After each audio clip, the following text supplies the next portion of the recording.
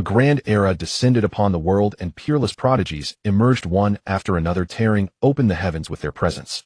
Desolate ancient sacred body, Hongming sacred body, chaotic sacred body. One terrifying constitution after another manifested frequently within the same span of time. Among the myriad immortal forces, only the Great Zhou Immortal Dynasty produced no heaven-defying monster. For a time, the experts of Great Zhou wailed in sorrow, lamenting that the heavens had forsaken their dynasty. Was the Great Zhou Immortal Dynasty truly destined to decline?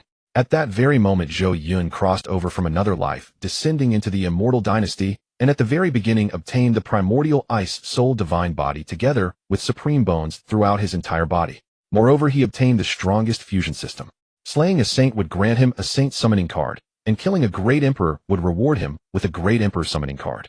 18 years ago, an undying Jun clan triggered a heaven and earth phenomenon that shocked the mortal world. 3,000 phantoms of sacred Daos emerged in the sky.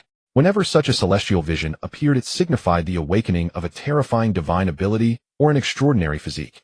The Jun clan had given birth to yet another peerless monster, shaking the world and startling all the undying. Across the myriad domains of the heavens stood 18 terrifying undying powers, among which the Jun clan ranked among the foremost.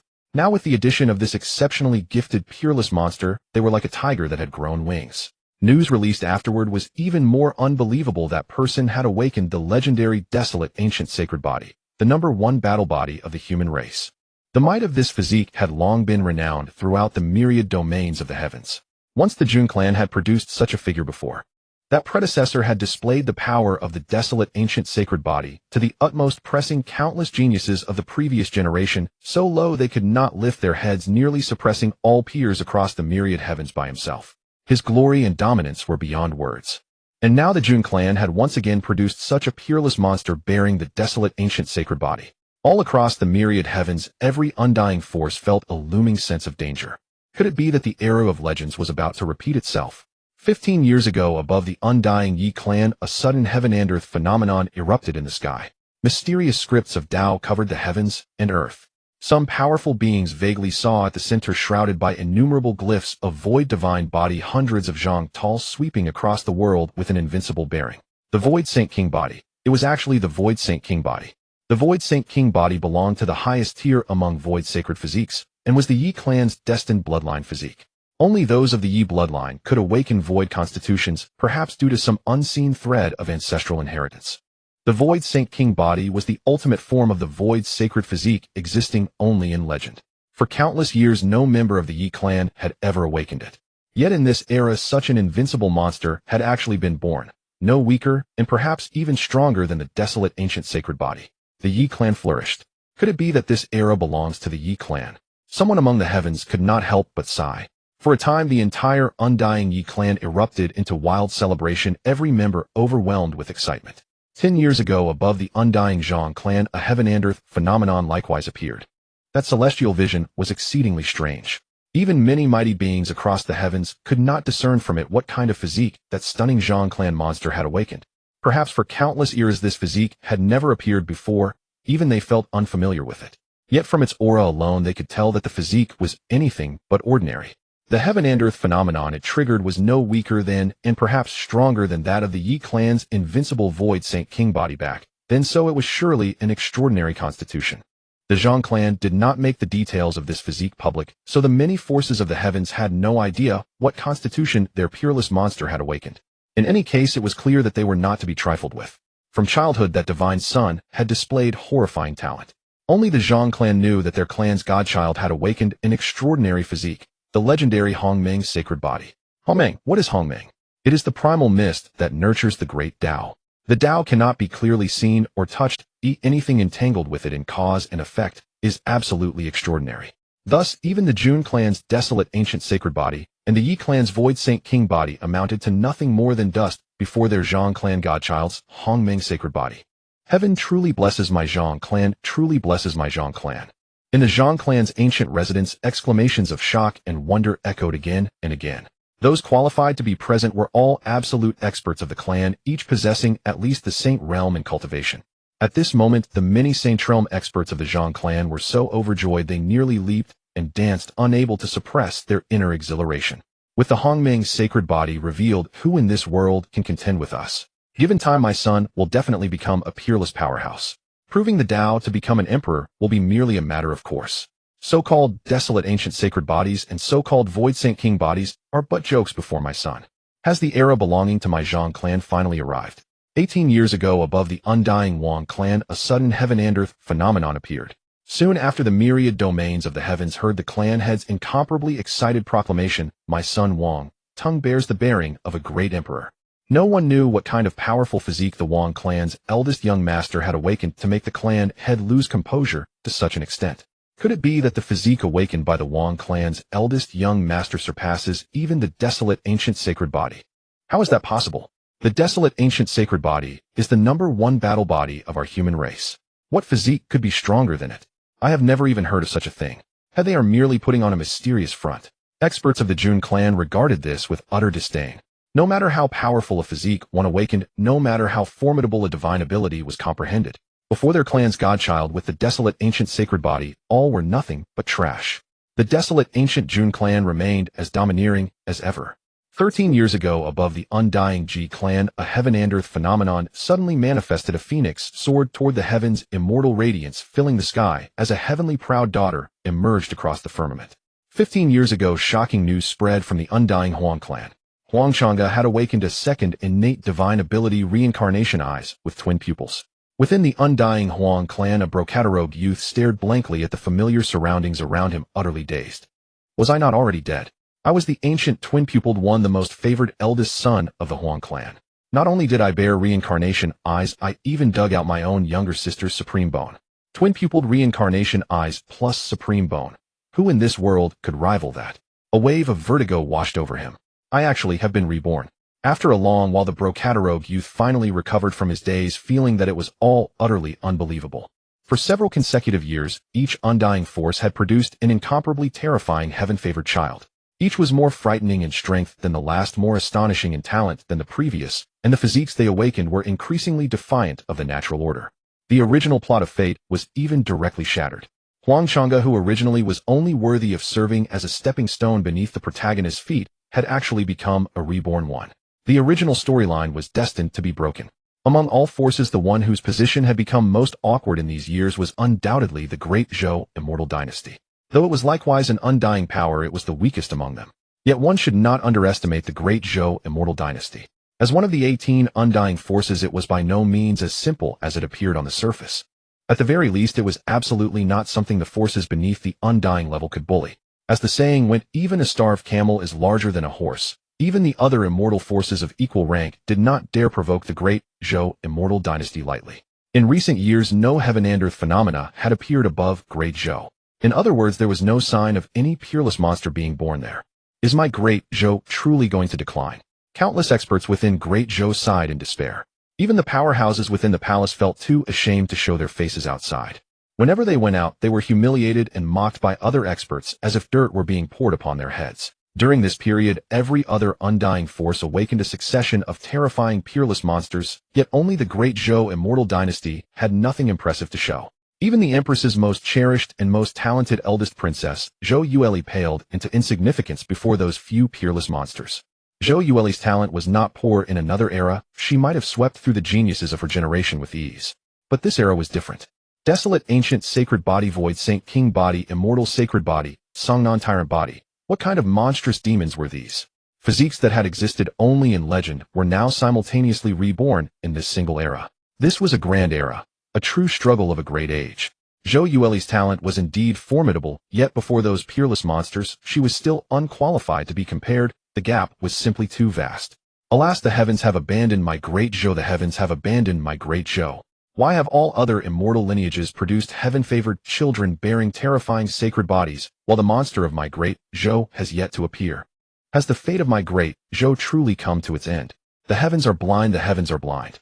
If you truly have eyes, then open them wide and look upon my Great Zhou and grant us too a peerless monster bearing a sacred body. Unfortunately, Great Zhou's wish was not fulfilled. As days passed by, no heaven and earth phenomenon appeared above their heads. Complaints and resentment filled the realm.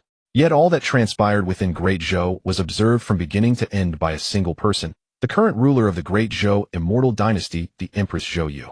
Interesting. This era seems different from all the others. Upon the resplendent golden jade great hall, Zhou Yu sat with an expression of perfect calm. The so-called archaic sacred body, the so-called void god-king body. She had long since witnessed these so-called supreme constitutions. In her eyes, they were nothing remarkable. Those bodies from eras upon eras past had already perished countless ages ago. Now that a few more had appeared, she remained utterly unruffled. Not to mention the archaic sacred body. She had even seen the Hongming sacred body and the chaos sacred body. What was a mere archaic sacred body worth marveling at? Yet now all those people were dead, only she remained alive. For innumerable years Zhou Yu had drifted through each era like a mere passerby bearing witness to the supremes of every age and to the brilliance of their times. Yet now those deeds and those people had all been swallowed by the long river of time. In this world very little could still astonish her. She had simply never expected that in this era so many monstrous prodigies would be born at once. So many aberrant geniuses emerging in a single age. Even she, an immortal long-lived being the empress of Great Zhou, could not help but feel a tremor in her heart. Indeed, Zhou Yu was a long-lived one. Her innate talent had been mediocre. She had advanced step by steady step, relying upon the advantage of longevity to attain the achievements she enjoyed today. On the surface, she possessed only the cultivation of a second-turn great emperor. In truth, her terrifying strength had already reached a fearsome ninth turn. Across the boundless myriad heavens and worlds, those who could stand as her true opponents numbered fewer than the fingers of a single hand. Unconcerned with the commotions of the outside world, Zhou Yu simply closed her eyes and returned to her state of repose. As one who had attained longevity, she no longer needed to cultivate for the sake of extending her lifespan. Yet the Tao has no end. She still hoped that one day she could set foot in that legendary immortal realm and behold it with her own eyes. Sixth Prince's Residence. A moment earlier, Zhou Yun had still been in an internet cafe, playing ranked games, slaughtering opponents with the champion prince. Using EQ2 to juggle the enemy bottom lane Caitlyn, then knocking up the Lux, finishing the gank, before roaming mid to spear the enemy Ahri with his trident, beating the opposing team until they were utterly helpless. Yet in the blink of an eye, the environment around him changed completely.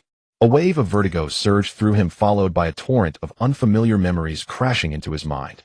Only after quite some time did Zhou Yun, lying on the collapsed bed, finally regain his senses, crying out in disbelief. I actually transmigrated. And I've ended up in a Xuanhuan world exactly like those in the novels. Stunned, Zhou Yun simply could not have imagined that transmigration would one day happen to him. No speeding truck. No melodramatic accident.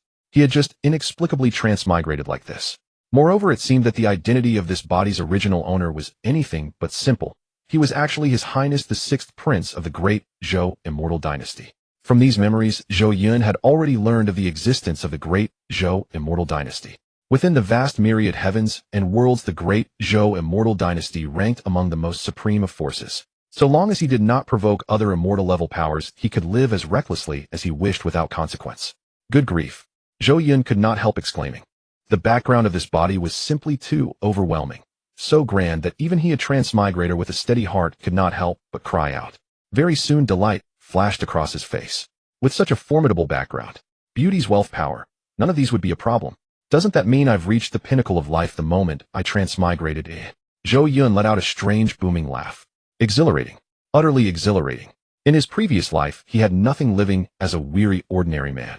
Now, with the unparalleled status of the Sixth Prince, what could he possibly lack? Yet soon the smile on Zhou Yun's face froze. For in those memories he recalled something terrifying. It turned out that Zhou Yun had been betrothed since childhood. His fiancée was the youngest daughter of the Su clan, Su Qingqing. Though the Su clan was merely a single family within the Great Zhou Immortal Dynasty, it occupied an impressive position. In both the imperial court and the martial world, the Su clan's influence could be felt. The Su clan's eldest brother, the younger brother of the current patriarch, had even become a high official conferred with the title of Divine General. This so-called Divine General was a special military rank unique to the Great Zhou Immortal Dynasty. Aside from the civil bureaucracy, Great Zhou possessed its own military hierarchy. At the lowest rung stood ordinary soldiers, then greater soldiers, then first-rank generals, all the way up through ninth-rank generals. Above the generals were the Great Generals. First rank, Great General, through ninth rank, Great General. And above the Great Generals stood the Divine Generals. Across the entire Great Zhou Immortal Dynasty, there were only 12 Divine Generals in total. They were revered by the world as the 12 War Gods. Anyone elevated to the rank of Divine General possessed a terrifying cultivation of at least peak saint realm. The Su clan was likewise an imperial clan. There were 3 such clans within the Great Zhou Immortal Dynasty. Members of these 4 great families were scattered throughout nearly every corner of Great Zhou. Yet compared to Zhou Yun's status as sixth prince, all these ties were still slightly inferior. Aside from the empress herself, who had the qualifications to criticize the sixth prince of Great Zhou. However, on the very day of the wedding, a pauper youth named Yi Chun actually stormed in to snatch the bride. As the sixth prince of Great Zhou, how could he possibly swallow such humiliation?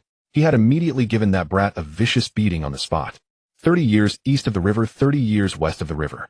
Zhou Yun, you are nothing more than a slightly higher-born piece of trash, a so-called sixth prince. Without the Great Zhou Immortal Dynasty propping you up, you are nothing before me, Yi Chun. A spoiled wastrel like you also dares claim to be worthy of Su Qingcheng. One day I, Yi Chun, will stomp you beneath my feet. And not just you, but the entire Great Zhou Immortal Dynasty. I will grind your pride, your reliance, everything you depend upon beneath my heel. When that day comes, I will let you see which of us is truly the worm crawling in the dirt. Right now you are merely bullying others through borrowed power. 3 years from now, I will personally come to those scenes replayed again and again in Zhou Yun's mind, making his scalp prickle and a chill creep up from the soles of his feet. In the past, the original Zhou Yun had treated such words as the greatest joke under heaven, even humiliating Yi Chun on the spot. To him, that brat was merely a wild youngster acting arrogant before his betters. That boy had even boasted that he would trample the entire Great Zhou Immortal Dynasty beneath his feet. If you're that impressive, why don't you ascend to the heavens already? But for the transmigrator Zhou Yun, hearing those words now was like witnessing the end of his own world. Damn, isn't this exactly like Xiao Huahua? Why did the bride-snatching protagonist have to appear in my story? Zhou Yun cursed furiously in his heart. By his calculations, the 3 years were almost up. He was panicking, utterly flustered. Was there any way to defeat the child of destiny, or at least temporarily suppress him? Zhou Yun pondered for a long time, his expression growing more and more despairing. One favored by fate was heaven's own darling. Even the heavens stood behind him. Compared to such a being, what was a mere Great Zhou Immortal Dynasty worth? Just as Zhou Yun was sinking into utter despair, a mechanical voice abruptly resounded within his mind. Detected host has encountered a child of destiny. Ding! Activating the strongest villain summoning system of the myriad heavens. System activation complete. Initializing. Congratulations to the host on receiving a newbie gift pack. System. Beginner's gift pack. Zhou Yun stared in astonishment. As a transmigrator, how could he not know what a system was? This was the indispensable artifact for transmigrators. Almost every one of them possessed a system, and he naturally was no exception. He wondered what functions his system might hold. It could hardly be trivial.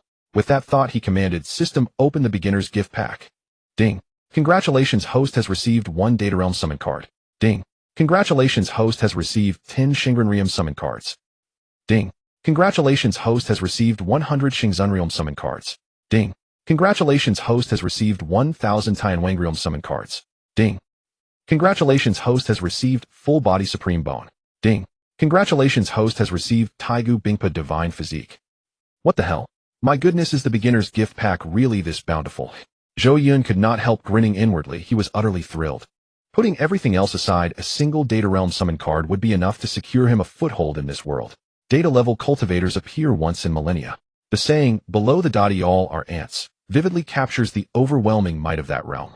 Even those whom mortals see as supreme, invincible Shingren powers would be little more than a flicker, and now merely from a beginner's gift pack Zhou Yun could randomly summon a dotty. How could his heart not? Then again, as the sixth prince of Dezhou Xianchao, he wielded vast authority and did not lack powerful retainers. Shingren-level allies would be serviceable, but what use were those below Shengren to him? A system would not hand him so many summon cards for no reason. With that suspicion, he asked, "System, do these summon cards have any uses beyond summoning?" Ding. 100 Shengren summon cards can be combined into 1 Data Realm summon card. 1000 Xingzun summon cards can be combined into 1 dotty. 10,000 Tianwang summon cards can be combined into 1 dotty. And so on. Heavens! Zhou Yun felt his spirits soar. Infinite fusion plus infinite summons. What stood between him and becoming a hegemon across the myriad worlds? From the memories of the original owner, Zhou Yun had already learned the realm divisions of this world.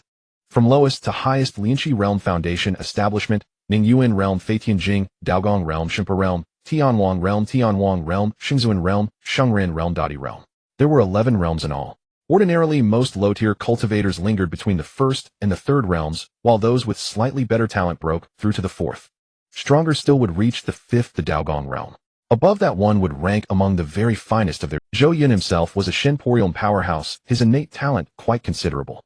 Unfortunately, he had simply been born into the wrong era. In this age, the Jun family had awakened an archaic sacred physique, hailed as humanity's foremost war body. Moreover, nearly every other immortal force had likewise awakened terrifying constitutions. Compared to those few, Zhou Yun and the other top prodigies still lagged significantly. Many had already ascended to the Tianwang realm. The gulf between Xinpa and Tianwang was a vast chasm. Below Tianwang, all were ants. Those at the Tianwang level were often called Wang realm powers. It was a measure of status. If your cultivation had not yet reached the Wang realm, no matter how long you lived, you were still junior in rank. It was akin to rising from the lower orders to a comfortable middle class. Huang realm, Xingzuan realm, Shengren realm, all undisputedly high-level combatants. In many great powers, the overlords and elders were none other than these ranks. In the Zhou Xianchao, to become an elder, one needed at least Shengzhen-level cultivation. Of course, elder was a sect title. In the Zhou, they corresponded to generals who commanded tens of thousands. A single war god could have dozens of such generals under him, each ruling millions of soldiers. Beneath them were countless Wang and Huang realm powers. You should note as Zhou Xianchao counted 12 war. The combined might of such forces was beyond imagining. Though the Zhou appeared terrifying on the surface, who could say how many hidden powers lurked beneath? In short, the foundation of an immortal power was unfathomable. Zhou Yun shuddered as a sensation moved through him. An indescribable force spread through his body. In the blink of an eye, an invisible power descended upon his flesh, and blood began to transform. His whole body evolved, even his hair shone. In an instant, he felt saturated with endless power far greater than before. Is this the full-body supreme bone? Is this the Taigu Bingpa divine physique? Feeling that the oceanic force within might erupt at any moment, Zhou Yun clenched his fist. It was overwhelmingly mighty, though his cultivation level had not risen at all. Yet under the blessing of the full-body supreme bone and the Taigu Bingpa divine physique, he felt as if he had leapt from a minor monster to the boss of a dungeon in an instant. Not to mention Wang realm foes, he even felt he could contend with the Tianwang realm powerhouse. It was hardly surprising one supreme bone could render someone a peerless prodigy across the myriad worlds. And now Zhou Yun possessed supreme bone throughout his entire body on top of the Taigu Bingpa divine physique. A supreme constitution indeed. The mere word divine failed to capture it. Even immortals loftier than the Dadi could not fathom how terrifying such a physique truly was. Taigu Bingpa divine physique, the strongest ice path constitution. Any ice attribute or coal-based power loses effect against the bearer, and the bearer enjoys absolute affinity and control over ice. Hidden divine art, ice under heaven. When perfected, it may be unleashed, the user perishes, and heaven, earth, and the universe are frozen. For example, even a Dadi with full attributes might not be the host's match. Endless icy essence radiated from every corner of Zhou Yun, and the entire palace was transformed into an ice sculpture. His aura underwent a cataclysmic shift. He resembled a sovereign of ice, a pair of pale blue eyes like the vast heavens, ruler of all things. This, Zhou Yun gaped speechless. A Dadi would never cultivate only the ice path. Among 10,000 Dadi, finding one who trained solely in ice would be virtually unheard of. The odds were minuscule. Yet it still had its uses, right? But what on earth was this hidden divine art of the Taigu Bingpa divine physique? Zhou Yun stood dazed, nearly fainting at the system's brazen maneuver. Indeed, the hidden art was formidable. Once unleashed, it could freeze all things, let alone Dadi. Even immortal realms could be sealed in ice. But the price was the user's life. He was not a demon lord. This skill was only for utter desperation, a means to perish with one's foe. Countless innocent lives would suffer as a result. Zhou Yun did not much care for himself, but he preferred a different skill. System, are you serious? So the hidden art of the Taigu Bingpa divine physique hardly improves my combat strength. Zhou Yun complained. System, with me around, what have you to fear? If you die, I'll revive you. Zhou Yun. The system spoke softly as if whispering. What the hell? Another brazen trick. System, you are not lying to me, are you? If I die, and you do not resurrect? Zhou Yun asked with suspicion. The system did not answer, leaving him baffled. Forget it. He decided not to argue. In any case, he would never trigger the Taigu Bingpa divine physique's hidden art unless utterly unavoidable. A single beginner's gift pack had transformed Zhou Yun from a penniless sixth prince into an unparalleled. It was not hard to imagine the uproar if news of his full-body supreme bones leaked. The whole multiverse would erupt.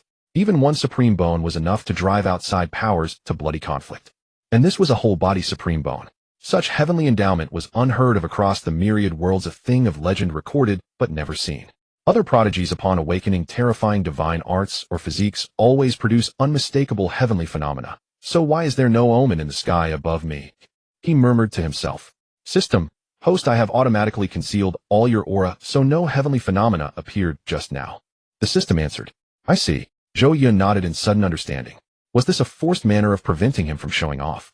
Sensing his newfound might, Zhou Yun ceased pondering the precise workings of the full-body supreme bone and the Taigu Bingpa divine physique, and instead turned his gaze to the summon cards. A pile of summoning cards quietly lay in the system space. 1 Emperor summoning card, 10 Saint summoning cards, 100 Saint Master summoning cards. 90 more Saint summoning cards are needed to synthesize 1 Emperor summoning card. Zhou Yun does not intend to summon Saint Realm powerhouses. Saints. They don't even have the qualifications to guard the door. I have already awakened the system, what use do I have for you saints? If we are to summon, let us summon the strongest Emperor. By the way, I haven't asked you yet, how do I obtain summoning cards next? Zhou Yun suddenly opened his mouth to inquire. His mind was entirely focused on how to obtain summoning cards. After all, this was the capital for his strength enhancement. If it were too difficult, he might not be able to accept it. The system's voice echoed again, reporting to the host, this system is known as the strongest summoning system in history. There is no need to summon, the host simply needs to kill enemies. If you personally kill a Saint Realm powerhouse, a Saint Realm summoning card will automatically be generated in the system space. If you kill an Emperor Realm powerhouse, an Emperor summoning card will be generated. Hearing this, a glimmer of light flashed in Zhou Yun's eyes. Isn't the difficulty in obtaining summoning cards too simple? Truly the strongest summoning system in history. Other summoning systems can only summon once a month and require constant sign-ins every day. And I, as long as I keep killing, can summon infinitely. Awesome! Zhou Yun exclaimed. Ding. Task being issued. Ding. Detecting host background. Ding. Detecting host encounters. Task issued, please become the divine son of the Great Zhou within 1 month. After 1 month, this task will automatically expire, and the host will not face any punishment. Task reward 1 silver treasure chest. Task. Zhou Yun was puzzled. Even without using the power of the ancient eye soul body, he could easily defeat the other princes with just his supreme bones, becoming the divine son of the Great Zhou Immortal Dynasty. For him, this task was far too easy.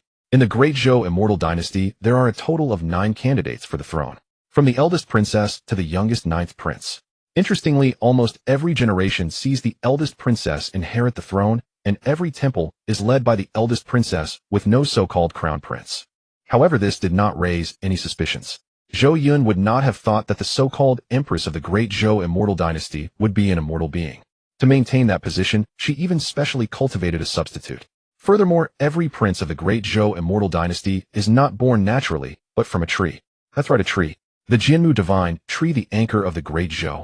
Legend has it that since the first generation of the Great Zhou Divine Lord, it has continued to exist. Its history cannot be measured by time. Periodically, the Jianmu Divine Tree gives birth to 9 exceptionally gifted children. In the Great Zhou Immortal Dynasty, besides the main lineage, there are 8 other branches. Each branch is responsible for nurturing 1 child. At the comingafage ceremony at 18, the strongest among them becomes the next Great Zhou Divine Lord. Only after breaking through to the Emperor realm can one ascend the throne.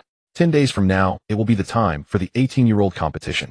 Everyone unanimously believes that this generation, like the previous ones, will see the eldest princess defeat the other 8 princes and obtain the right to the throne. However, they would never have imagined that Zhou Yun, an anomaly, would appear.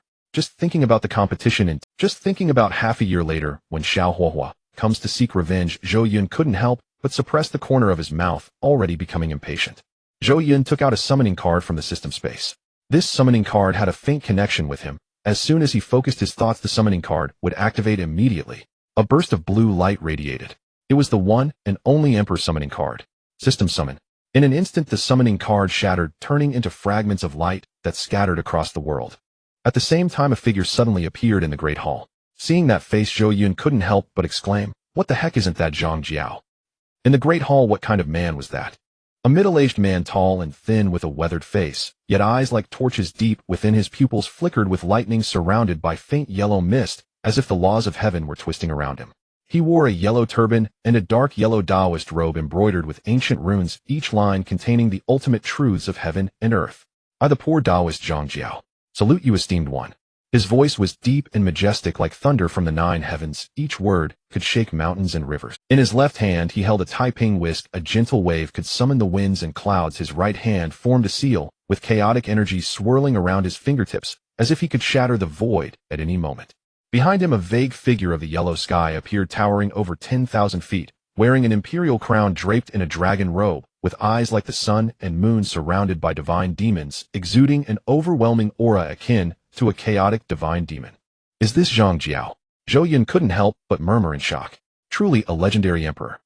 A data panel appeared. Character Zhang Jiao. Title Yellow Sky Emperor. Cultivation 9 Transformations Emperor. Mastering the laws of heaven, his words command the law with boundless divine powers. Attack. Method 1. Taiping technique. Can summon wind and rain, turn beings into soldiers, and reverse life and death. In a moment he could cause plagues to ravage 1,000 miles, or make withered trees bloom anew and the dead to rise. Technique 2. Yellow sky domain. Within this realm all enemies' powers are suppressed, only his Taiping Dao technique can operate freely. Technique 3. The celestial heavens have died, the yellow sky shall stand, heavenly mandate, divine power. The ultimate killing move, once unleashed, can alter the laws of heaven, causing the rules of a world to collapse. Loyalty 100%. Zhou Yun's eyes fixed on Zhang Jiao's increasingly terrifying killing moves. What the heck? What the heck? He exclaimed twice. For such a terrifying existence to have 100% loyalty to me. Zhou Yun smiled so broadly, he could hardly close his mouth. Exciting. Moreover, Zhang Jiao is a 9 transformations emperor. With such cultivation, he stands atop the myriad realms. As long as he doesn't act arrogantly and offend the immortal powers, he is virtually invincible. Only the immortal powers could possibly have 9 transformations emperors of the same realm as Zhang Jiao. This wave is simply exhilarating. Zhang Jiao, has anyone discovered you? Zhou Yun asked. I want to confirm whether any ancestors in the Great Zhou Immortal Dynasty have discovered Zhang Jiao. Esteemed one, this place is strangely powerful. I sense 2 auras similar to mine, but they have not discovered me. One is in slumber and cannot be awakened in a short time, and the other is awake, but as long as I do not make a move, she will also find it hard to discover me. There are actually 2 9 transformations emperors in the Great Zhou Immortal Dynasty. Zhou Yun felt it was unbelievable. He did not expect the Great Zhou Immortal Dynasty to be hidden so deeply. In the previous moment, he was invincible. In the next moment, he became vigilant. He wondered if Zhang Jiao could be a match for the 2 powerhouses of the same realm. Very well. Zhou Yun nodded in satisfaction. From now on you will be responsible for guarding me at all times, protecting me, and ensuring that no one suspects. Before Zhou Yun could finish, the aura around Zhang Jiao began to gradually descend, quickly reaching the peak of the Saint Realm. Old 6 is acting. But Zhou Yun likes it. The current plan is to quietly kill enemies and summon a pile of Emperor Realm powerhouses, then reveal himself and shock the world. Zhou Yun began to envision that scene. Unable to help but smile foolishly. Yuner, how has your training been during this time? Suddenly at that moment a robust voice echoed from outside the hall. The voice was vast like the sea, making one feel an immense pressure. The visitor's power far exceeded that of Zhou Yun. Yuner, how has your cultivation progressed lately? A deep, resonant voice suddenly echoed from outside the hall. Moments later, a middle-aged man clad in black robes appeared atop the grand dais. His aura ran profound and boundless, like an endless ocean. Though he exuded no discernible energy, his mere presence pressed down with overwhelming might. Elder of the ancient clan. At the sight of the man, Zhou Yun's mind instantly summoned every detail about him, his identity, lineage, and exact cultivation realm. This man was the patriarch of the ancient clan, possessing terrifying cultivation at the peak of the sage realm. As previously stated, the Great Zhou Immortal Dynasty comprised 9 ancestral branches, and the ancient clan was the very branch that had nurtured Zhou Yun. The other 8 branches were Indi, Intian, Inkuan, Indi, Inhua, Inwu, Inzhan, and Xinju, the sovereign. The sovereign branch stood as the principal lineage. Each branch commanded its own vast web of influence, including numerous venerable elders of immense power. Thus the 9 branches were indivisible. Each formed an irreplaceable pillar of the greater familial. The middle-aged man furrowed his brow slightly, his gaze shifting to Zhang Jiao, standing behind Zhou Yun. He sensed clearly. Zhang Jiao's aura rivaled, if not surpassed, his own, unmistakably a Sage Realm peak expert. Had he ever encountered this cultivator within the ancient clan? As patriarch, he knew virtually every expert above the Sage Realm, yet this figure drew no recognition. He searched his memory thoroughly, yet found no trace of Zhang Jiao's name or background. This meant the Sage Realm expert before him was neither from the ancient clan, nor likely even from the Great Zhou Immortal Dynasty. Yuner, who is this? Before the patriarch could voice his question, Zhou Yun smiled and replied, Elder, this is a friend I met beyond our borders. With a casual, vague answer, the patriarch harbored no further suspicion. It was only natural. Sage Realm peak experts stood supreme in the outer realms, omnipotent, unassailable, unrivaled. Yet within the Great Zhou Immortal Dynasty, such strength still fell short. Across the myriad heavens and 10,000 worlds, countless experts yearned only to curry favor with the Zhou dynasty. Still, one could not rule out ulterior motives, perhaps deliberate infiltration targeting the 6th prince himself. Yuner, outsiders cannot be trusted. If you truly require protection, I as patriarch can dispatch several Sage Realm experts to guard you. The patriarch transmitted his words silently. No need, Elder. I have already made my decision. I trust this person completely. And given the Great Zhou Immortal Dynasty's awe-inspiring authority across the myriad heavens, betrayal is unthinkable. Zhou Yun replied in kind. Clearly the patriarch still distrusted Zhang Jiao, but none of that mattered anymore. Only Zhou Yun knew the truth. Zhang Jiao's loyalty was absolute, unwavering, flawless, total. Moreover, Zhang Jiao was far more than merely a sage realm peak expert. He was a sovereign emperor at the apex of the myriad heavens and 10,000 worlds. Were the ancient patriarch to learn Zhang Jiao's true cultivation realm, he would surely gape in stunned disbelief. The patriarch could only nod silently in response. As Zhou Yun had implied, even granting him 10,000 audacities, he would dare not betray the sixth prince. The Great Zhou Immortal Dynasty was no ordinary dynasty. It was not to be trifled with lightly. The last outsider who schemed against the imperial prince had seen his entire bloodline eradicated, 9 generations annihilated utterly. His soul now languished eternally within the divine prison pagoda, imprisoned and tormented for all eternity. The patriarch ceased dwelling on Zhang Jiao and returned to the matter at hand. Yuner, how has your cultivation progressed lately? A sigh escaped him, tinged with quiet lament. Yuner, I do not demand you surpass the eldest princess. I only ask that you display sufficient strength to uphold the honor of the ancient clan. At the very least, you must best the prodigies of the other branches. The patriarch's expectations were modest. For generations, every eldest princess had displayed talent vastly surpassing that of the 8 princes. While the 8 princes remained at the Dao Palace realm, the eldest princess had already broken through to the Divine Soul. Now that all 8 princes had finally reached the Divine Soul realm, the eldest princess's terrifying cultivation had soared to the Heaven King realm. The patriarch even wondered, had the Jinmu sacred tree shown bias? Had it secretly channeled extra nourishment toward the eldest princess? Old fool, who are you looking down upon? Zhou Yun's expression darkened, instantly struck speechless. He had just awakened his complete supreme bone, and in the next breath his own clan patriarch dismissed him. Anyone would be tempted to slap that smug face. Have you heard of the Dragon Sovereign's return? Old fool, just who do you think you're belittling? Yet now was not the time for revelation. In 10 days' time his strength would speak for itself. With that thought, Zhou Yun's expression softened into a faint smile. Rest assured, elder. I shall claim the title of divine heir and secure the imperial succession right. Whether driven by system-mandated quests or self-interest, becoming divine heir would elevate his status, influence, and access to cultivation resources exponentially. Zhou Yun had to defeat the eldest princess. There was no alternative. What he did not yet know was that the so-called eldest princess was in truth a fragmentary avatar of the empress sovereign.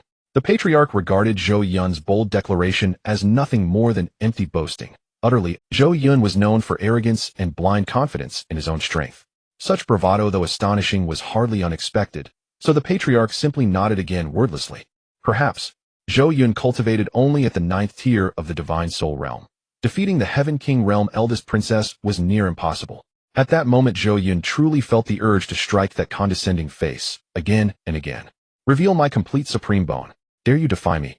The Dragon Sovereign stands before you, yet you still doubt. Blind fool. Yet after careful reflection, Zhou Yun restrained himself. Now was not the time for revelation. Premature exposure would shatter the mystique and diminish the impact. Worse still, danger might follow.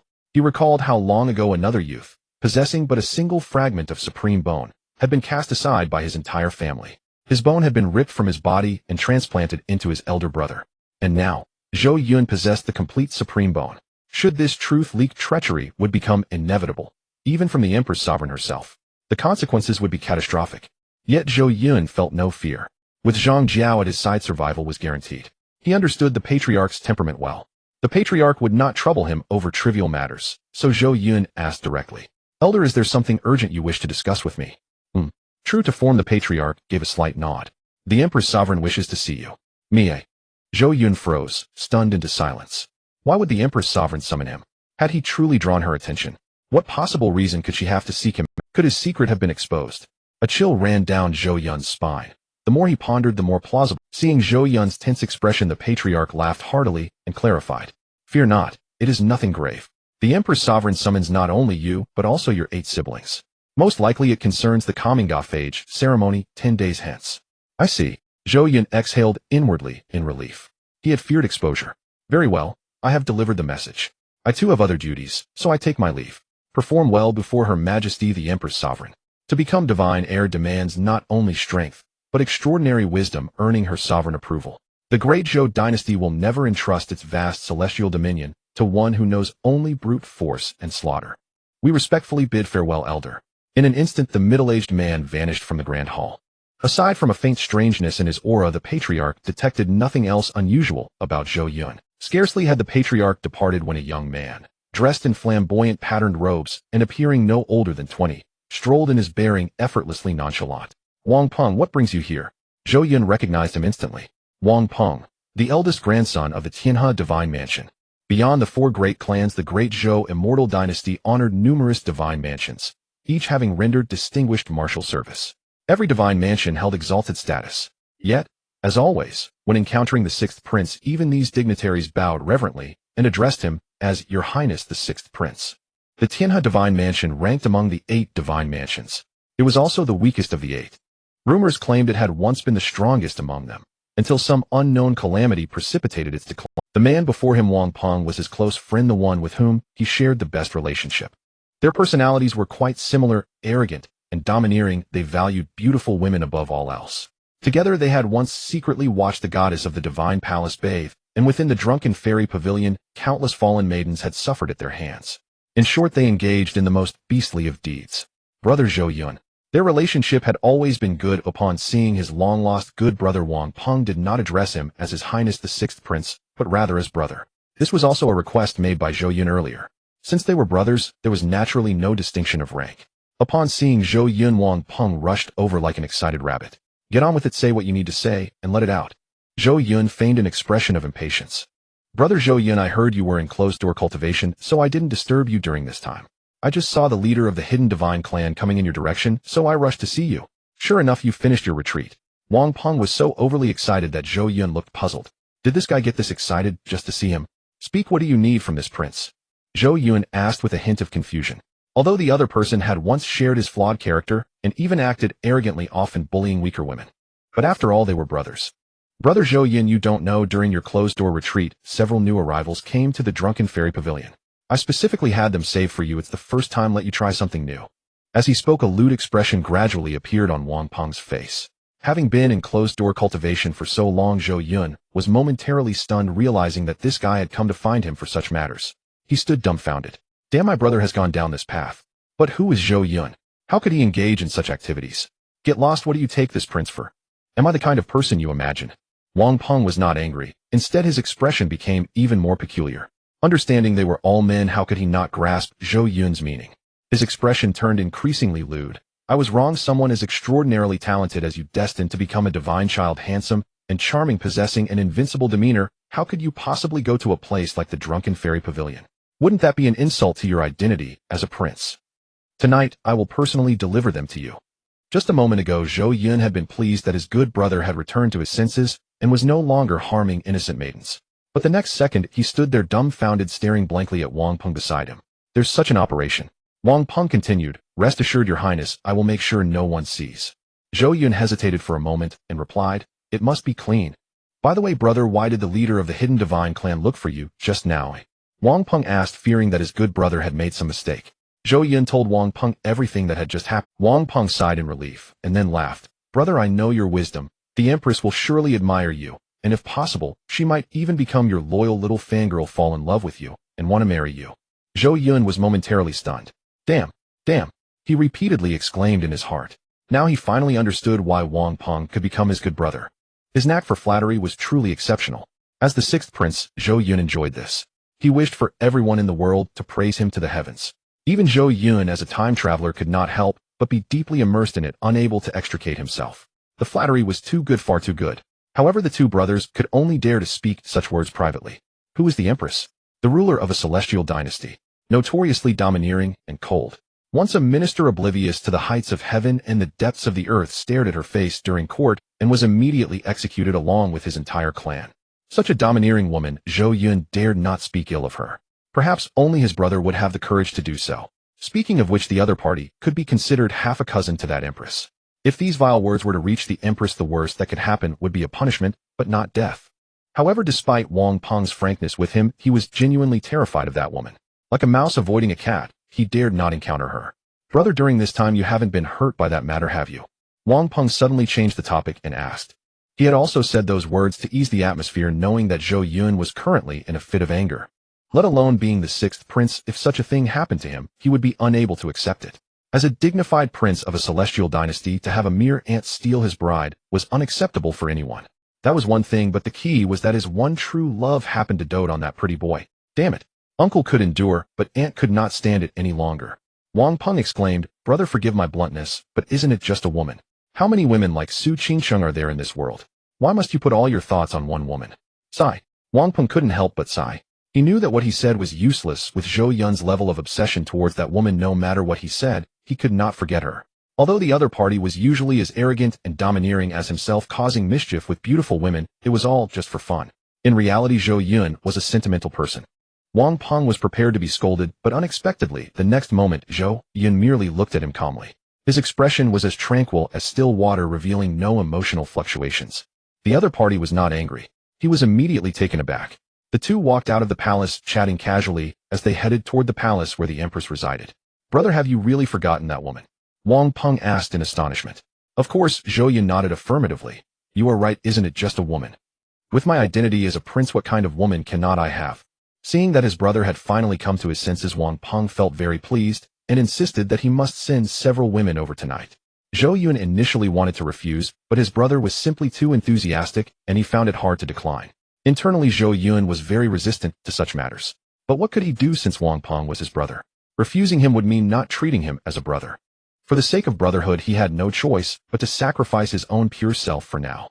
Zhou Yun sighed in admiration of his great devotion to his brother. "My father taught me only one thing in his life: do not be too generous towards women." "What happened to your father?" "He loved only my mother in his lifetime, obeying her every whim. Whatever my mother wanted, she had it, as she lacked nothing and did not need to do anything. Yet my mother still felt very bored. One moment, she wanted to travel to the north underworld, the next, she wanted to fish in the sea of heaven, and she even said she wanted to invite a master painter to teach her the mysteries of painting. My father traveled through the myriad realms, seeking the best and most powerful master painter in the universe, comparable to the strength of an emperor. But as he was painting, he ended up in bed with the master and ran off with them. My father, not only was he not angry, but he also feared they wouldn't be able to support themselves, sending those two dog lovers a large number of spirit stones and various rare treasures. But my mother was still not satisfied, and every once in a while she would demand a large amount of money from my father. My father never refused, and over the years our heavenly river divine palace quickly became depleted, and the strength of the disciples in our family grew weaker and weaker. After losing resources, my father could only refuse that woman's requests later on. But that woman thought my father was unwilling to give and later exposed this news. At that time, our heavenly river divine palace became the laughingstock of the entire universe. Even in the Great Zhou we faced rejection. If it weren't for the empress' efforts to protect us back, then we might have already ceased to exist. Although the heavenly river divine palace was preserved, the resources we obtained dwindled, leading to our gradual weakening, making us the weakest among the 8 divine palaces. Hearing this, Zhou Yun's mouth fell open in shock. He had already imagined various reasons for the sudden decline of the heavenly river divine palace, but he never thought it was merely because of a woman. Women are simply terrifying, aren't they? To the point of nearly causing a divine palace's destruction. Therefore, one must never be too good to a woman. Wang Peng implied. He still worried that his brother hadn't let go of that woman, Su Qingsheng, and thus revealed the truth about the decline of the heavenly river divine palace. This was an indelible scar on the heavenly river divine palace, a haunting humiliation. If it weren't for Zhou Yun, he truly did not wish to recall this shame. The grand princess present. The second prince present. The 7th prince present. The 6th prince present. Soon Zhou Yun arrived at a palace filled with ethereal aura exuding endless majesty. He was the last to arrive. Beside him stood 8 figures. 1 woman and 7 men. It was obvious that the only woman was the grand princess. She wore a long purple robe, her skin as white as snow, and her beauty was breathtaking, almost otherworldly. Zhou Yun's eyes widened in astonishment. In all his life, he had never seen such a beautiful woman. He couldn't help but marvel internally. TSK. Such a beautiful woman.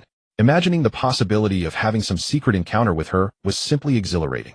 Zhou Yuli caught a glimpse and saw Zhou Yun staring at her with lewd eyes, causing her expression to darken. Killing intent surged. Throughout the entire empire, no man had dared to look at her with such eyes for many. Moreover, he was specifically staring at her in that manner. How outrageous. Zhou Yuli was furious, her delicate fists clenched tightly, cracking with tension. If it weren't for the empress being present at this moment, she would have exploded with rage. "Lecher," she shouted coldly, turning her head away icily. Why was there such a disparity, even though they were both from the divine tree? How could such a person be worthy of being the child of the divine tree? Could he truly be called the sixth prince of the Great Zhou Immortal Dynasty? Zhou Yuli felt that even looking at him was a defilement of her own eyes.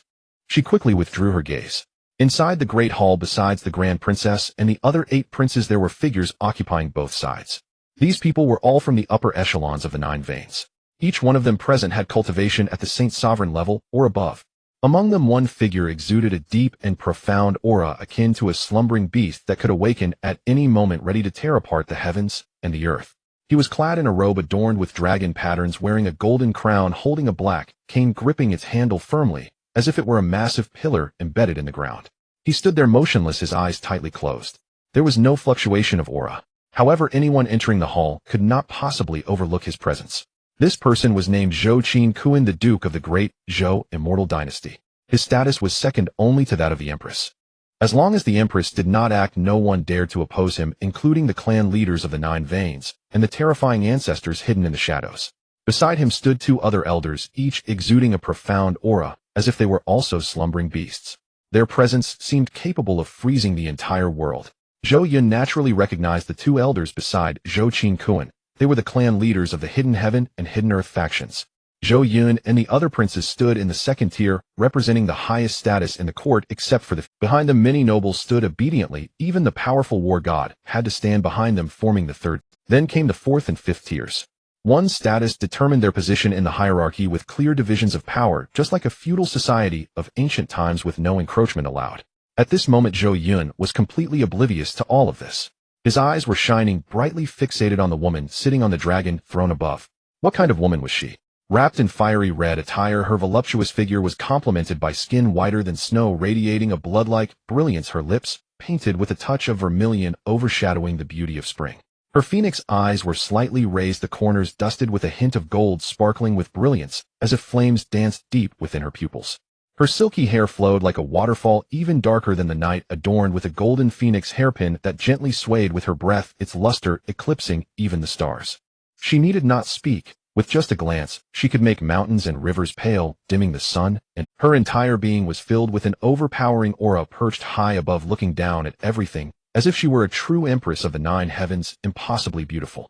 Her face was icy cold, as if it bore the words, "Do not approach." A type of ice-cold, domineering female CEO. Her phoenix robe and red dress made her even more commanding and enchanting. So beautiful. Truly too beautiful. Zhou Yun was left dumbfounded, momentarily lost in her beauty. It wasn't that he had never seen a woman. It was just that the woman above was too stunning. He had just crossed over and had never seen such a beauty before. How audacious. Just as Zhou Yun was entranced by the Empress' unmatched beauty, a sudden cold voice rang out from above. An invisible pressure descended upon him like a mountain. The ministers were frightened, their foreheads dripping with cold sweat.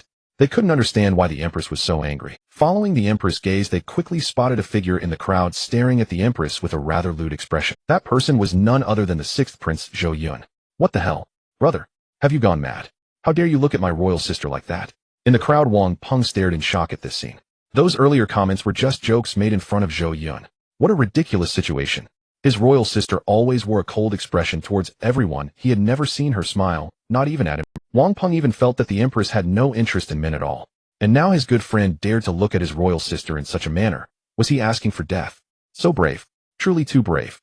Zhou Yuli immediately turned her gaze to Zhou Yun. She suddenly realized and revealed a smug expression. She knew her own volatile temper, and the other party would certainly face dire consequences. In an instant, Zhou Yuli felt a sense of satisfaction from revenge. It was as if she could see Zhou Yun's demise. The others quickly understood why the Empress was so angry when they saw Zhou Yun staring lewdly at her.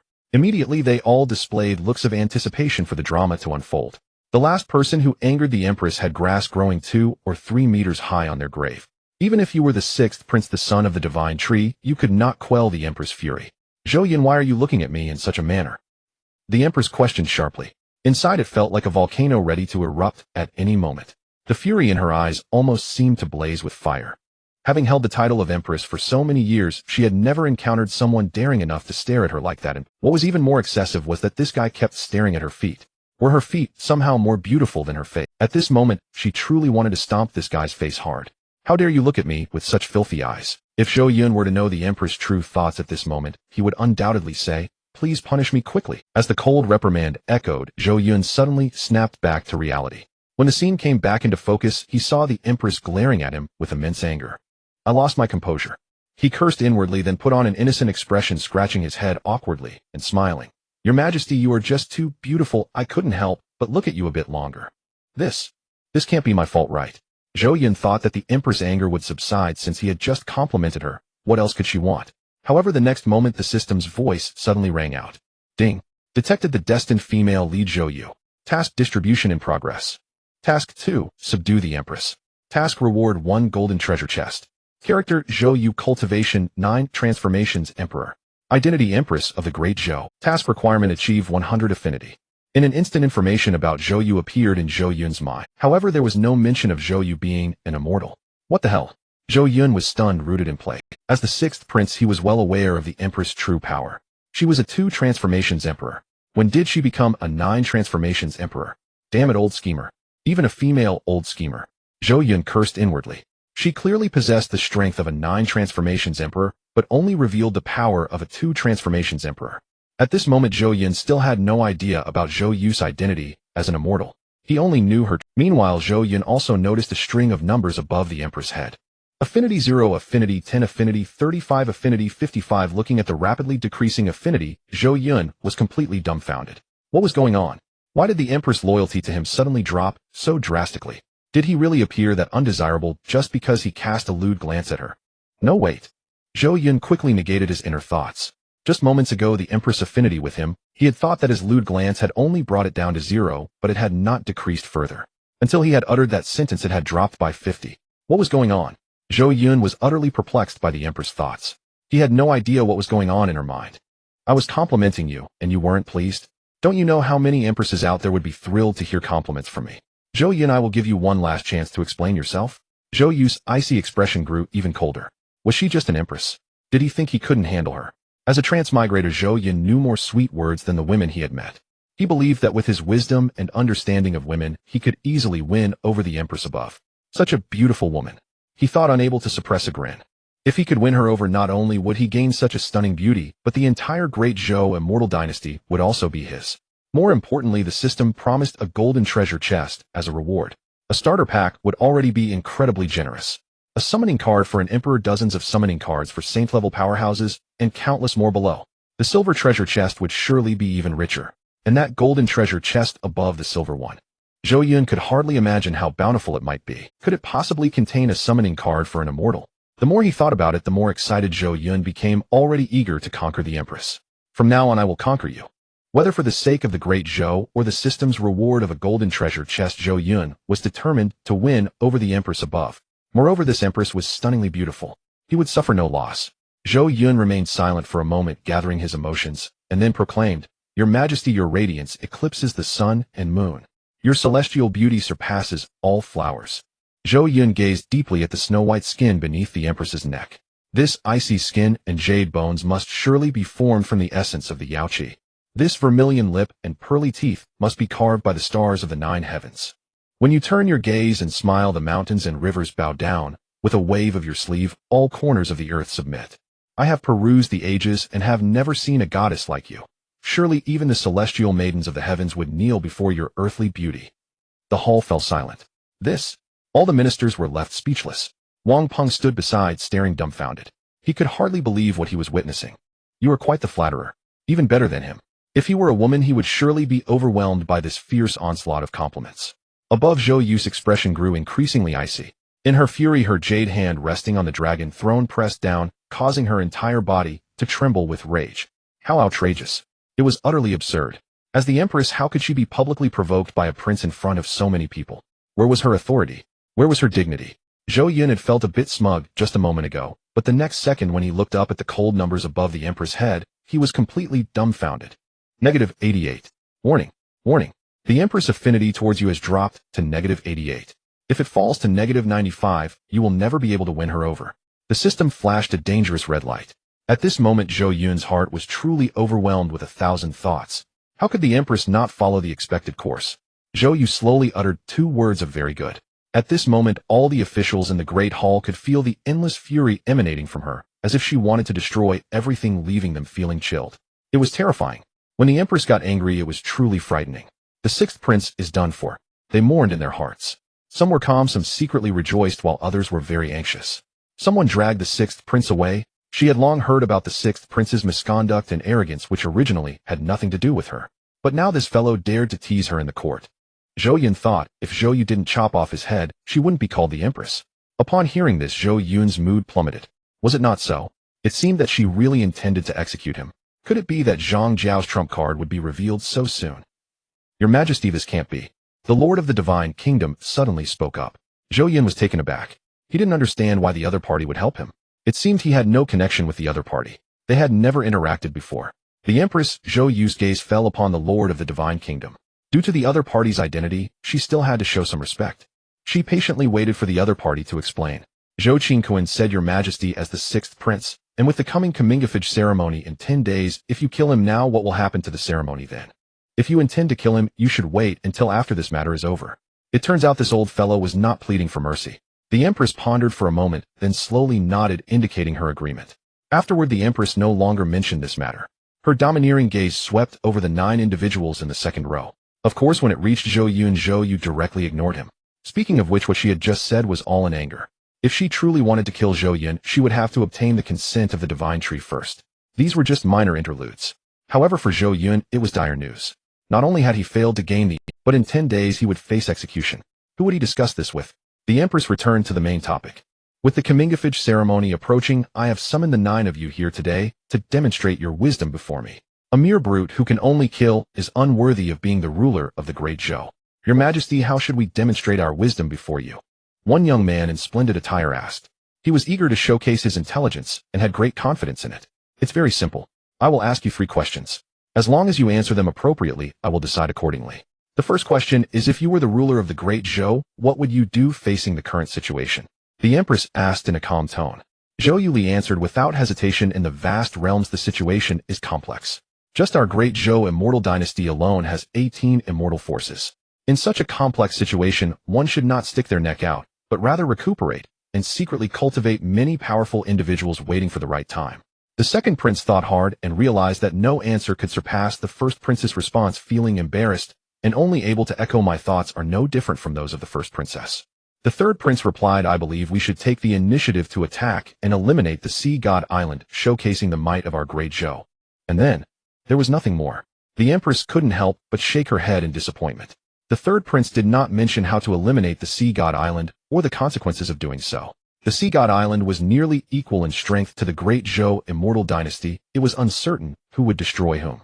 Moreover, even if you successfully eliminated the Sea God Island, your own forces would be severely weakened, and at that point you could be stabbed in the back by others, which would be a loss. Clearly this third prince was just a simple-minded fellow of little use. Seeing the Empress shake her head in disappointment, the fourth prince dared not speak recklessly and could only echo the second prince, my thoughts are the same as the first princess. The fifth prince, me too. The seventh prince, me too. The Empress' face darkened. This group of fellows had no independent opinions and were even inferior to the third prince. But it was to be expected. The first prince's thoughts were already very perfect. In such a complex situation, one should recuperate. Only the sixth prince, Zhou Yun, remained, who had not answered. All eyes, including that of the Empress above, fell once again on Zhou Yun. State your view. The Empress, Zhou Yun, thought for a moment and answered, I believe we should take the initiative to attack, with the primary target being the greatest enemy, then eliminate the other immortal forces one by one. Another simple-minded fellow. The Empress shook her head in disappointment. This guy was simply arrogant to the point of being unrestrained. In the Great Hall, everyone was laughing at Zhou Yun. If it weren't for the Empress being present, they would hardly be able to suppress their laughter. You're so impressive, why don't you fly up to the heavens? Not only do you want to eliminate the Sea God Island, but you also want to take down the other 16 immortal forces. What kind of joke is this? Do you really think the Great Zhou Immortal Dynasty is powerful? Those are forces of the same level as the Great Zhou Immortal Dynasty. Can they just be destroyed at will? Zhou Yun completely ignored the gazes of the others in the Great Hall and continued, first, eliminate the greatest enemy. It is well known that the Sea God Island is the greatest enemy of the Great Zhou Immortal Dynasty. The best way to eliminate the enemy is to use the enemy's enemy. The Sea God Island has more than just our Great Zhou as an enemy. We should utilize all available resources to seize control of the Sea God Island. The entire process must be kept secret from everyone, so this plan must be executed in the shadows, which is very challenging. It would at least require a very concealed and complex formation. If the Great Zhou Immortal Dynasty could afford to invite the most powerful formation master from the vast realms, this should not be too difficult. After resolving the Sea God Island, we should utilize its resources to recuperate for a while, then employ a strategy of engaging nearby enemies, while attacking distant ones, leveraging various geographical advantages to defeat each target. This is very difficult. But if I were to take charge, I would have complete confidence in accomplishing it. Of course, all of this is merely theoretical. What? Complete confidence? Brother, are you boasting without any limits? In the Great Hall, everyone initially thought Zhou Yun's words made sense, but when Zhou Yun claimed he had complete confidence in accomplishing everything, how could they believe it? It was simply impossible. Do you truly have complete confidence? The Empress asked in surprise. Zhou Yun's every gesture at that moment exuded elegance, as if he was not joking. The Empress seemed to believe him a little. Though she knew it was impossible, she couldn't help but trust him simply because Zhou Yun's words appeared quite plausible. Moreover, the other party seemed genuine in their confidence. One cannot possess such confidence if they were merely pretending. Of course, Zhou Yun affirmed with a nod. In reality, he was not boasting. He truly had 100% certainty. It was just that the people in the Great Hall did not believe him. The Empress slightly nodded, pondering silently. She did not understand why the sixth prince's change was so drastic, all of a sudden going from a dandy to this. In the next moment, he spoke elegantly and gracefully, completely unlike a playboy. Could it be that his previous demeanor was all an act? Zhou Yun noticed the numbers above the Empress' head slowly rising. 177, 163, 150. Finally stopping at 140. Seeing this, a smile appeared on Zhou Yun's face. Could it rise again? In that case, he would have to perform well before the Empress. The second question is, if someone betrays you, how would you deal with them? It seemed that the Empress posed this question to test Zhou Yun, for she had heard about his past. He had been robbed of his bride. His new wife had shifted her affections. Moreover, at this moment, Su Qingsheng was also present in the Great Hall watching this scene. Zhou Yun had greeted her when he entered. The first princess answered first. A betrayer is more detestable than an enemy. If a betrayer appears beside me, I will ensure they cannot survive. They will find it impossible to die. Not only that, I will not spare any of their family members either. This question was straightforward, and several princes provided their answers. Betrayers should be killed. Their death is not regrettable. If I have a traitor beside me, I will make them regret coming into this world. He betray me, and I will exterminate their entire clan. This is a despicable act. In the vast realms, no one can tolerate a betrayer. They should be killed. Not just killed, but killed fiercely. Killing the chicken to warn the monkey. Otherwise, will there be other betrayers? After everyone had answered, Zhou Yuli smiled and said, but I would not kill them outright. Killing them doesn't solve the problem. Instead, it would instill fear in my subordinates. That's not a good thing.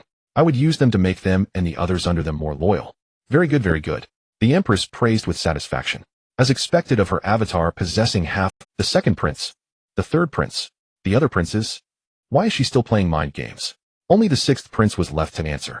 At this moment, the many powerful figures in the Great Hall, as well as the Empress high above, simultaneously focused their attention on him. They were curious if the sixth prince would provide an even more perfect answer, overshadowing the first princess. The sixth prince had indeed answered well to the first question. He was just a bit too arrogant. Thus they held such expectations. If a person betrays you, what kind of brutal actions should one take to repay the past and relieve the hatred in one's heart? Kill them. Annihilate their entire clan. Let their soul never find peace. Inside the Grand Hall, the eldest princess and the other 7 princes all provided their answers. Zhou Yun pondered for a moment, and then spoke with a serious expression. I would act as if nothing had happened. The crowd was left stunned. Above the Empress, Zhou Yu also flashed a look of confusion in her eyes. Others have betrayed you, yet you not only refuse to take revenge, but also do nothing at all, even acting as if nothing happened. What kind of reasoning is that? The crowd perked up, eager to hear your next response. Zhou Yun's calm voice resonated throughout the Grand Hall once again. A mere traitor is not worth my anger. In my eyes, they are nothing more than an unappreciative insect.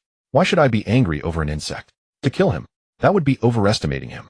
Zhou Yun's eyes were filled with killing intent, flashing with endless venom. As the killing intent emanated from Zhou Yun, many powerful figures in the hall couldn't help but feel an inexplicable fear. For some reason, your aura as the sixth prince felt stronger today than ever before. Even the killing intent was enough to make people tremble. They did not know where the problem lay. They also didn't understand why you had undergone such a significant transformation. Then how will you deal with the traitor? Seeing you keep them in suspense, the Empress above could no longer contain her curiosity and asked. Zhou Yun smiled faintly, retracting his killing intent, and began to unleash his full power. I will not kill him. Instead, I will make the whole world isolate him. In the eyes of that traitor, I am inferior to his master. In terms of talent and future achievements, I am not as good as the hero he idolizes. That is why he betrayed me. Because of this I will strike at the very place he takes pride in. I will show him who is truly superior. As he spoke, Zhou Yun's gaze inadvertently glanced at Su Qingsheng behind him, a cold smile appearing on his face. Next I will demonstrate extraordinary talent, becoming the strongest prodigy in all realms, breaking through to sainthood, and if possible, even to immortality. And by that time the traitor will face the condemnation of the entire multiverse. Blind to your own eyes, how could you betray him? That is the strongest prodigy in all realms. So, by that time the whole world will look at him with disdain. Even the family behind him will abandon him. From now on he will live in solitude.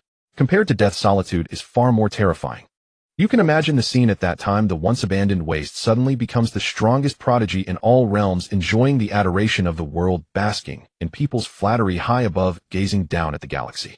And yet he himself becomes a rat in the gutter, hiding in the dark, smelly drain, helplessly watching the other grow stronger step by step until they reach the pinnacle, an endless tide of regret flooding his heart. By then will he feel remorse in his heart? Will he regret his choice back then? If he hadn't betrayed him, with the outcome? The crowd in the grand hall couldn't help but be drawn into the scenario, each one shivering at the thought. This tactic was truly ruthless. They all looked at you with astonished expressions. The Empress was also looking at you with the same astonishment, feeling quite surprised. This tactic was indeed too vicious. The idea is good, but it's difficult to realize. After all, your talent isn't that strong. This is ultimately just a hypothesis, Zhou Yueli said unwillingly. In her eyes, your talent was not even as good as hers, the eldest princess. So how could you possibly be the strongest prodigy in all realms? This is ultimately just a fantasy of a betrayed waste master. The Empress pondered for a moment, and this time, she actually spoke up for you. Zhou Yun's answer truly surprised this Empress. Although it's just a hypothesis, it allows the traitor to experience the consequences of betrayal. Why didn't you all think of a hypothesis earlier? The Empress' cold eyes swept over several princes. The princes all lowered their heads in shame. Yes, why couldn't they think of a hypothesis just now? Your Majesty, please wait. I haven't finished my— At this moment Zhou Yun suddenly interrupted. Haven't finished your words. The many powerful figures in the hall once again focused their attention on Zhou Yun. Is that all? No, far from enough. To let a traitor off so easily would be to let him off too lightly. This is merely the beginning. For a traitor, facing solitude and the ridicule of the world is just the first. I also want him to know what pain truly is. After I become invincible and gain endless lifespan, I will look back and see that the traitor has already become a rat that everyone wants to hunt. The first punishment is almost over, but I will impose a second punishment. Capture him and burn his soul with endless flames, letting him suffer the pain of his soul being burned for eternity. Trample on his flesh again and again. And finally, if she gets pregnant, I will humiliate his daughter in front of him. And when his daughter gets pregnant, I will do so in front of him and his daughter. Zhou Yun unleashed his full fury. The more he spoke, the more fervent he became. His eyes were completely consumed by hatred, turning crimson, fully immersing himself in the role. It was as if a 10-meter-long serpent appeared behind Zhou Yun, flicking its tongue, illuminating Zhou Yun's face, which appeared demonic and terrifying. Listening to Zhou Yun's increasingly harsh words, the entire grand hall fell into silence. Everyone stared wide-eyed, looking at Zhou Yun with disbelief. Is this a human? This is simply a demon. Ruthless and inhumane. Worse than a beast. Above, the Empress' expression twitched continuously. Zhou Yueli looked at you with a hint of fear in her eyes. She never expected that such a perverse person existed in this world. Even the princes closest to Zhou Yun stepped back, fearing they might offend this living Buddha. Damn, I can't believe it. Wang Peng looked at you in shock. Then he stretched out his hand and quietly gave Zhou Yun a thumbs up. And Su Qingsheng behind you looked at Zhou Yun in sheer terror, her delicate body trembling slightly. Why did she feel like you were talking about her? Su Qingsheng had already begun to empathize. She and Yi Chun had betrayed you. Yet you suddenly displayed terrifying talent, becoming the strongest prodigy across the realms. Then her family, the Su family, scolded her for being blind, and everyone abandoned her, left to endure endless solitude and pain alone. Enduring the world's scorn alone. No family, no friends.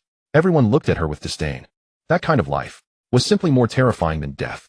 Just thinking about it, Su Qingsheng couldn't accept it.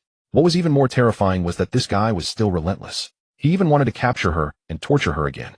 After torturing her, he would let her experience even more brutal pain. The following words were simply unbearable to hear. Zhou Yun paid no attention to the strange looks from the crowd in the hall, continuing to speak to himself. If the child born is a daughter, that would be fine. But if it is a boy? The crowd stared at you blankly, their expressions quite strange. You're not suggesting, are you? Feeling the odd gazes from the many powerful figures around, Zhou Yun felt speechless. It's hard to explain. What were these people thinking? How could I possibly suggest that? In order to maintain his image in their minds, Zhou Yun had no choice but to articulate his unsavory words, "I will share him with his son." As soon as these words fell, Su Qingsheng felt her scalp tingle, her whole body chilled, her face turning pale as paper, and then she fainted. "Daughter, daughter." In the grand hall, the head of the Su family looked at his suddenly fainted daughter and quickly called out in alarm. Soon Su Qingsheng was carried out. When she awakens, even if you give her 100 more courage, she will never dare to meet Yi Chen again. After a moment, the atmosphere in the grand hall eased considerably. But Zhou Yun still felt that everyone was looking at him with very strange gazes, as if he were some great demon. The Empress, Zhou Yu pondered for a moment. Zhou Yun's methods of revenge against the traitor, though a bit extreme, and even reaching a point of inhumanity, I must tell you all that you must not consider this to be cruel. Instead, you should learn well from the sixth prince. A traitor, kill them with mercy. The harm a traitor can cause to a force is unimaginable, and it could very likely lead to the destruction of an immortal force. Never think this is alarmist talk. Therefore, when dealing with a traitor, one must never show mercy. The more brutal the means against a traitor, the better. After speaking, the Empress looked at Zhou Yun with immense admiration. At this moment, Zhou Yun could clearly see the value above the Empress' head skyrocketing. Affinity 40. Affinity 36. Affinity 21. Affinity 15. Affinity 0. Affinity 20. In an instant, the Empress' affinity for Zhou Yun shot up from 50 to 20. This wave of gains was simply incredible. The voice of the Empress resonated throughout the hall, loud and authoritative, as she declared, "The second question is over. Now I shall ask the final question. Suppose you are a general of a great nation, and during a city massacre you have killed all men, women, and children. Just as you are about to leave, you suddenly discover a baby girl who is not even a year and a half old. If you were this general, would you kill this defenseless and somewhat innocent child, or out of pity would you let her go?" Upon hearing this question, the eldest princess, Zhou Yuli, began to contemplate, and did not answer immediately. The second prince answered first. "This baby girl is just a child, and poses no threat to the army. Out of my inherent kindness, I would choose to spare her. To save a life is better than to build a 7-story pagoda." Other princes also chose to spare the girl, for in their view there was no necessity to kill a child who posed no threat. It is better to let her go and perform an act of kindness. After the other princes finished speaking, the eldest princess, Zhou Yuli, slowly replied, "I would mercilessly kill her."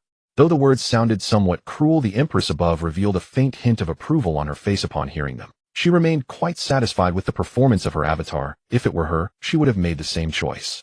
How could one assume that a seemingly ordinary girl with no cultivation has a simple identity?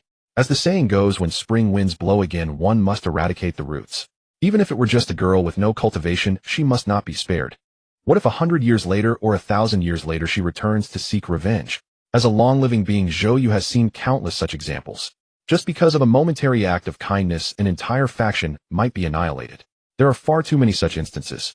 Even if that person poses no danger, or is not even part of that faction, she would still choose to kill her directly. Better to mistakenly kill 1,000 than to let one go.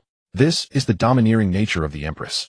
She looked down at the several princes with a hint of disappointment. These fools may never imagine that the one girl they spared out of kindness could lead to the downfall of their faction later. Such an outcome is almost impossible. Yet there are many examples throughout the myriad realms. Never underestimate the power of hatred. Even those with the most ordinary talents, when fueled by the power of hatred, can display unprecedented willpower, breaking through numerous limits to achieve vengeance. However, one cannot blame them. After all, the princes are still young. Having a bit of kindness is quite normal. Once they undergo their comingafage ceremony, venture into secret realms, and experience various trials, they will gradually forge their own path. The Empress no longer looked at the princes, but curiously gazed at Zhou Yun below. What kind of answer would he provide? There is only one answer to this question: to eradicate the roots and kill the girl directly. She believed Zhou Yun would surely do the same. However, the next words he spoke surprised her. Zhou Yun replied blandly, "I am a kind person. How could I possibly harm a defenseless little girl? My conscience would hurt. Therefore, I could never kill the little girl. So you choose to let her go?" The Empress' expression flickered with disappointment. She did not expect Zhou Yun to be as compassionate as the other. "Indeed, I intend to let her go. I will not only spare her, but also tell her the entire truth about how I personally killed all her family. Let her leave with boundless hatred, seeking revenge on me in the future, and when we meet again, I will personally—" "Aren't you afraid that when you meet again, she will be even stronger than you?" the Empress asked in disappointment. "Indeed, you are no different from the other princes, arrogant and unaware of the principle of eradicating the roots. You are instead giving others a chance to grow." I turned around, looked back at the little girl, and suddenly laughed maniacally. I didn't expect us to meet so soon." The Empress, the Divine Kingdom Duke, the leader of the Hidden Sky clan, the eldest princess. Wang Peng directly gave Zhou Yun a thumbs up, his admiration for him reaching new heights. The Empress' frown relaxed as she gazed deeply at Zhou Yun. Where did this living king of hell come from? Affinity 30. Affinity 39. Affinity 45. Affinity 58. Affinity 60. This time the Empress' affinity suddenly reached 60. What an interesting fellow. The Empress chuckled inwardly, growing more curious about Zhou Yun, the sixth prince. Seeing the Empress' affinity suddenly reach 60, Zhou Yun felt quite pleased. Only 40 away from 100. Just thinking about the golden treasure chest, which is richer than the silver one, made him unable to contain his excitement. Your Majesty the Empress, could you please not kill me? Zhou Yun suddenly said, awkwardly scratching his head with an innocent look. Upon hearing this, the entire hall fell silent once more. The tense atmosphere enveloped everyone again. All heads bowed, not daring to look at the Empress above. The Empress' expression remained as cold as eternal ice, as if she would never smile. What a pity, such a beautiful face, it would be wonderful to see her smile. Zhou Yun secretly thought it was a shame. The Empress was truly stunning. It was unlikely that another woman so beautiful would ever appear in this world. Especially those legs. They were simply mesmerizing. Zhou Yun couldn't help but sneak a glance at those legs beneath the red dress, wanting to see that glimpse of spring once more. He simply couldn't control himself. Ever since he saw those beautiful legs, his mind was filled with them. It became an indelible memory. Unfortunately, the red dress blocked his view, and he could see nothing. Damn you, you lecherous fool. The Empress trembled with anger, never expecting Zhou Yun would dare to stare at her. Did he not fear that she might kill him on the spot? All the ministers had their heads bowed tightly, completely unaware of this scene. The Empress, irritated and restless, kept her affinity unchanged. No. The Empress' cold voice echoed throughout the hall. As an Empress, how could she easily take back her words? Wouldn't that make her a laughingstock? Zhou Yun was once again taken aback. He had originally thought that the Empress' affection for him had reached 60, and he believed she would let him go. But why was she not playing by the rules? If it weren't for the fact that the level of her affection above her head had not changed, Zhou Yun would have even thought it had turned negative. Otherwise, how could she make things so difficult for him? This Empress holds a grudge. Zhou Yun felt an indescribable bitterness in his heart. After all, who told you to be so beautiful and have such lovely legs? What was wrong with him taking a second look? Perhaps someone was secretly reveling in this moment. If 10 days later at the adult ceremony I manage to secure the first place, will Her Majesty the Empress consider sparing me? What? With these words the entire hall erupted. In order to survive, Zhou Yun dared to say anything. Soon everyone's faces displayed expressions of ridicule.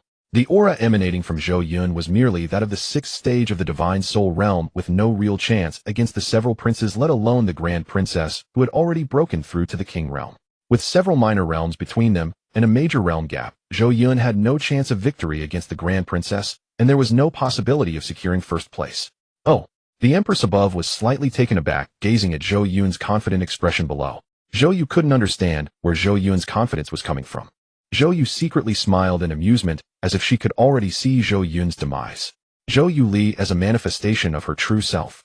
In terms of both strength and talent, the various divine abilities she possessed were terrifying. Throughout the myriad realms, apart from a few exceptional prodigies awakened with terrifying physiques, Zhou Yu believed there was no one among her peers who could match her manifestation.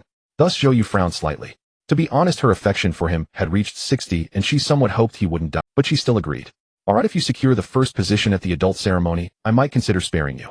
As the son of the divine tree of Jinmu, even if you fail to secure first, Zhou Yu would not directly kill you, the sixth prince. Zhou Yun was completely unaware of all this. Seeing the Empress agree, he even revealed a delighted expression and quickly expressed his gratitude. Thank you, Your Majesty the Empress. Zhou Yu, this guy. How could he be so confident? Soon the crowd in the hall dispersed, each returning to their own. Zhou Yun's performance in the court today was recognized by many powerful figures. If he secured first place at the adult ceremony 10 days later, it was highly likely he would be established as the divine son, a candidate for the next generation of the Great Zhou Divine Lord. However, in their eyes, this was simply impossible. Zhou Yun was merely at the sixth stage of the divine soul realm, and the gap between him and the grand princess was just too vast. Outside the hall, Zhou Yun headed towards his palace. Unintentionally, he noticed Zhou Yuli walking toward him. I must admit, you are quite an interesting fellow. However, at the adult ceremony, you will not win. Are you planning to beg me for leniency then? Zhou Yuli displayed a confident expression. It wasn't that she was arrogant. It was simply that the difference in cultivation was far too great. Moreover, even if Zhou Yun were at the same realm as her, she was 99% sure she could defeat him. In her eyes, Zhou Yun was destined to lose. Who said I was asking you to go easy on me? Zhou Yun gazed at the stunning Zhou Yuli, second only to the Empress in beauty. In terms of looks and figure, she was a perfect woman. Aside from the Empress, there probably wouldn't be another woman as perfect in this world. How about we make a bet? If I win, you agree to 3 requests, and you cannot refuse any of them. If I lose, you can dispose of my life as you. Zhou Yuli was furious. 3 requests, and they couldn't be refused. What request? She secretly gritted her teeth, wanting to clarify. What if he wanted to sleep with her? Zhou Yun was quick to reach out and touch Zhou Yuli's face. Zhou Yuli reacted swiftly, but still was a moment too late, and was roughly touched by Zhou Yun. So smooth. Grand Princess, you understand what I mean, right? Zhou Yun wore a lecherous expression, staring at Zhou Yuli as if she were his prey. Zhou Yuli's mouth twitched in anger. Feeling the heat on her face, she realized that after living this long, it was the first time a man had touched her. Even more irritating was that this man was also eyeing her body. Her delicate fists cracked ominously. What's wrong, scared? No way, you're a whole major realm higher than me, and you still dare not. Zhou Yun showed a mocking expression. Zhou Yuli indeed hesitated. It wasn't that she was afraid. It was just, she needed the Empress' approval. Her manifestation was somewhat special. On the other side, the Empress sat angrily on her throne, feeling a burning sensation on her face. A man's large hand had just touched her face. Zhou Yuli's experiences were visible to her. Moreover, there was a special connection between Zhou Yuli and her. Everything the other experienced would manifest in her. To be accurate, she could sense those feelings, but they didn't actually happen to her.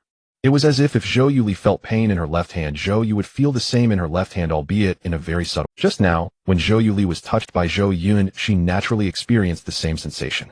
Damn it, the lecherous wastrel. I want to see. What exactly are your capabilities? Zhou Yu was thoroughly enraged.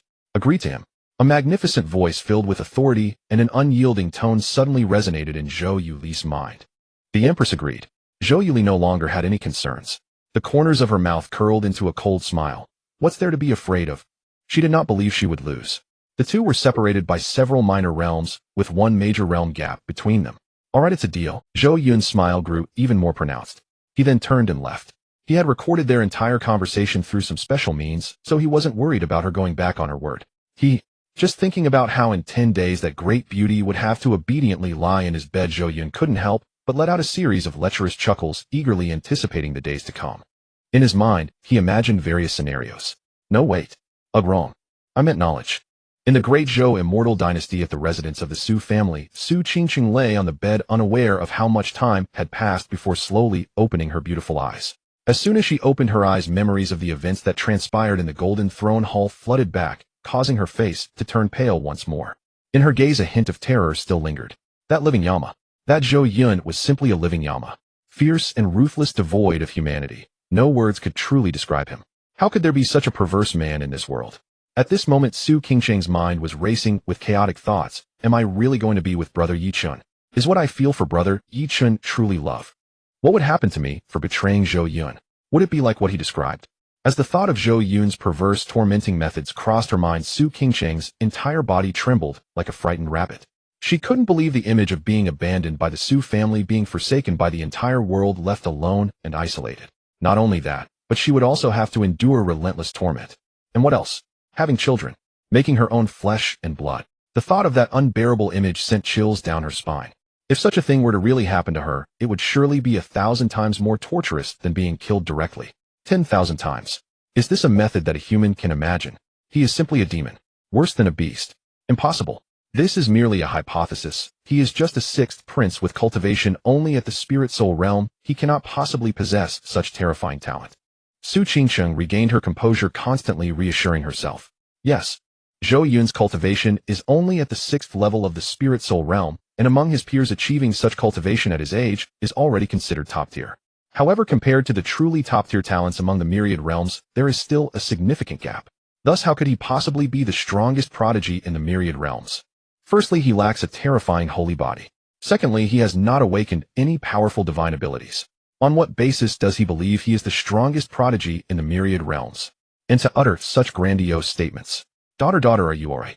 Nearby, the head of the Su family approached to comfort his daughter upon seeing her awaken, but no matter how he called out, Su Qingqing seemed possessed, showing no signs of acknowledging him. Instead, her body trembled continuously, appearing deeply frightened. Daughter, you must not be in trouble. If something happens to you, what meaning will my life have? The head of the Su family was utterly anxious. His face was filled with worry. Su Qingqing was his only daughter, whom he cherished dearly. How could he bear to witness such a scene? His heart felt like it was being cut with a knife. Unfortunately, as the head of the Su family, one of the rulers of the 4 great families of the Great Zhou Immortal Dynasty, he could do nothing about the true culprit behind it. The sixth prince is the son of the divine tree of Jinmu, holding an extraordinarily high status. To act against him would mean opposing the divine tree. Such matters even the empress dares not undertake. How could a mere head of a small family like the Su family dare to provoke the sixth prince?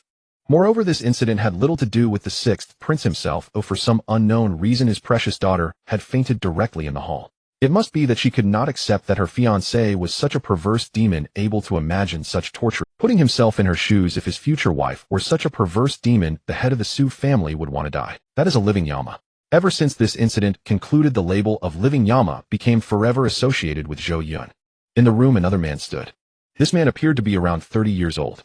His aura radiated an overwhelming strength. Clad in dark golden battle armor, ancient blood patterns were forged into the armor, and each scale-like piece shimmered with a sunlight, glaring golden light. The shoulder armor was shaped like a roaring taotia with tattered blood-red battle robes draped between its fangs. The black iron wrist guards were etched with scars from battles, and a burning crimson belt encircled his waist.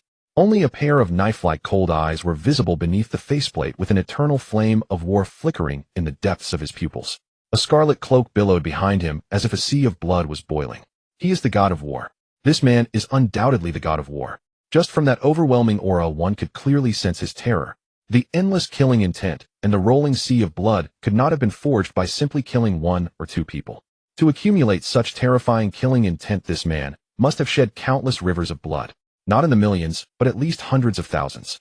This man is none other than the head of the Su family's younger brother, one of the 12 war gods of the Great Zhou Immortal Dynasty, the blood heaven god of war. Behind him it was as if a massive blood heaven avatar loomed, feeding on all living beings, exuding unparalleled might. In the Great Zhou Immortal Dynasty, the conditions to become a war god are extremely stringent. One can imagine that the total population of the Great Zhou Immortal Dynasty is so vast that it cannot be quantified by numbers. Trillions would be a conservative estimate, yet only 12 war gods have appeared. This shows that each war god possesses genuine skill, not merely a worthless title gained through connections. To become a war god, one must not only gain the empress recognition, but also the acknowledgement of countless citizens of the Great Zhou Immortal Dynasty. Each of them has returned from countless battlefields a true god of slaughter. The daughter of his own brother is like his own daughter. The blood heaven god of war with his fiery temper could not possibly tolerate this insult. I shall go find that sixth prince to settle the score, he exclaimed angrily, then turned to leave directly. The head of the Su family quickly stepped in to block him. He absolutely could not allow his brother to confront the sixth prince. He knew his brother's volatile temper all too well. To teach him a lesson, it is not as simple as it sounds. If something were to happen during the encounter, who knows what kind of trouble his brother would stir up. That would genuinely lead to trouble. However, the blood heaven god of war charged forward. In terms of cultivation, he is one of the 12 war gods of the Great Zhou Immortal Dynasty, with a terrifying cultivation level that has reached the peak of the Holy Realm. Although the head of the Su family also exists at the peak of the Holy Realm, his cultivation was built upon various resources. How could he possibly compete with the blood heaven god of war, who has been tempered in countless battles and possesses a dense killing aura? 10 of him would not be able to match even one blood heaven god of war. This is absolutely no exaggeration. One is forged through slaughter. The other is built upon resources. There is no comparison to be made. Brother. Feeling the blood heaven god of war disappear in the blink of an eye, heading towards the palace where the sixth prince resided, the head of the Su family turned pale, his heart racing with anxiety.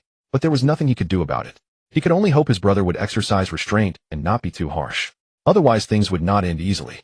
Zhou Yun had just returned to his palace.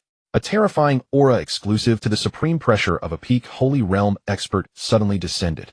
Oh, Zhou Yun felt no worry whatsoever. In the Great Zhou no one could kill him, nor did anyone have the audacity to try. Unless it was the empress who wanted him dead. Moreover, he had a formidable ally by his side, Jiao. Even the empress could not kill him. Zhou Yun's heart was filled with doubt. From the overwhelming aggressive aura, it was clear that the visitor meant him harm. He could not understand who was coming to cause him trouble. Could it be that the empress sent a powerful figure to kill him? But hadn't she promised him that if he secured the top position at the adult ceremony 10 days later, she would spare him? Could it be that she had changed her mind? The thought emerged in Zhou Yun's mind, causing his brows to furrow tightly. The esteemed empress would not go back on her word, would she? However, Zhou Yun quickly dismissed all previous thoughts. As the terrifying aura descended, a middle-aged man clad in a blood-red robe, exuding immense power, appeared in the grand hall. The middle-aged man was enveloped in a murderous intent, and behind him a vast sea of blood swirled, within which a blood-colored celestial figure towering hundreds of thousands of feet flickered ominously. The newcomer resembled a god of slaughter from the underworld, exuding an overwhelming sense of oppression. Although the Blood Sky War God was desperately trying to suppress his murderous aura, Zhou Yun still felt a chill run down his spine. How many lives must he have taken to condense such a terrifying killing intent? A military general, Zhou Yun instantly deduced the identity of his opponent. Moreover, he was a war god. Looking closely, Zhou Yun recognized a familiar face. It's him. Zhou Yun was slightly taken aback. The visitor was none other than the younger brother of the Su family's head, the Blood Sky War God, one of the 12 war gods of the Great Zhou Celestial Dynasty. The other party wore an expression of fury, clearly here to cause him trouble. What had he done to offend him? Blood Sky War God, what business do you have with this prince? Zhou Yun's icy gaze locked onto the Blood Sky War God, who had suddenly appeared in his palace, meeting the latter's blood-red eyes filled with endless murderous intent. He felt no fear. The sudden, uninvited intrusion into his palace was a profound disrespect to him, the sixth prince. In such a scenario, he could treat the intruder as an assassin and strike him down on the spot. That was the rule. The Great Zhou Celestial Dynasty would not hold him accountable. If the other party did not provide an explanation today, Zhou Yun would not let him off easily. Was someone already shitting on his head? Was Zhou Yun supposed to endure this? Impossible. Unless he was dead. I don't care what kind of war god you are. If you anger me, I'll still send you to meet the King of Hell. The Blood Sky War God said nothing, their gazes locked tightly. The tension in the air reached a breaking point. This was a clandestine clash of wills. After 3 breaths of time, the Blood Sky War God finally withdrew his gaze, astonished. He never expected that a mere waste with only the cultivation of the 6th layer of the Divine Soul Realm would dare to maintain eye contact with a war god for such a long time. Moreover, Zhou Yun's aura had not faltered. Among so many juniors, he was the first. The Blood Sky War God felt greatly intrigued. He had seen Zhou Yun before. But at this moment, he seemed like a completely different person. How could he resemble that once wayward youth? As the Blood Sky War God remained silent, Zhou Yun's face grew progressively colder, and he became increasingly impatient. What kind of dog dared to bully him? You think you're a war god so you can act however you please. Outrageous. Zhou Yun shouted fiercely, an endless chill erupting from his body, instantly freezing the entire palace in an instant. Blood Sky, according to the laws of the Great Zhou, you should know that entering someone else's palace without permission can be deemed an assassination attempt, and you can be executed on the spot. As a Great Zhou war god, I naturally won't do anything to you out of respect for the empress. However, if you do not provide me with an explanation today, I won't hesitate to take one of your arms. At that moment, Zhou Yun's entire aura changed. His words were cold, as if he had become a sovereign of ice, making everything in the world bow obediently at his feet. All of the laws of ice. The ultimate path of ice. Everything related to the power of ice was entered. A colossal ice scorpion hundreds of thousands of feet long and forged entirely from ice essence manifested behind Zhou Yun, radiating an unmatched presence resembling the highest deity of the world. It hovered silently behind Zhou Yun, looking down upon the Blood Sky War God from a position of supremacy. The Blood Sky War God was left dumbfounded. As he regained his senses, an overwhelming fury erupted from within him, akin to a volcano on the verge of eruption. How could he, a supreme war god, be reprimanded by a mere junior? If this matter were to spread, how would he, a war god of his generation, maintain his dignity? Yet, the Blood Sky War God hesitated, his crimson eyes fixed intensely on Zhou Yun as if trying to see through him. He realized he could not see through Zhou Yun. How is this possible? What was that burst of power that erupted from him just now? In that fleeting moment, even this war god felt a lingering fear. Impossible. How could this be? The Blood Sky War God desperately tried to deny this fact. He simply could not comprehend how a prince with only the 6th layer of the Divine Soul Realm could wield such mysterious and terrifying power. Unable to understand, the Blood Sky War God realized he had underestimated Zhou Yun. There was a peculiar power about him that even this war god felt a sense of trepidation. It was evident that the 6th prince was not as simple as he had imagined. He seemed to have discovered some secret about Zhou Yun, feeling both astonished and fearful. 6th prince, yesterday my granddaughter suddenly fainted in the Golden Luan Hall. Is it related to you? Zhou Yun sneered disdainfully, not placing a war god in the slightest if she couldn't handle the pressure herself. Seeing Zhou Yun's attitude, the pent-up rage within the Blood Sky War God could no longer be contained, erupting completely. Although the aura Zhou Yun had just unleashed made even this war god feel a sense of danger, Zhou Yun's cultivation level was ultimately just the 6th layer of the Divine Soul Realm. Even if Zhou Yun were to break through several major realms, the Blood Sky War God had absolute confidence in defeating him. This was not arrogance. It was an unwavering confidence stemming from a vast disparity in strength. 6th Prince, mind your tone. The Blood Sky War God enunciated each word. The fury within him was nearly impossible to suppress. What? Can't you control yourself? Zhou Yun, far from being afraid, wore a playful smile as he sneered, "Just because of you. A mere war god, not even qualified to act recklessly in front of this prince. How dare you? Zhou Yun, how dare you?" The blood sky war god was on the brink of exploding with rage. Veins bulged on his forehead. His heavy breathing reflected his intense anger. In the grand hall, everyone could clearly feel his invisible rage threatening to incinerate everything. It was too much. Ha ha. The blood sky war god furious laughed instead, as if he had heard the greatest joke. What did the other party just say? A mere war god, not even qualified to act recklessly in front of me. The blood sky war god nearly laughed out of anger. As a war god, how could he be so disrespected? If it weren't for Zhou Yun being the sixth prince, he would have long since struck down this audacious youth. I'm just a war god, but what are you? Without your identity as the sixth prince, your cultivation is merely the sixth layer of the divine soul realm. In comparison, what does a war god mean? The blood sky war god laughed a boisterous and unrestrained laugh. Zhou Yun, you are the sixth prince. The son of Lord Jinmu. I admit you have the capital to be arrogant before this war god, but you absolutely should not humiliate a war god like this. While I may not dare to do anything to you, it would still be more than sufficient for me to take one of your arms as a small lesson. The blood sky war god echoed Zhou Yun's words. In the next moment he made his move. Zhou Yun could not even see his actions. The disparity in their cultivation was too great. Oh! The next moment the grand hall echoed with a scream reminiscent of a slaughtered pig. Oh! A blood-curdling scream echoed within the grand hall. The blood heaven war god stared at his severed left arm, then at the elderly figure who had suddenly appeared beside the sixth prince, his eyes wide open in shock. Incredible. Terror. Trembling. At this moment the blood heaven war god was so frightened that he could not even feel the pain emanating from his left arm. What on earth did he see that could cause such a formidable war god to lose his composure? It must be noted that the blood heaven war god was a supreme powerhouse at the pinnacle of the sage realm. His combat power far exceeded that of other beings at the same realm, capable of exchanging blows even with those at the quasi-emperor level. Yet now the blood heaven war god looked as pale as a ghost, trembling in fear, as if he were experiencing something unimaginably terrifying. He was trapped in an endless illusion. He saw world-destroying deities, each radiating an aura of unfathomable terror, far more frightening than he, a pinnacle sage. Each of these beings was at least a supreme powerhouse at the emperor level. Such figures were densely packed through emperors. So many emperors. The blood heaven war god exclaimed, unable to hide the terror in his eyes. How could there be so many emperor-level powerhouses in this world? Beneath the world-destroying deities, countless ants trembled, showcasing the supremacy of strength in this world. The strong could do anything. The weak, even living, was a torment. He saw an old man dressed in yellow robes handing bowls of talismanic water to each ant. In the year of the mouse, the yellow sky shall be established. In the year of the mouse, the yellow sky shall be established. Countless ants rose up in rebellion. The second scene depicted those ignorant ants from the first scene, trembling with fear, engaging in battle against the terrifying world-destroying deities above them. It was akin to an ant trying to shake a tree, utterly overestimating their capabilities. No matter how many ants there were, they remained mere ants. However, upon seeing the third scene, the blood heaven war god was completely dumbfounded. In the third scene, the old man in the yellow robes with a weathered face, yet eyes like torches, had pupils that flickered with the light of thunder. Surrounded by a yellow mist, it seemed as if the laws of heaven and earth twisted around him. With a simple wave of his left hand, he could summon thousands of thunderous spells. His right hand formed seals with chaotic energy swirling at his fingertips. Each breath he took radiated an unparalleled aura.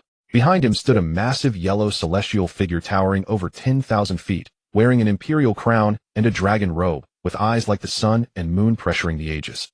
The world-destroying deities that had seemed so terrifying in his eyes were now mere corpses lying lifeless, the corpses piled high like mountains, seemingly overshadowing the universe. How could so many powerful beings have died at his hands? This was impossible. This must be a deception. Those terrifying figures were all supreme powerhouses at the emperor level. There were at least tens of thousands of them. Even if legendary immortals descended, the blood heaven war god felt he might not be a match for so many emperor-level powerhouses. And in the third scene, they were all dead. How is this possible? The blood heaven war god appeared as if he had suffered a great blow, standing there like a wooden puppet, unable to regain his senses for a long time. The impact of that scene was simply too great. If the images were real, he could hardly imagine how terrifying the strength of the mysterious old man in yellow robes beside the sixth prince truly was. In just a moment, the previous scenes all vanished. The image returned to the grand hall resplendent with gold. What he had just seen seemed like nothing but a dream. Pooh! The blood heaven war god's soul seemed to have sustained a tremendous blow, and he coughed up a mouthful of blood. He looked in astonishment at the mysterious old ancestor in yellow robes standing beside Zhou Yun. It must be a supreme powerhouse at the emperor level. Otherwise the opponent could never have easily defeated me. Moreover, just with a single glance this pinnacle sage war god was heavily wounded and my left hand was rendered useless. The opponent is definitely not an ordinary emperor. At the very least they are a peerless powerhouse above the third transformation of the emperor. The Blood Heaven War God could not fathom why a figure of ancestor level was guarding Zhou Yun. What special quality did he possess? Why did the Great Zhou place such importance on him? Why had he never heard of any special qualities about Zhou Yun before? As he reflected on the strange and chilling aura emanating from Zhou Yun, the Blood Heaven War God seemed to have pieced together everything. It must be that Zhou Yun awakened some kind of terrifying divine ability or extraordinary physique, which caused the Great Zhou to value him so highly, even prompting ancestor-level figures to protect him personally. Only this reason could explain everything. Yet for reasons unknown the various ancestors had chosen not to disclose this information. Even this war god was completely unaware. "Why aren't you leaving?" A cold voice echoed throughout the grand hall. Zhang Jiao glared icily at the Blood Heaven war god below. Had he not been one of his own, the opponent would have already become a cold corpse. "Old ancestor." The Blood Heaven war god coughed hoarsely, realizing he had made a grave mistake, not daring to lift his head, scurrying away from the grand hall. Soon the grand hall returned to tranquility. For Zhou Yun all of this was merely a minor interlude. With Zhang Jiao present, as long as no immortals appeared, no one could harm him. Moreover, immortals existed only in legends, and for many years no supreme powerhouses of that level had ever emerged in all realms. Therefore Zhou Yun did not regard a mere Blood Heaven war god at all. Not long after the latter left, Zhou Yun entered a state of cultivation. With the entire supreme bone and ancient ice soul divine body, Zhou Yun's cultivation was incredibly effortless. His speed was like drinking water. In just a few hours he reached the brink of a breakthrough. 7th level of the divine soul realm. "Break for me." The Blood Heaven war god looked with a complex expression at the palace before him. Today he had certainly kicked a steel plate. He never would have expected that his niece's fiancé was hiding such depth, nor did he know what terrifying sacred body or divine ability he had awakened to warrant such concealment from the entire Great Zhou. The young prodigy from the immortal Zhang family was also kept secret because what he awakened was too terrifying. Could it be? A bold thought suddenly appeared in the Blood Heaven war god's mind. However, he did not dare to confirm it. After all, throughout the years the Great Zhou had never seen any heavenly phenomena symbolizing a supreme sacred body or terrifying divine ability. As always it remained calm. Could it be that I am overthinking? Yet why would a supreme ancestor guard the 6th prince without reason? The 6th prince must possess something particularly special. This point the Blood Heaven war god was nearly certain of. For the time being the Blood Heaven war god knew he could not fathom the truth of the matter, so he simply chose to put it all out of his mind. He felt the injuries within his body. Thankfully the senior had held back, otherwise his injuries would not have been so. As for the severed left arm, it could naturally be restored at any time. Returning to the Su family. The head of the Su family was still anxiously pacing back and forth. Suddenly a familiar figure appeared ahead. Seeing his brother finally return, he hurried over. "Brother, did anything major happen?" The Blood Heaven war god could not help but smile bitterly. The 6th prince was accompanied by at least a 3rd transformation emperor-level powerhouse. Oh, what could he possibly do to him? However, since the ancestors had chosen not to disclose this matter, he naturally could not reveal the 6th prince's special circumstances, casually replying, "Nothing happened, just sat down and had a chat." He is the child of Lord Jinmu. Could it be that this war god would dare to act against him? That's good, that's good. The head of the Su family let out a slight sigh of relief. "Brother, go out for a moment. I have something to discuss with Qingqing," the Blood Heaven war god said calmly. "All right." The head of the Su family readily agreed. Soon the room was left with only Su Qingqing and the Blood Sky war god. The Blood Sky war god looked at Su Qingqing on the bed with a kind expression and asked with a smile, "Qingqing, how are you feeling? Is it any better?" Su Qingqing nodded. "I feel much better than before." Su Qingqing had a keen sense of observation. She noticed that her uncle's complexion was not good, slightly pale. Recalling that her uncle had seemingly caused trouble with the 6th prince for her sake, her face showed a look of guilt. "Uncle, I'm sorry for worrying you. You didn't get into any trouble with the 6th prince, did you?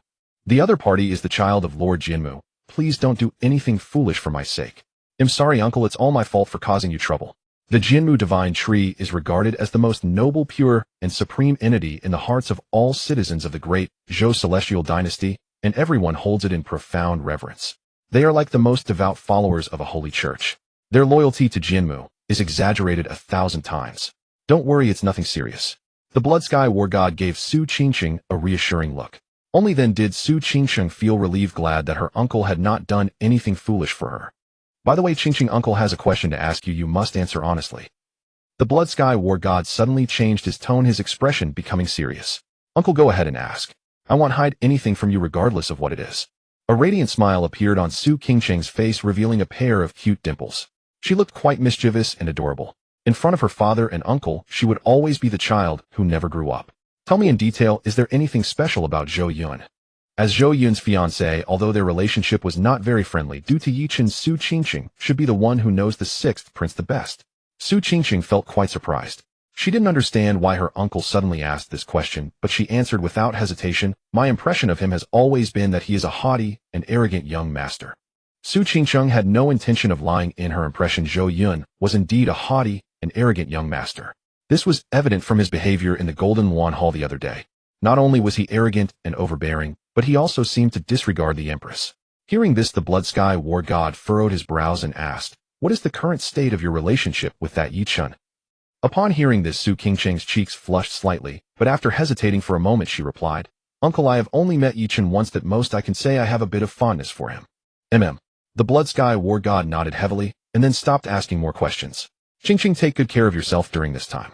Uncle has other matters to attend to, and will come to see you again soon. Uncle, be careful on the way. The blood sky war god nodded, and his figure quickly disappeared. From Su Qingsheng's words, he did not learn anything special about the sixth prince. He also did not think that his niece would lie to him. Sixth prince, what exactly is your secret? The blood sky war god's curiosity grew. Yesterday, in front of the empress, the other party swore to seize the top position at the coming adult ceremony in 10 days. What confidence did he have?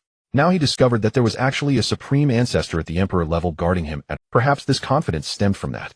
All the answers would be revealed at the adult ceremony in 10 days. For some reason, the blood sky war god had a vague feeling in his heart.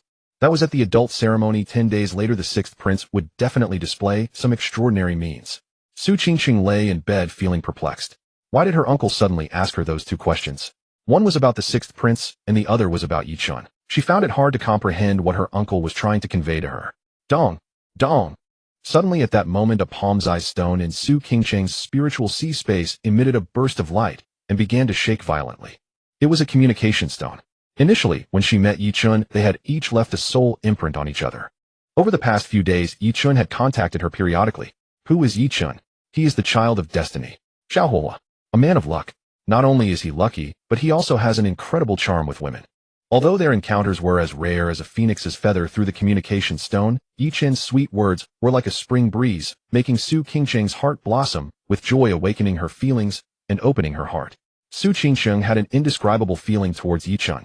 Back then, when he heard that she did not like Zhou Yun and was to marry a man with whom she had no feelings, he pitied her and even risked defending the world to help her seek justice, wanting to retract the engagement. So righteous. It was also from that moment that the relationship between Zhou Yun and Su Qingsheng became strained. After that incident, Su Qingsheng's fondness for this man greatly increased, but it still hadn't reached the point of loving him to the point of desperation. With a curious heart, Su Qingsheng opened the communication stone. Yichen, Qingsheng, are you there? Yichen, have you been doing well lately? Has that bastard Zhou Yun come to bull? If you have any problems, just let me know. As long as I can help, I will definitely assist you. Qingsheng, from now on, I am no longer that poor boy from before. From now on, I will protect you. Don't underestimate me. I am no longer the same as I was 2 years ago. When I stand before you again, I will surely leave you in ahi. Guess what realm I have broken through to now? A series of texts kept appearing on the communication stone. Su Qingsheng was also intrigued and wanted to ask which realm Yichen had broken through to that made him so happy. But her actions suddenly came to a halt. She recalled Zhou Yun's perverse, tormenting methods. In an instant, her complexion turned a little pale. She was already considered a married woman, yet outside many rumors circulated. They said she must have some kind of secret with Yichen. This led to a growing discord between her and the sixth prince. But in reality, she and Yichen had not developed any relationship. In fact, they had hardly met. Over the years, they had only communicated through the communication stone. If I really betrayed Zhou Yun, would he really treat me like that? A doubt suddenly appeared in Su Qingsheng's mind. Previously, she hadn't felt anything. But since learning about Zhou Yun's pathological methods, she felt a bit scared to contact Yichen. In the end, she suppressed her curiosity and gave up on contacting Yichen. It had only been a little over 2 years. How much stronger could he become? Perhaps he was still not as strong as she was. She knew that Yichen's talent was not as good as hers. The ancient Forbidden Zone, the residence of the Huang family. The undying Huang family, one of the 18 undying powers, possesses an incredibly profound foundation, ranking among the foremost of these powers, and is also one of the most mysterious, operating discreetly, yet no one dares to underestimate the Huang family across the myriad realms. In every era, the Huang family almost always awakens an extraordinarily terrifying genius standing at the pinnacle of each age. Without sufficient foundation, it would be impossible to nurture such breathtaking prodigies in every era. Other undying powers might take several eras to barely cultivate a single peerless prodigy, often relying on luck, yet how is it that the Huang family has won in every era? This is no longer a matter of luck. Clearly, the Huang family is extraordinary. With the accumulation of each era, the foundation of the Huang family has become unimaginable. This era is even more extraordinary. Huang Chang'e, the eldest son of the Huang family, has awakened the ancient twin eyes. The ancient twin eyes, an immensely powerful innate divine ability. Once awakened, he will undoubtedly lead his peers unstoppable and invincible. Among the same generation of elites, everyone regards Huang Chang'e as their primary target to defeat. The fact that so many prodigies fear him shows the terror of the ancient twin eyes. Moreover, this is not even the most shocking news. As if one prodigy were not enough, the Huang family has given birth to a second peerless genius. Huang Yao, the younger sister of Huang Chang'e, has awakened the legendary Supreme Bone. As soon as this news spread, the myriad realms were stirred. The Huang family is truly favored by the heavens. The old monsters of various powers turned envious, their eyes reddened with jealousy. For one's own family to produce even a single prodigy is already like smoke rising from the ancestral grave. Yet the Huang family, in the same era, they actually birthed two incredibly terrifying peerless geniuses at once. One awakened the ancient twin eyes, while the other awakened the legendary Supreme Bone. As long as they do not die, both are destined to achieve imperial status. In the near future, the Huang family will welcome two powerful emperor-level beings. For a time, the Huang family will bask in glory. Inside a dimly lit room, a little girl 3 or 5 years old lies on the bed, her limbs bound and her face pale. At this moment, she has already fallen into a deep sleep. Around her stand several clan elders. Looking at the familiar surroundings, Huang Chang'e was taken aback, and after a long while he regained his senses, followed by a wave of disbelief. I have actually been reborn. He, Huang Chang'e, the divine son of the Huang family. In his previous life, he had dug out his own sister's Supreme Bone. With the twin eyes and the Supreme Bone, he had thought himself invincible, yet what Huang Chang'e could never have anticipated was that he would meet his demise not at the hands of other prodigies, but rather at the hands of his own sister. That worthless girl he looked down upon. A sister without cultivation who had lost her Supreme Bone and had no value left. He was unwilling to accept this. After all, he had the twin eyes and the Supreme Bone. How could he lose to her this waste? Looking at the familiar surroundings, Huang Chang'e knew he had truly been reborn. The current moment is just before he digs out his sister's bone. In my previous life, although my twin eyes and Supreme Bone made my strength incredibly formidable, unfortunately, I still couldn't achieve invincibility. This era is unlike any other. Prodigies frequently emerge, and various geniuses abound so much, so that in my previous life, even with both the twin eyes and Supreme Bone, I couldn't dominate my generation, and several peers even rivaled me. Who would have thought that the Zhang family's terrifying holy body was actually a legendary? Furthermore, the ancient dragon palace, that exquisite man. Even with my twin eyes and Supreme Bone, I was defeated with a single punch. Huang Chang'e's thoughts continually turned. Having been reborn, he already learned many important things in advance. Thus in this life, he absolutely cannot repeat the same mistakes.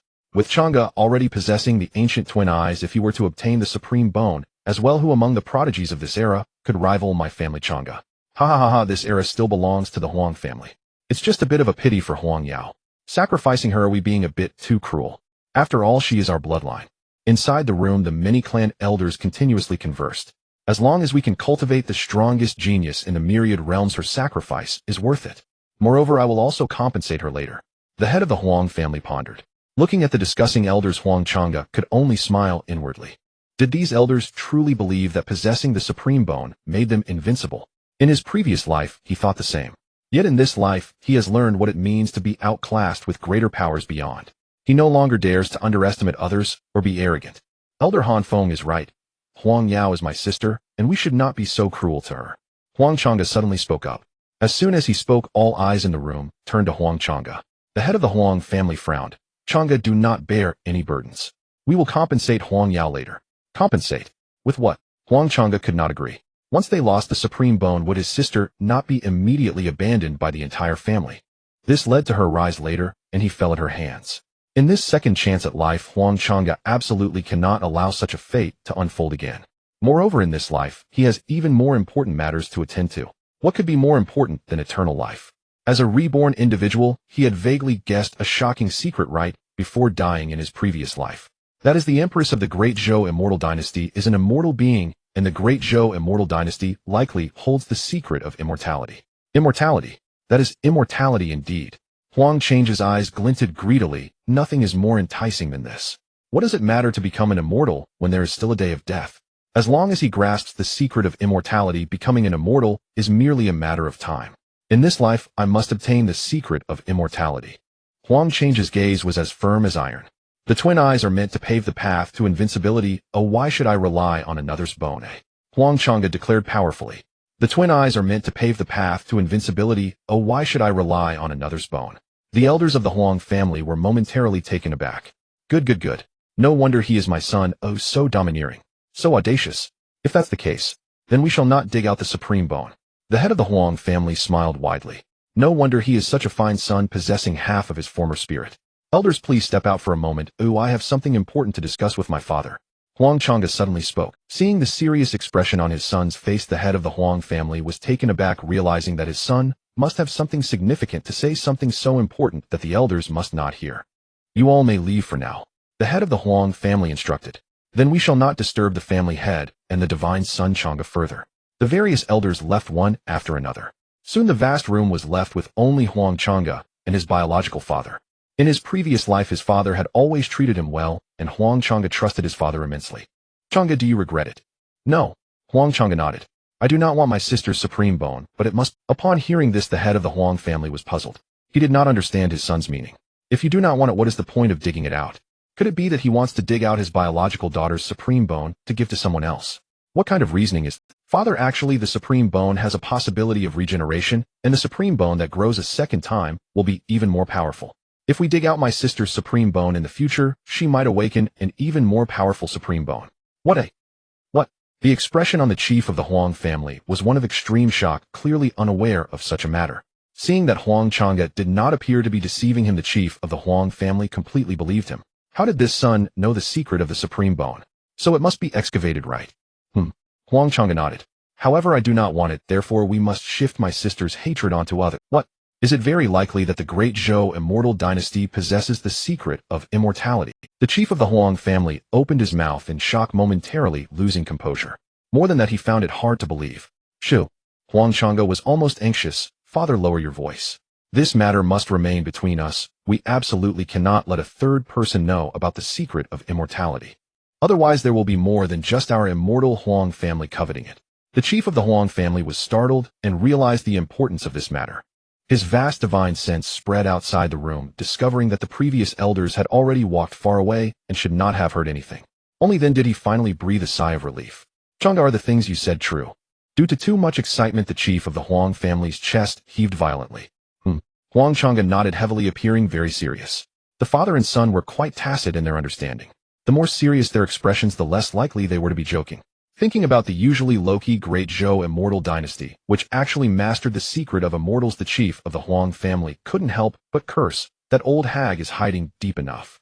Mastering such an important secret, they have not leaked a hint of it all these years.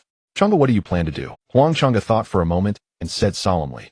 Although on the surface the Great Zhou Immortal Dynasty is the weakest among the 18 immortal forces, they must have held the secret of immortality for some time and secretly cultivated many powerful beings. It is definitely not as simple as it appears. It is not an easy task for us to monopolize the secret of immortality. Thus Huang Yao is our greatest trump card. As he spoke, a sinister smile crossed Huang Chang's face. We will excavate the supreme bone and send it to the Great Zhou Immortal Dynasty, claiming that it was a mysterious expert from the Great Zhou Immortal Dynasty who poisoned her and took her supreme bone. At that time, even if the Great Zhou Immortal Dynasty announces that the supreme bone was a gift from us, we will never admit it. Will Huang Yao trust me, her brother, and you, her father, or a mysterious Great Zhou Immortal Dynasty with no relation? In this way, we can shift all of Huang Yao's hatred onto the Great Zhou Immortal Dynasty. Once Huang Yao grows up, she will surely wreak havoc upon the entire Great Zhou Immortal Dynasty. Moreover, we will be able to act behind the scenes. A mysterious expert from the Great Zhou Immortal Dynasty has taken my sister's supreme bone. It will be entirely justified for us to seek revenge in the future, and other immortal forces will not suspect anything. Brilliant, truly brilliant. The chief of the Huang family gave his son a thumbs up. Ha ha ha. The father and son exchanged smiles. Soon they would obtain the secret of immortality. Just thinking about the possibility of immortality excited both of their hearts. Not long after Huang Yao went out, and suddenly fell victim to a group of mysterious experts, and the news of her supreme bone being excavated spread throughout the myriad realms. The supreme bone was taken by mysterious experts. Who dares to attack the Huang family? Are they tired of living? Especially since the owner of the supreme bone is the daughter of the current chief of the Huang family. Now the Huang family is going to explode completely.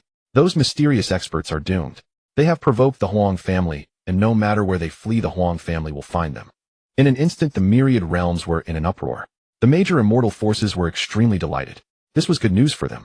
The Huang family having lost a supreme bone beauty, how could they not be happy? Some were overjoyed while others were troubled. In reality, what no one expected was that this was merely a well-played act by the Huang family. In the Great Zhou Immortal Dynasty, looking at the supreme bone in her hand that radiated dazzling light and exuded an enchanting aura, made one unable to resist the urge to swallow it whole. Empress Zhou Yu's eyes were filled with fiery excitement. The supreme bone, such a supreme treasure, was also quite attractive to her. However, Zhou Yu was not completely overcome by greed. This supreme bone could be discerned from its aura to have just recently been excavated from a body. It should be Huang Yao's supreme bone. Now the question arises, did the Huang family not claim that Huang Yao's supreme bone was taken by a group of mysterious experts?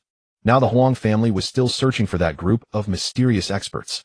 Yet this supreme bone appeared in her hands, delivered by someone from the Huang family. What on earth is going on?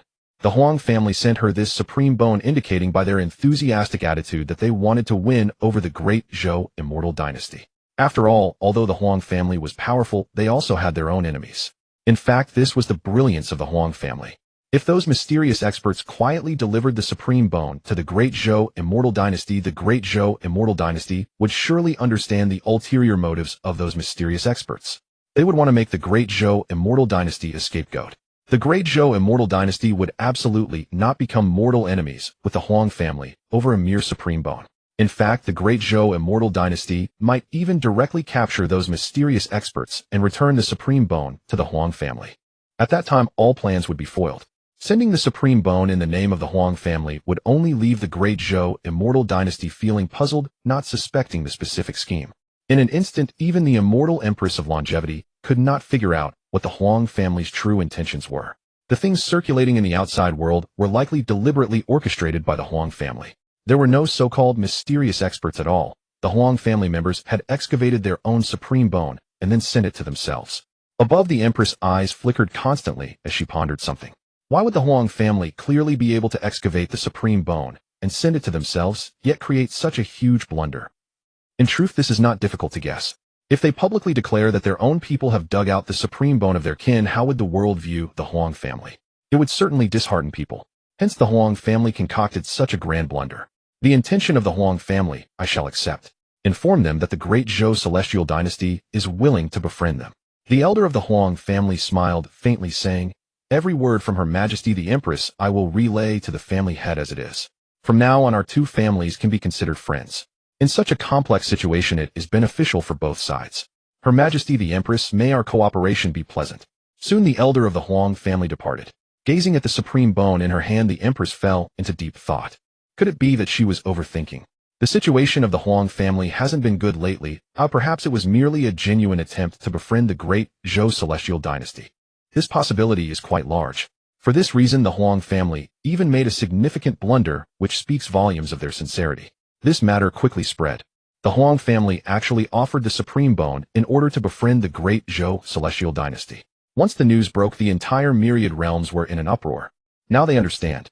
All that nonsense about mysterious powerhouses was merely a grand blunder orchestrated by the Huang family. The aim was to cover up the fact that they had dug out their own daughter's supreme bone to give to others. The head of the Huang family is truly ruthless. He actually dug out his own daughter's supreme bone. He is unworthy of being a father. Does a person like this truly deserve to have children? Child, don't fuss, you wouldn't understand.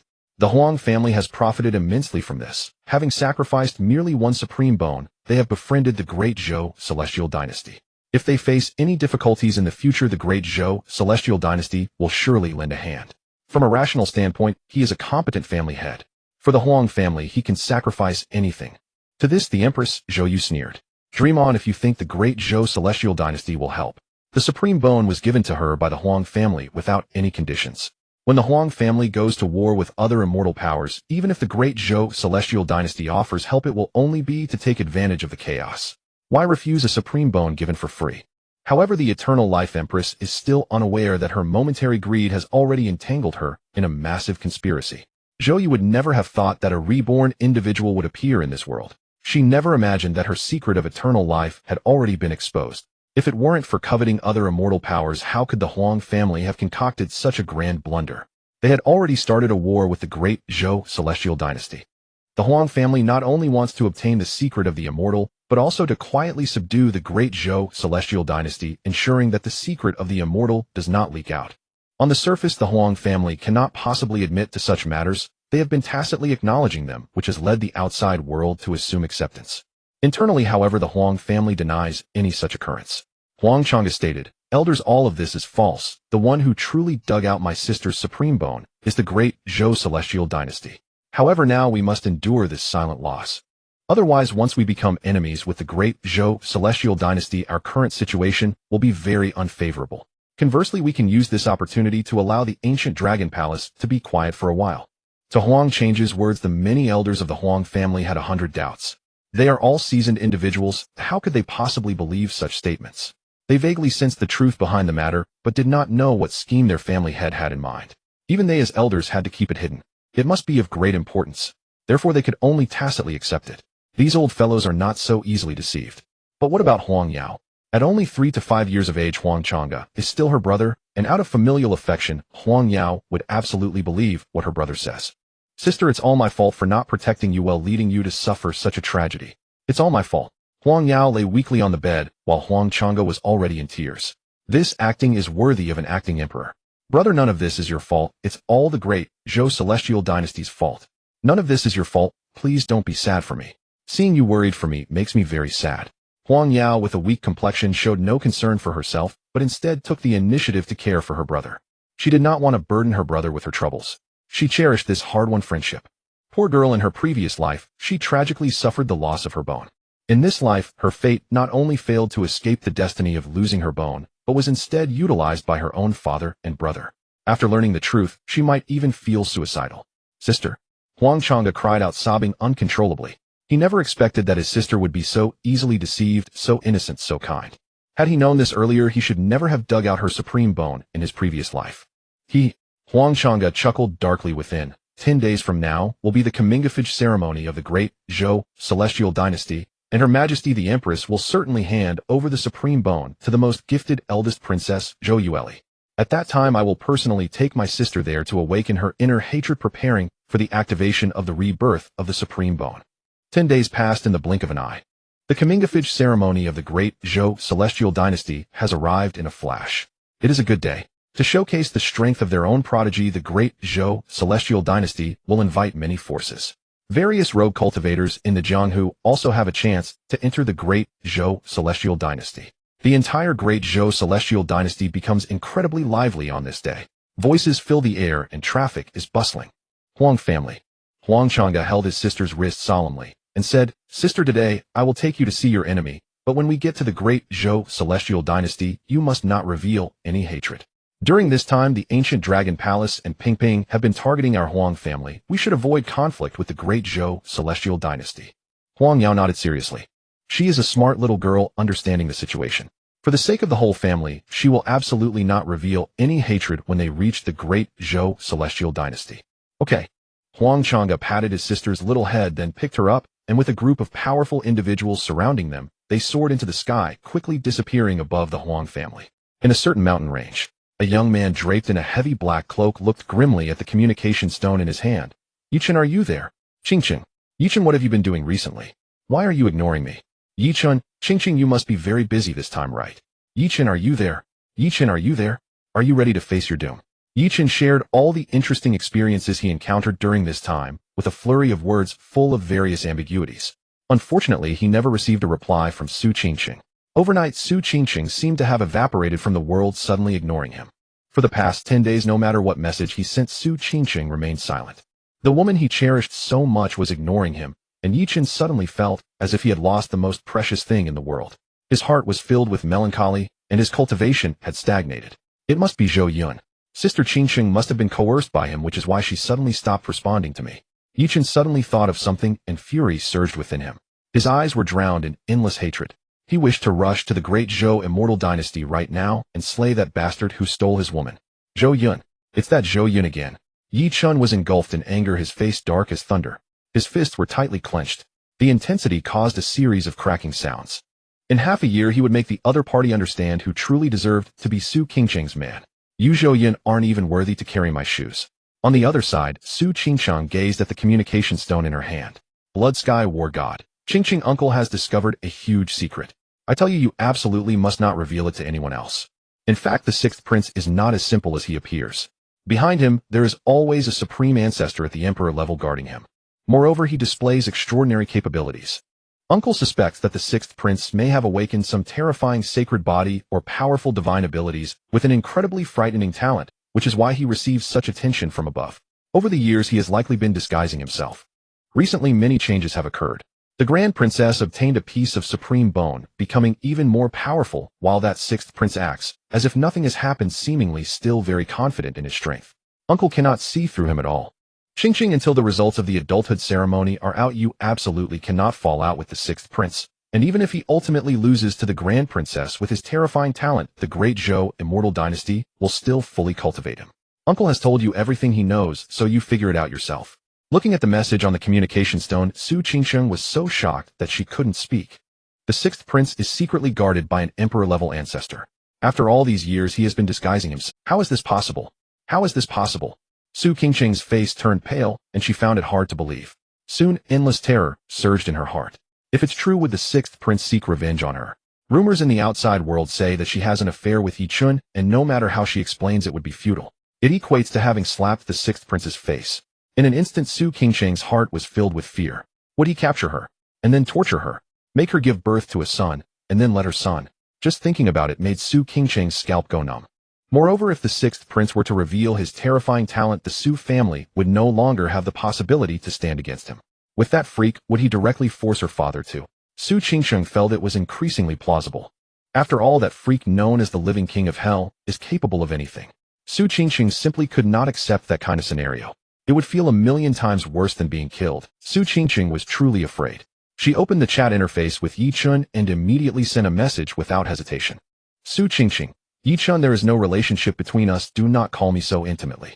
From now on, there is no longer any relationship between us.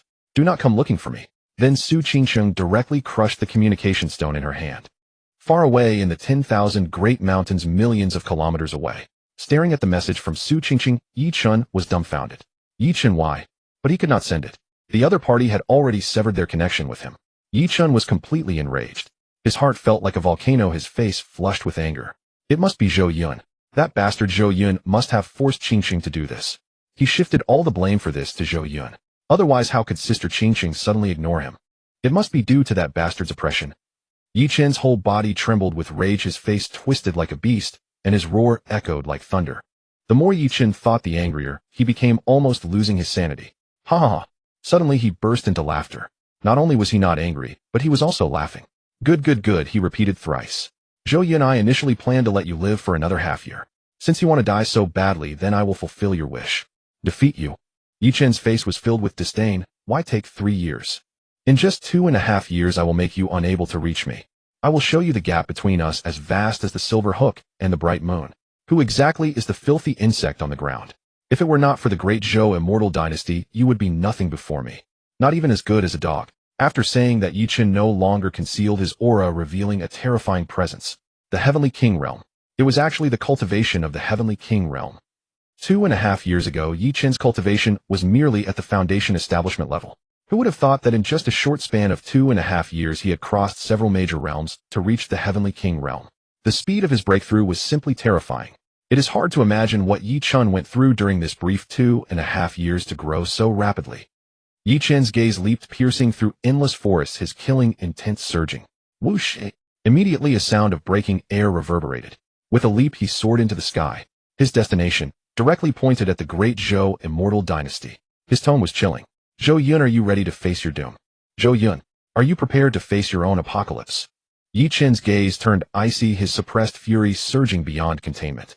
This time he would reclaim everything he had once lost, and crush that arrogant scion who had humiliated him publicly 2 years ago beneath his heel. He would make the man understand, once and for all, who truly fell short. At the mere thought of that vision, Yi Qin's blood surged, his eyes blazing with fierce light. He could hardly wait. He was certain, utterly certain, he could not be defeated. After all, his cultivation had already ascended to the Heaven King realm. Such a realm placed him on par with the prodigies of the previous generation. In many sects he would already command the rank of elder. Among this generation's celestial geniuses, few, scarcely a handful across the myriad heavens and 10,000 realms, had attained such a peak at his age. And Yi Qin, merely at the spirit seal realm. Thus the advantage lay firmly with me. The Great Zhou Immortal Dynasty. An ancient mystic palace radiating immortal light. Outside the palace, ethereal mist coiled and auspicious radiance blazed, revealing in full splendor the dynasty's majestic prosperity. Inside, however, reigned an entirely different reality. Snowflakes drifted from the heavens. The entire interior lay buried beneath a boundless white expanse. Primordial ice essence chi blanketed the realm. The world itself seemed frozen solid. The cold unbearable. A cultivator of low cultivation stepping inside would instantly be encased in ice. Beneath that frigid snow-choked sky, a black-haired youth hovered in midair, eyes closed in deep cultivation. All this born solely from his primordial ice essence divine body. Countless sacred bodies exist, each attuned to a unique intrinsic affinity. A fire affinity's sacred body thrives effortlessly within searing flames. The same principle holds true for every other sacred body. Within sects, such supreme geniuses receive exhaustive cultivation support. Their masters meticulously seek out rare treasures aligned with their sacred body's affinity, accelerating their progress beyond measure. Legend has it that Dushu Divine Palace's sword god heir Duguifeng cultivates within a sacred ground known as the Sword Grave, a burial ground where countless divine blades lie interred. Across countless eons, untold numbers of sword gods have been deliberately entombed there by the Dushu Divine Palace's elders. The Sword Grave teems with endless slaughter, overwhelming resentment, and foul corrupt energies. An ordinary mortal stepping inside would instantly lose all sense of self. Such an environment is utterly inhospitable to cultivation. Its razor-edged sword chi, the vengeful spirits of long-dead sword immortals, and millennia of accumulated corruption would reduce any cultivator to a shattered wretch. To most, this place is an abomination, shunned without exception. Yet for sword cultivators, it is the ultimate crucible. Of course, even for sword cultivators, entering the sword grave unprepared is tantamount to suicide. Only a peerless transcendent genius like Duguifeng could tread its blood-soaked grounds and forge his Tao through slaughter. And what of Zhou Yun? He bore the primordial ice essence divine body, a sacred constitution far surpassing even the highest tier of sacred bodies. Wherever he stood became a nexus toward which all ice affinity forces instinctively converged. Countless laws governing ice affinity energies treated him as their own progenitor, recognizing him with absolute intimacy and reverence. Thus Zhou Yun himself was a sacred cultivation ground. No special ice essence terrain was needed. Those rare hidden sanctums scattered across the myriad heavens and 10,000 realms, undiscoverable even to most immortals, would spontaneously draw near, offering themselves for his absorption. Pooh! A muffled thunderclap shattered the long silent snowscape. The entire hall trembled violent. Boom! In that same instant, Zhou Yun snapped open a pair of pale blue eyes. Their irises now crystallized with infinite ice essence, frozen and gleaming with chilling radiance. Spirit Seal Realm 9th Tier. Gradually Zhou Yun's eyes returned to normal. All prior visions vanished. As though that snowbound realm had reality and illusion blurred, dream and truth indistinguishable. In merely 10 days Zhou Yun had leapt 2 minor realms. Were this news to spread, jaws would drop across the heavens. For most, cultivation resembles an endless desert. One must not only cross it, but somehow survive its desolation. It demands relentless hardship before one may finally emerge. Some spend lifetimes stranded, forever locked at a single realm. For Zhou Yun, however, cultivation was simpler than drinking water. Time is drawing near for the Kaminga phage ceremony. He murmured inwardly. He rose slowly, gliding outward from the palace. Like an ancient ice-born child awakened after 10,000 years of slumber, radiating solemn, awe-inspiring majesty. Just beyond the threshold, he encountered Wang Peng. "Why do you stare at this imperial prince with such a strange look?" Zhou Yun asked. All along the way, Wang Peng had watched him with an uncanny gaze. Was he a ghost? Was he truly so? Tisk tisk. Wang Peng clicked his tongue twice. "You're now hailed as the living Yama. Even Her Majesty the female sovereign holds you in high regard." Hard to believe you're the brother I've known all these years. You're utterly unlike your former self. As he spoke, Wang Peng fixed Zhou Yun with a suspicious stare, then suddenly recoiled in shock. Wait, you haven't been possessed by some elder master, have you? Zhou Yun. Had he truly guessed?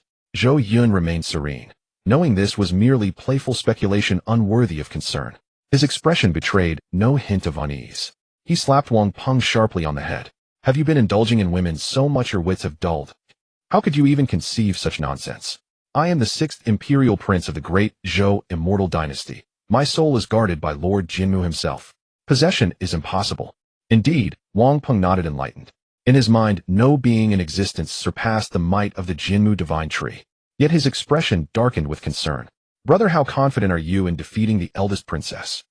Though he asked, he harbored no hope whatsoever. The eldest princess was a monarch realm expert, Zhou Yun, merely a spirit seal realm cultivator. Just days ago she had even fused with the supreme bone, her strength ascending yet another tier. Thus Zhou Yun stood no chance against her. A mere eldest princess. I do not even deign to consider her a threat. Zhou Yun smiled faintly, utterly at ease. Wang Peng stared, stunned, bewildered by his friend's inexplicable confidence. From aura to temperament, his brother had undergone a complete metamorphosis over the past few days. Daring even to gaze upon the female sovereign. Daring to flirt with the eldest princess. Had he not noticed the anomaly, he truly would have suspected possession by some dread entity. Wang Peng dismissed Zhou Yun's confidence as empty bravado, believing not a word. Brother, do not underestimate this matter. It is neither trivial nor insignificant. Though you are Lord Jinmu's son, the female sovereign's word is law, absolute and unchangeable. Even if I plead on your behalf, it will change nothing. Wang Peng grew increasingly anxious, his tension starkly contrasting Zhou Yun's unruffled calm. The female sovereign intends to execute me, eh? Zhou Yun nearly laughed aloud. She currently held a 60-point favor toward him. She would never harm him. Nor did she possess the authority to do so, even if she wished. Behind him stood Zhang Jiao. Moreover, his system space held dozens of sage-level summoning cards, and hundreds of Saint Lord-level ones. Why hadn't he used them? Because it was wholly unnecessary. If even Zhang Jiao could not resolve a crisis, summoning sage-level beings would serve no purpose. First, it was simply unnecessary. Second, summoning a host of sage-level experts into his immediate vicinity would inevitably invite suspicion. Zhou Yun cared little, but he did dislike complications. As for those one-star reviewers calling him a dog beneath the female sovereign, so what? What shame lies in being a dog? She would be his sooner or later. And once she was, the Great Zhou Immortal Dynasty would follow in due course. Zhou Yun offered no further explanation for Wang Peng's concerns. The truth would reveal itself soon enough. Before long, he arrived at the female sovereign's palace. Outside, the Great Zhou Immortal Dynasty had never witnessed such unprecedented grandeur. Within that primordial chaos, crowds surged. Every so often, legions of mighty cultivators descended upon the realm. Some arrived astride cranes. Others entered amid retinues of elite warriors, clearly scions of noble clans. Still others rode monstrous Qilin steeds. Each arrival flaunted a different breathtaking mode of conveyance. Millions of roaming cultivators gaped in awe. Damn, status truly is everything. When I attain power, I'll flaunt it just like them. Many young elites thought inwardly, feeling the burning gazes of countless young women, ready to throw themselves at them. They could scarcely contain at such fiery, ambitious ages who wouldn't yearn for supremacy and the admiration of beauties. So, this is an immortal, undying power. Truly, as legend foretold, our Qingyun immortal sect cannot compare in the slightest. A young girl clung tightly to her elder's sleeve, gazing around in wonder at the dazzling spectacle. The scene was overwhelmingly magnificent. Even the aloof, dragon-like, sage-level cultivators rarely glimpsed in daily life appeared here with startling frequency. The girl even wondered whether all sage-level cultivators across the myriad heavens and 10,000 realms had gathered here. Saint Lord-level experts were practically commonplace. After all, such beings constituted the absolute apex of combat strength in her Qingyun immortal sect. In truth, her perception was narrow, limited, and shallow. Yes, the gathering boasted immense strength. Yet this stemmed also from the sheer incomprehensible vastness of the myriad heavens and 10,000 realms, home to countless powers. Beyond the 18 immortal undying powers standing at the pinnacle, numerous quasi-immortal powers and superpowers below them flourished in abundance. The forces present here represented less than 1/10th of the totality across the myriad heavens. As one of the 18 immortal undying powers, the Great Zhou Immortal Dynasty regarded each generation's coming-of-age ceremony with utmost gravity, naturally attracting widespread attention. Aside from currying favor, this occasion offered invaluable opportunities to forge alliances and expand influence. As for the girl's belief that all sage-level cultivators across the cosmos had assembled at the Great Zhou Immortal Dynasty, that was merely a novice's impression, unworthy of credence. She had just stepped beyond her native realm, catching only the barest glimpse of its vast hidden expanse. Greater wonders still awaited her. Oomph! A black-robed youth beside her scoffed disdainfully. What is there to marvel at? Is it merely an immortal, undying power? When I come of age, I shall elevate the Qingyun immortal sect to such status, and stand as high as the Great Zhou Immortal Dynasty, overlooking mountains and rivers, while legions of cultivators bow in submission. Brother Ruoxin, is this truly possible? The girl believed him without question. Ruoxin, the black-robed youth, wore a look of unwavering confidence. Of course. Who among the Qingyun immortal sect possesses greater talent than I? The Qingyun immortal sect was a quasi-immortal power. Ruoxin's talent was extraordinary, the strongest celestial genius of his generation within the sect. At his tender age, his terrifying cultivation had already soared to Spirit Seal Realm 8th tier. Not only unmatched in the Qingyun immortal sect, but acclaimed as the strongest in the entire Starsea region where it resided. One could not help but admire his exceptional talent. Such cultivation would rank him among the top-tier prodigies even within the Great Zhou Immortal Dynasty. Yet compared to the eldest Princess Zhou Yueli, he held no comparison whatsoever. An elder with white eyebrows stood silent, his face perpetually gentle and benevolent. Ruoxin was his proudest disciple, excellent in every respect save for one flaw: excessive arrogance. Since his emergence into the world, he had never encountered a peer of equal strength. To sustain such arrogance unchecked boded ill, for should he ever suffer sudden defeat, he might collapse utterly, never recovering. The elder's journey to the Great Zhou Immortal Dynasty served two purposes: forging connections, and guiding Ruoxin to witness the true breadth of the world, preparing him mentally. As for currying favor with the Great Zhou Immortal Dynasty, his Qingyun immortal sect lacked even the standing to attempt it. He knew his limits well. Old Bai Mei, it has been many years, yet your charm remains undiminished. At that moment, an elderly man approached Old Bai Mei, greeting him with a smile. This elder could be considered an old acquaintance of Old Bai Mei. Like himself, he was also a supreme powerhouse of the Saint Realm. Ha ha, my dear friend Tian, you flatter me. I may have long since grown old, how could I still possess the vigor of my youth? Yet you, my friend Tian, your aura is much stronger than in the past. Even I cannot see through it now. My goodness, if given a little more time, you might just break through to the Emperor realm. Ha! The elder, flattered by the praise, humbly waved his hand. Oh, not at all. I can feel that I have nearly reached my limit. To cross that threshold, I fear it is a possibility I will never attain in this lifetime. Old Bai Mei detected a hint of regret in the elder's words. Alas, his heart couldn't help but sigh. The gap between the Emperor and the Saints seemed to be a chasm. Over the years, whether it was him or the numerous Saint Realm powerhouses from various worlds attempting to take that step felt like a dream for a fool. This barrier had trapped countless strong individuals who throughout their lives could never cross it. Perhaps he too would never have that opportunity. In the vicinity, Saint Realm powerhouses appeared from time to time, but not a single emperor was present. This demonstrated how every emperor was a family ancestor. The phrase "not seen for millennia" was indeed not an exaggeration. Some people live their entire lives with the only regret of never having seen an emperor-level powerhouse. Old Bai Mei could only look at his disciple Ruoxin with a sense of comfort, passing his own regrets on to her. After exchanging a few pleasantries, they parted ways. Next, several other elders arrived, leading their family disciples to greet Old Bai Mei. The white-haired elder responded to each one. Meanwhile, Ruoxin and the little girl beside her were looking around with curiosity. They showed no interest in the topics of conversation among the older generation. Ruoxin's eyes sparkled with excitement. In just a short while, she had spotted several peers of comparable strength. Her gaze was filled with fighting spirit. She felt her blood boiling. This was her world. This was her stage. One day I will trample all these people underfoot until I become the strongest. Ruoxin's heart was filled with ambition, and she was brimming with dreams for the future. Yet at this moment she remained completely unaware. This journey would bring an indelible shadow to her invincible Tao heart, especially when she saw those 108 supreme bones radiating a dazzling brilliance appearing right before her eyes, nearly blinding her. For a force like the Qingyun sect, numerous representatives arrived. There were many young prodigies like Ruoxin who had never seen such grandeur. They curiously observed each other, filled with fighting spirit. No wonder it is an immortal power. Look at that group of soldiers clad in golden armor, each possessing supreme cultivation at the emperor level. Yet in the Great Zhou Celestial Dynasty, they were relegated to mere foot soldiers. In an instant their Tao hearts were shaken. It was hard to accept.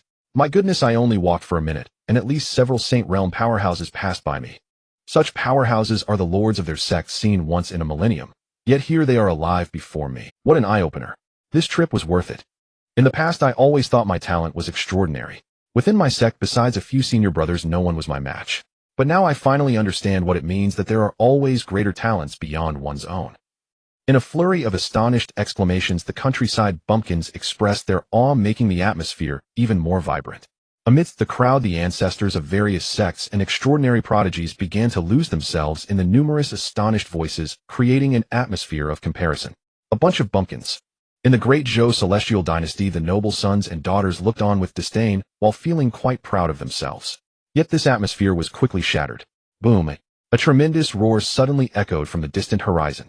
All powerful figures were drawn to it. The sheer might was overwhelming. As the crowd stared in shock, the void shattered. A celestial chariot appeared out of thin air. Surrounding the celestial chariot were powerful figures, each exuding an unparalleled aura. Each one was of Saint Realm cultivation. At the forefront, a blue-robed elder emitted an even more terrifying aura akin to an ocean, leaving others unable to fathom it. He far surpassed all the strong figures present. The Emperor, the Saint Realm, and other powerful figures present were all taken aback. They never expected an Emperor-level powerhouse would personally come here. The young prodigies were also filled with excitement. This was the closest they had ever been to an emperor. How could their hearts not race? This was an emperor-level powerhouse, standing at the pinnacle of all realms. Each emperor was an unparalleled existence that could dominate the world. Puff! From within the celestial chariot, a figure slowly stepped out holding a delicate and adorable little girl. The visitor was none other than the divine son of the Huang family, Huang Chang'e, along with his sister, Huang Yao. So it's the Huang family. The crowd was momentarily stunned. No wonder. Everything made sense now. Only a power like the Huang family with such supreme heritage could afford to send an emperor-level powerhouse to accompany their divine son, right? He is one of the most outstanding individuals across all realms, possessing exceptional talent, having awakened the second innate ability, the ancient heavy pupil, the divine son of the Huang family, Huang Chang'e. Many prodigies turned their gazes toward Huang Chang'e, eager to gauge him. If they could defeat him, could they take his place, becoming a prodigy of the ages? The appearance of the Huang family caught the seasoned strong figures by surprise. There had never been any connection between the Great Zhou Celestial Dynasty and the Huang family. However, they had heard rumors in recent days throughout the realms. Now that the Huang family had appeared in the Great Zhou Celestial Dynasty, these rumors might very well be true. To win over the Great Zhou Celestial Dynasty, the head of the Huang family had even gone so far as to dig out the supreme bones of his own daughter. In an instant, many surrounding strong figures began to whisper and exchange thoughts. They were all mocking the Huang family. To win over others, they had dug out the supreme bones of their own daughter. Was this something a person could do? Of course, they only dared to exchange such thoughts in secret. They wouldn't say it out loud in front of that emperor-level power. That would be seeking death. Feeling the fervent gazes from all directions, Huang Chang'e appeared unperturbed, as if he hadn't noticed a thing. He had long since grown accustomed to such attention. He even felt too lazy to glance at these people. Who was Huang Chang'e? The divine son of the Huang family, possessing an unparalleled sacred body. Moreover, he had awakened the second innate ability, the ancient heavy pupil. Even the combined strength of all the young prodigies present would not be enough to contend with him. Thus, how could he care about the provocations of mere ants? Wherever the Huang family's strong figures went, the crowd parted to let them pass through a special passage. Soon they vanished from the crowd's sight. Just the ancient heavy pupil, and he truly thinks himself something. In the end, he will still die at the hands of his own sister. A cold and beautiful woman in the crowd looked on disdainfully at the scene. However, she quickly seemed to recall something and obediently closed her mouth. For the plot seemed to have taken a different turn. The cold and alluring woman holds an extraordinary identity, being the princess of the Tianma Divine Palace, Zhang. The Tianma Divine Palace is also a formidable power on the verge of immortality. In the underworld, she possesses an extraordinary reputation. The name of the great witch sends shivers down the spines of all. Besides this identity, she is also a transmigrator, or one could say a reborn individual. Indeed, she has transmigrated into a novel. It is a book titled The Wind Rises in the Ancient Wilderness. This book contains no so-called longevity empress. The empress recorded in the Great Zhou Celestial Dynasty is not a being of eternal life, but merely possesses the cultivation of a second transformation emperor. As a transmigrator, and a witch, Zhang has foreseen her tragic fate. To alter her miserable destiny, she chooses to take a gamble. Investing in the destined child is undoubtedly the best choice. Unfortunately, she is a girl, and The Wind Rises in the Ancient Wilderness is a male-oriented fantasy novel. What interest does a young girl have in such stories? After reading the first few dozen chapters, she lost interest. Now, having transmigrated, she feels an overwhelming regret. If only she had forced herself to read it all back then. Due to her unfamiliarity with the plot, she only knows of two destined individuals. One is the son of the sea god island. The other is Yi Chun, who has no background whatsoever. Without a doubt, she would choose the son of the sea god island, who possesses superior talent and background. In her previous life, she had allied with the son of the sea god island. Resources were piled upon him, and she even became his lover. This is secure, with the destined child protecting me, who could possibly harm me. Zhang originally thought her victory was assured. However, she never expected that a rabbit would suddenly spring forth from the side. Without a word, the son of the sea god island directly betrayed her and sent her to meet her end. Even in death, Zhang could not believe that he would betray her. What do I want? I have everything. I possess strength, a perfect figure, beauty. Moreover, I am the princess of the Tianma Divine Palace. Those pursuing me line up from the underworld to the realms, from the little western heaven to the 10,000 ghosts inferno. Yet you go after a rabbit. An endless bitterness surged within her. In that fleeting moment, Zhang felt a pang of heartbreak. She had sacrificed so much for him. Wasn't it enough to have raised a tiger? Yet he showed no hesitation. In her past life, she had heard it is better to be someone's subordinate than to be someone's brother. At the time, she had thought it was merely a joke. Moreover, in this novel, the son of the sea god island holds a very high status. For a time, she was blinded. Only at the moment of her demise did she finally understand that saying. If heaven could give me another chance, I would absolutely not choose the son of the sea god island. I would never choose that hypocrite. I want to choose Xiao Huahua. I want to ally with Xiao Huahua and make him pay the price. Perhaps the heavens heard her heartfelt wish, for when she opened her eyes once more, Zhang found herself back at the moment she first transmigrated. Instantly, she was filled with joy. In this life, she would absolutely not repeat the same mistakes. She would never look at that hypocrite from the sea god island again. However, before she could revel in her happiness for long, Zhang discovered a problem. In my previous life, Huang Changgu dug out his own sister's supreme bone to enhance his combat power. Later, he was killed by his own sister. But why is this life different? Huang Changgu did not dig out his sister's supreme bone. Rather, Huang Yao's supreme bone has appeared in the hands of the Great Zhou Celestial Dynasty. Not only that, but now Huang Changgu has also brought his sister to the Great Zhou Celestial Dynasty. In my previous life, during this time frame, neither of them appeared in the Great Zhou Celestial Dynasty. Zhang could not understand this point at all. Nor could she have imagined that Huang Changgu, like her, is also a reborn individual. Could it be that my rebirth caused a butterfly effect? Gazing at the gradually disappearing figures of Huang Changgu and Huang Yao, Zhang could only hope. Yi Chun is set to appear in the Great Zhou Celestial Dynasty today. According to the original plot, Yi Chun would arrive at the Great Zhou Celestial Dynasty today and defeat Zhou Yun, subsequently being hunted by countless powerful figures from the Great Zhou Celestial Dynasty. By then, she could take advantage of the chaos to save Yi Chun.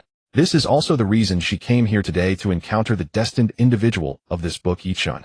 However, due to her rebirth causing a butterfly effect, Zhang's heart is uncertain whether events will unfold according to the original storyline. Meanwhile, on the other side, among the crowd, a man wearing a bamboo hat quietly observes the happenings around him. Like other outstanding individuals, he curiously surveys his surroundings, making an effort to remain inconspicuous. Is this the Great Zhou Celestial Dynasty? Today truly opens my eyes. The man in the bamboo hat muses to himself, also struck by the grandeur of the Great Zhou Celestial Dynasty. Merely for his family's extraordinary adult ceremony, such a multitude of powerful figures has gathered. The man in the bamboo hat adjusts his hat to cover most of his face, striving to diminish his presence. The man's name is Hanli. He is an ordinary cultivator, as ordinary as can be. In short, he considers himself quite average. He came to the Great Zhou Celestial Dynasty today purely to broaden his horizons. At the same time, he seeks to understand the methods and some of the hidden cards of the various outstanding individuals of the Great Zhou Celestial Dynasty. After all, the young masters from these immortal powers are exceedingly arrogant. A slight misstep could lead to encounters in the secret realm turning into enemies. As the saying goes, knowing oneself and one's enemy ensures victory in every battle. Hanli has only these two purposes. However, he does not know much about Huang Changgu. Is the ancient double pupil really that powerful? At this moment, a woman in a purple dress possessing an extraordinary appearance appears before him. Hanli steps forward and asks, "Excuse me, miss, may I ask you a question?" At that moment, a seemingly ordinary man wearing a straw hat appeared before Zhang. Zhang furrowed her brows, but still patiently replied, "Ask away. I've heard from those around that it seems quite formidable. Can you tell me about the ancient dual pupils and their specific strengths?" This question was not a secret. As a reincarnator, Zhang was quite familiar with the ancient dual pupils. Out of kindness, she shared everything she knew. The ancient dual pupils contain various terrifying divine abilities, one of which is the ability to see through the essence. This ability can pierce through illusions, perceive laws, and identify flaws in magical techniques and opponents' skills. The power of annihilation is the second ability of the ancient dual pupils. Wherever the pupil light reaches, it can annihilate matter. You must be extremely cautious when dealing with it. In addition, there are abilities related to bloodline suppression and foresight of the future. Upon hearing this, Han Li felt enlightened, understanding the might of the ancient dual pupils. It seemed that Huang Changge would be a formidable opponent in the future. Today, Han Li considered himself fortunate to have encountered Ziyuji. If it were someone else, they would certainly not possess such understanding of the ancient dual pupils. Even if they did, they wouldn't explain it so clearly to him. Thank you, miss. Han Li pulled out a small vial from his pocket and handed it to Ziyuji, saying, a small token of sincerity, no need to thank me. Low-grade Yushin Xiongya. Ziyuji almost laughed at the absurdity. What was her status? The master of the Heavenly Demon Palace. She lacked for nothing. It felt as if a beggar had given her a single coin. Ziyuji nearly laughed at Han Li's poverty. But upon reflection, it made sense. The other party's cultivation was still weak, and to offer such a thing as gratitude showed sincerity. Miss, are you here to witness the grandeur of the Great Zhou Immortal Dynasty? I heard that each prince of the Great Zhou Immortal Dynasty possesses terrifying talent, though I'm not sure about their actual strength. Han Li spoke. Ziyuji did not agree with this statement. Among the many outstanding individuals of the Great Zhou Immortal Dynasty, apart from the Grand Princess, the rest were merely mediocre, lacking any terrifying power. Moreover, she knew that the sixth prince would soon perish before many, becoming a stepping stone for Yichun. Naturally, she could not disclose this information to Han Li. She merely nodded silently. Since you are also alone, why don't we enter the Great Zhou Immortal Dynasty together? Han Li took the initiative to invite her. Ziyuji contemplated carefully. To conceal her identity, she had disguised herself as a loose cultivator this time. Staying by this boy's side will help keep my identity less suspicious. With that thought, Ziyuji chose to agree. Subsequently, Han Li and Ziyuji entered the Great Zhou Immortal Dynasty together. Han Li was completely unaware that the woman following him was a supreme powerhouse at the pinnacle of the Saint Realm, a merciless demoness. If Ziyuji had read the novel, The Wind Rises from the Ancient Era, she would surely recognize the true identity of the mysterious man in the straw hat. The other party seemed inconspicuous in the early parts of the novel, only mentioned briefly a few times, so Ziyuji had no impression of Han Li, thinking he was merely an ordinary cultivator. However, in the later parts of the novel, Han Li would gradually reveal his brilliance. Little did he know the leg of the leg was right beside him. Just after Ziyuji and Han Li had entered the Great Zhou Immortal Dynasty, a sudden roar echoed from the distant heavens, sounding like the growl of an ancient ferocious beast. The sound was deafening, reverberating throughout the 8 desolates. The entire void trembled in response, and an overwhelming sense of oppression descended. People were startled. They turned to look towards the source of the commotion. They saw a gigantic sea monster hundreds of feet long was rapidly approaching the Great Zhou Immortal Dynasty. The sea monster was covered in a mass of writhing tentacles, looking quite repulsive. A frighteningly large mouth nearly occupied half of its body. Yet at the same time, the aura emanating from it made one almost afraid to look directly. Quasi-Emperor Demon Beast.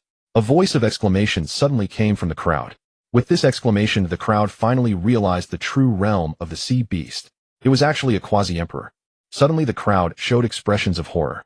What was happening today? Just moments ago, a great emperor had appeared. Now another quasi-emperor demon beast arrived. When did great emperors become so common? If such a mount was so terrifying, then the master upon that mount must be even more powerful. Upon seeing the sea monster, some old monsters revealed looks of anticipation, because they recognized the identity of the visitor. It was one of the 18 immortal powers, the Sea God Island. Sea God Island and the Great Zhou Immortal Dynasty had always been at odds, a situation of no life or death. And today happened to be a great day for the Great Zhou Immortal Dynasty's coming-of-age ceremony. The sudden appearance of a powerful being from Sea God Island must be trouble. The various powerful beings of the Great Zhou Immortal Dynasty also began to grow vigilant. Boom! An unparalleled aura from the pinnacle of the Saint Realm surged into the sky. Sea God Island, what are you doing here? Our Great Zhou Immortal Dynasty does not welcome you. From atop the sea monster, a terrifying force rebounded back. Great Emperor. The expression of the pinnacle's Saint Realm powerhouse from the Great Zhou Immortal Dynasty turned pale, instantly rendered speechless by the pressure. In the next moment, an even more terrifying force descended upon him, and instantly the previous feeling of oppression disappeared completely, leaving the Saint Realm powerhouse feeling relieved. His eyes were fixed upon the hunchbacked elder atop the sea monster, unable to see his face clearly. As the hunchbacked elder made his move, many peak powerhouses present sensed it, and when they saw the hunchbacked elder's face, they were all shocked.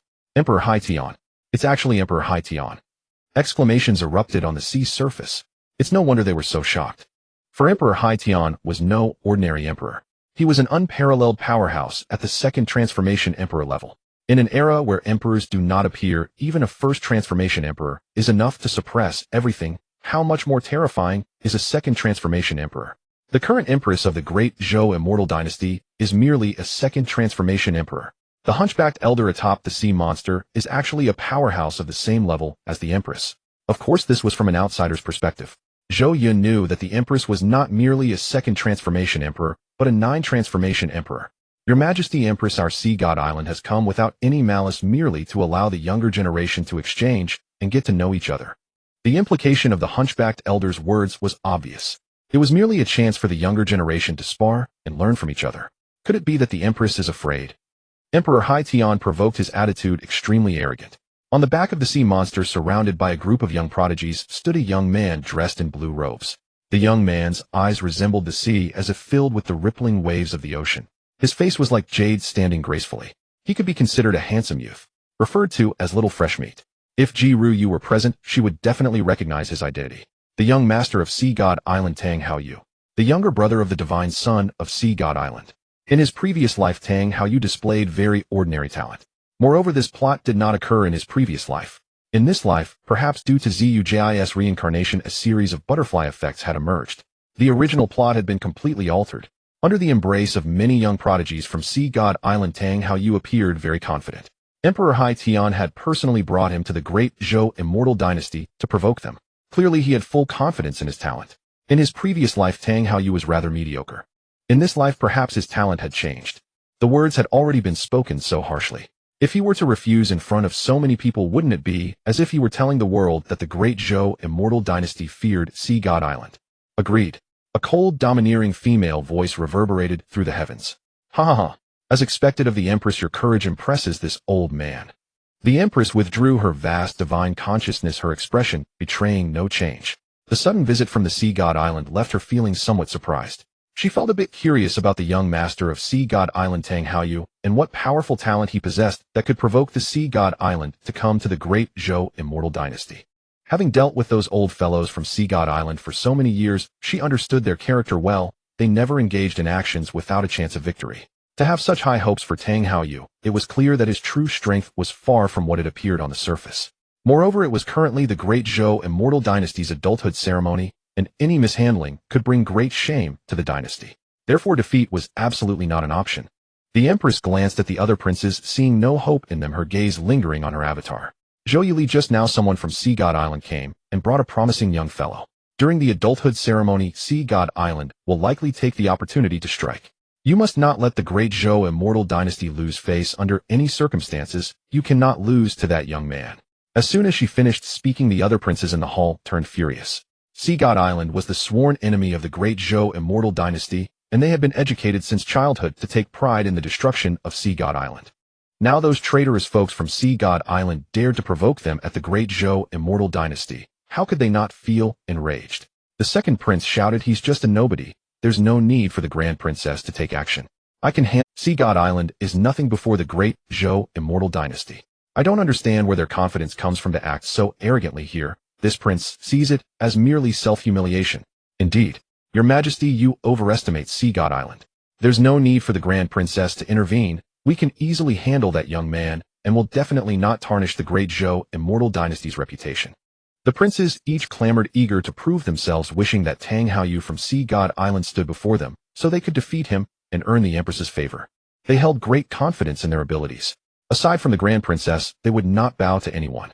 Among the crowd, only one person remained silent. That was Zhou Yun. The Empress Zhou Yue showed no change in her expression. To be honest, it wasn't that he looked down on these princes. As sons of the Great Wooden Man, each of them possessed terrifying talents, being the absolute elite among their generation. Perhaps due to their youth, one could question their intelligence as they had not yet fully matured, yet one could never underestimate their talent. However, that was all there was to it. It wasn't that Zhou Yu couldn't believe in them, but this time Sea God Island came prepared, and Tang Haoyu was certainly not an easy opponent. Zhou Yun stood quietly below, expressing no desire to compete for attention. When her gaze fell upon Zhou Yun, the Empress, Zhou Yu's expression flickered slightly in surprise. What was going on? Ninth layer of the divine soul realm. How could this be? In just 10 days, how did Zhou Yun break through 3 small realms as if he were traveling by train? Could it be that he forcibly took some kind of pill which allowed his cultivation to improve 3 small realms in such a short time? A hint of disappointment flashed across the Empress' face. A few days ago she had been curious about where Zhou Yun's confidence came from, believing he could defeat Zhou Yuli. They had even made a bet. Now it seemed it was nothing but that. Is this it? Pills that can allow someone to break through multiple small realms in a short time, though effective, could cost a hefty price. The higher the realm attained, the greater the price paid. It's even possible that one could never advance further in their cultivation. Affinity 55. Affinity 40. Zhou Yun. Zhou Yun was somewhat confused. Why had the Empress affinity toward him suddenly? Could it be? Did he get shot while lying down? Zhou Yun simply couldn't understand what the Empress was thinking in her little. He gritted his teeth in anger. That affinity had been hard-earned. In just a moment it had dropped by a whole 20. If Zhou Yun knew the truth, he would likely be furious. It was only because his talent was too terrifying, having broken through 3 small realms in just 10 days, that they believed he had relied on pills for his advancement. What kind of logic was that? Was it really so difficult to acknowledge her husband's talent? 9th layer of the Divine Soul Realm. The Empress' words fell. In the hall, Grand Princess Zhou Yuli and the surrounding princes all focused their gazes on Zhou Yun. In the next moment, they were astonished to find that just 10 days ago his cultivation was merely at the 6th layer of the Divine Soul Realm. Now, in such a short time, he had broken through to the same level as them, the 9th layer of the Divine Soul Realm. Among the 8 princes, the 6th prince had the weakest talent. The other 8 princes were either at the 8th or 9th layer of the Divine Soul Realm, while only Zhou Yun was at the 6th layer. And now Zhou Yun's cultivation had suddenly surged to the 9th layer of the Divine Soul Realm. This was nearly impossible. Throughout history there had never been such an example. They almost shared the same thoughts as the Empress. Zhou Yun, you didn't forcibly consume some kind of pill to push your cultivation up this much, did you? Zhou Yuli exclaimed in surprise. A hint of disappointment also flashed across her face. Is this where your confidence comes from? She was greatly let down by Zhou Yun. 6th brother, don't be so reckless. Using such pills can greatly affect your foundation. You might find it very difficult to break through to the King realm in your lifetime. Why even bother? Even if you break through to the 9th layer of the Divine Soul Realm, you are certainly not a match for the Grand Princess. Sometimes acknowledging your ordinariness is not a bad thing. Zhou Yun, your life is over. Lord Jinmu has invested considerable effort in nurturing us, yet you are now cutting off your own future. Even if the Empress spares you, Lord Jinmu will never let you go. Zhou Yun detected the mocking undertones in their words. Suddenly it dawned on him why the Empress' affinity towards him had dropped. So the Empress, like them, thought his cultivation had advanced due to the use of some pill. Zhou Yun's face was filled with a helpless expression. This is so unfair. What? Don't you all believe in my strong talent? Sigh, is it really a crime to be? Seeing Zhou Yun's expression, the surrounding princes were even more convinced of their suspicion. Shut your mouth, Zhou Yun coldly shouted at the princes. The Empress was the woman of his future, a supreme being of the 9 turns. He currently had no way to contend with her. Usually he could tolerate things. But these worthless fools dared to insult him. Zhou Yun immediately objected. You worthless ones, what right do you have to speak to this prince? Do you believe I could drag you down to feed the dogs right now? Zhou Yun, you are simply outrageous. Just because you forcibly raised your cultivation to the 9th layer of the Divine Soul Realm, do you think you can defeat this prince? You are dreaming. This prince will let you have 3 moves. How dare you act so recklessly before Her Majesty the Empress? You must have some nerve. The princes all turned their gazes towards the Empress. Zhou Yun dared to act so arrogantly before her, speaking such brazen words. With the Empress' domineering character, she would certainly not let him off easily. However, in the next moment, they were all stunned. The Empress Zhou Yu remained calm, sitting high above with an expressionless face, showing no anger. She had no intention of intervening. Instead, she looked at Zhou Yun with great interest. You want to give me 3 moves? Zhou Yun almost laughed. If it weren't for the Empress and the great wooden tree, these spoiled princes would have already turned into cold corpses. You can give it a try. The princes immediately stirred with excitement. They had long disliked Zhou Yun. If it weren't for the Emperor's presence, they would have already rushed at him. They were determined to teach Zhou Yun a lesson. Seeing that the Empress showed no signs of intervening, one bold prince slowly approached Zhou Yun, ready to attack. However, before taking action, this prince must clarify things with you all. Anyone who dares to act against me regardless of their identity is my enemy. I have never shown mercy to my enemies. This prince will definitely make him regret coming to this world. Zhou Yun's words were icy, like sharp blades piercing into the hearts of every prince. But this prince will not easily kill the opponent. Zhou Yun said, a meaningful smile crossing his lips as he fixed his gaze on several princes. Hiss! The princes felt a chill run through them under his piercing gaze. They almost forgot that Zhou Yun had another title, the Living King of Hell. The methods of torment were simply outrageous. If it were just death, it would be fine. But once they fell into Zhou Yun's hands, it would be worse than death. The thought alone caused the prince gradually approaching Zhou Yun to feel as if his feet were glued to the ground, unable to lift them. Fear crept into his eyes. If it were anyone else, the princes, not being mere children, would certainly not be frightened so easily. Yet for some reason, whenever they faced Zhou Yun, they felt an inexplicable pressure. Especially when their gazes met his cold eyes, seemingly devoid of emotion, their psychological defenses would shatter completely. A feeling deep within them whispered that he was not joking. If he made a move, they would die. This left the princes both shocked and furious. Shocked by why they felt an ominous premonition. Furious that despite their disdain for him, they had no means to counter him. Looking at the princes whose eyes were almost popping out from anger. Ha! Zhou Yun suddenly laughed heartily, breaking the tense atmosphere. I love seeing you all looking at me with disdain, yet not daring to do anything. Arrogant. Truly too arrogant. Crackle, crackle. The faces of the princes darkened, their fists cracking with rage. Zhou Yun observed this scene with satisfaction. The enmity was thoroughly established. However, Zhou Yun did not take it to heart. At the upcoming Comingafage ceremony, they better not provoke him. Otherwise, even if the divine tree of Jinmu came to protect them, they would still perish. Not even the heavenly king could save them. That's what he said. Zhou Yun cast a last glance at the princes as if looking at dead men, then turned away, unwilling to waste any more time on corpses. Given their furious expressions, looking as if they wanted to rush over and stab him, it wouldn't be so easy for them to let go of their hatred. At the upcoming Comingafage ceremony, if they did not provoke him, it would be difficult. If there truly were those who were not afraid of death, Zhou Yun would have no choice but to reluctantly send them to hell. Zhou Yun's style of conduct quickly gained the approval of the empress above. Affection level 50 of 55-60. The empress' affection for Zhou Yun returned to a baseline of 60. Seeing his calm demeanor, she truly could not understand where his courage came from to offend so many princes at once. Now among the 9 princes, nearly every one of them looked down upon Zhou Yun. The eldest princess, Zhou Yuli, also had a wager with him. Is the opponent's cultivation really a result of forcibly taking some special pill, eh? A doubt suddenly arose in the empress' heart. Such a special pill would have a significant impact on one's foundation. It is even possible that one could never advance again in their lifetime. Based on your conduct, the empress believed you were not someone who clung to pride foolishly or acted recklessly, so you shouldn't have made such a blunder. But if it's not like this, the only other possibility seems even less likely. 10 days. Breaking through 3 small realms. This is simply a fantasy. Zhou Yu has seen countless gifted individuals over the years. In her heart, even if there existed a prodigy born throughout all history in the myriad realms, they could not achieve this.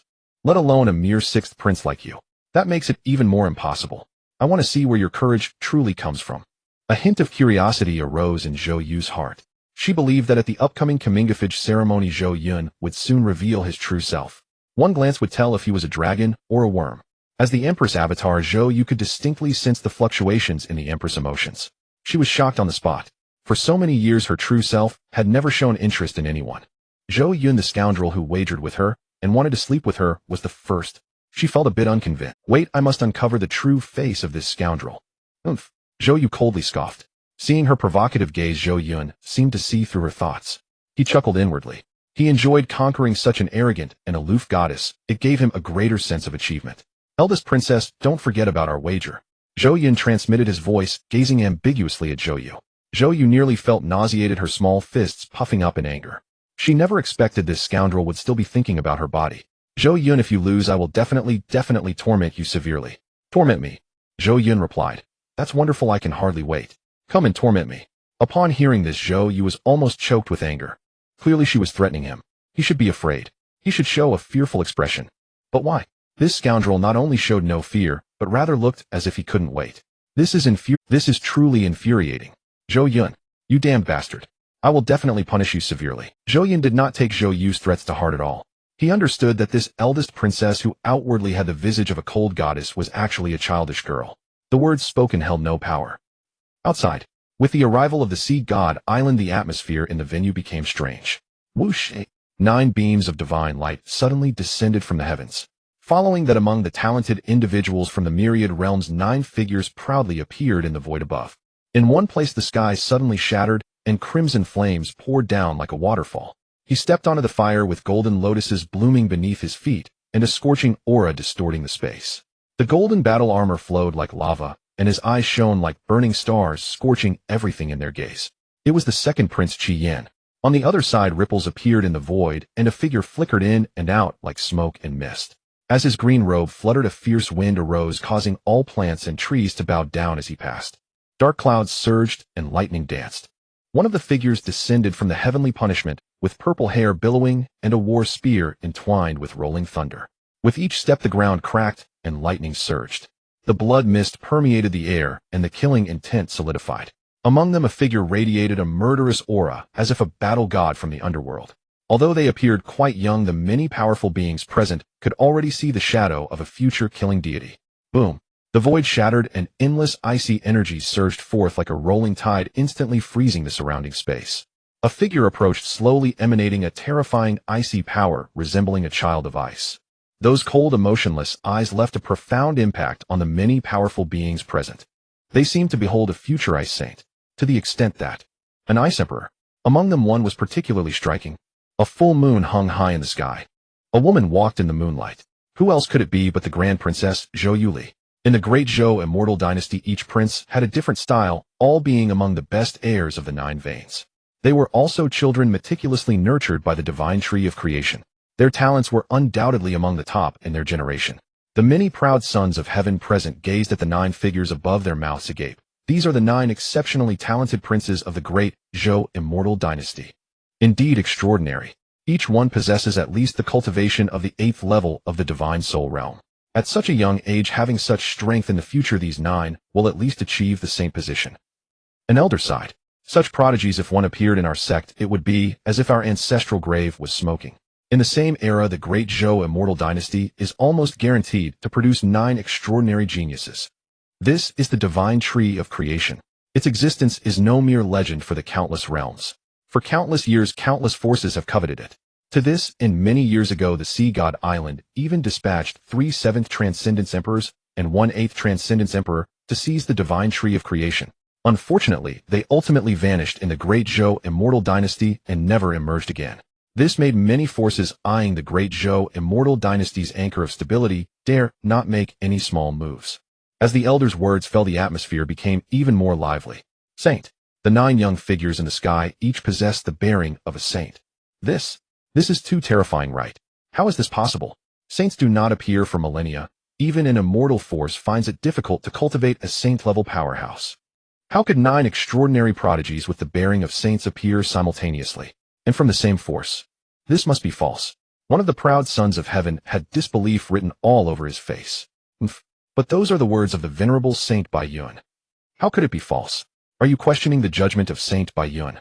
At this moment, he was completely, because Saint Baiyun is a peak powerhouse of the saint realm. His words cannot be false. Sometimes it's not that one cannot admit it, but that they cannot accept that others surpass them. Moreover, there are 9. People have their pride. Once something shatters their pride, they instinctively deny it. The other proud sons of heaven were already so shocked they could not speak. Saints are not easy to break through.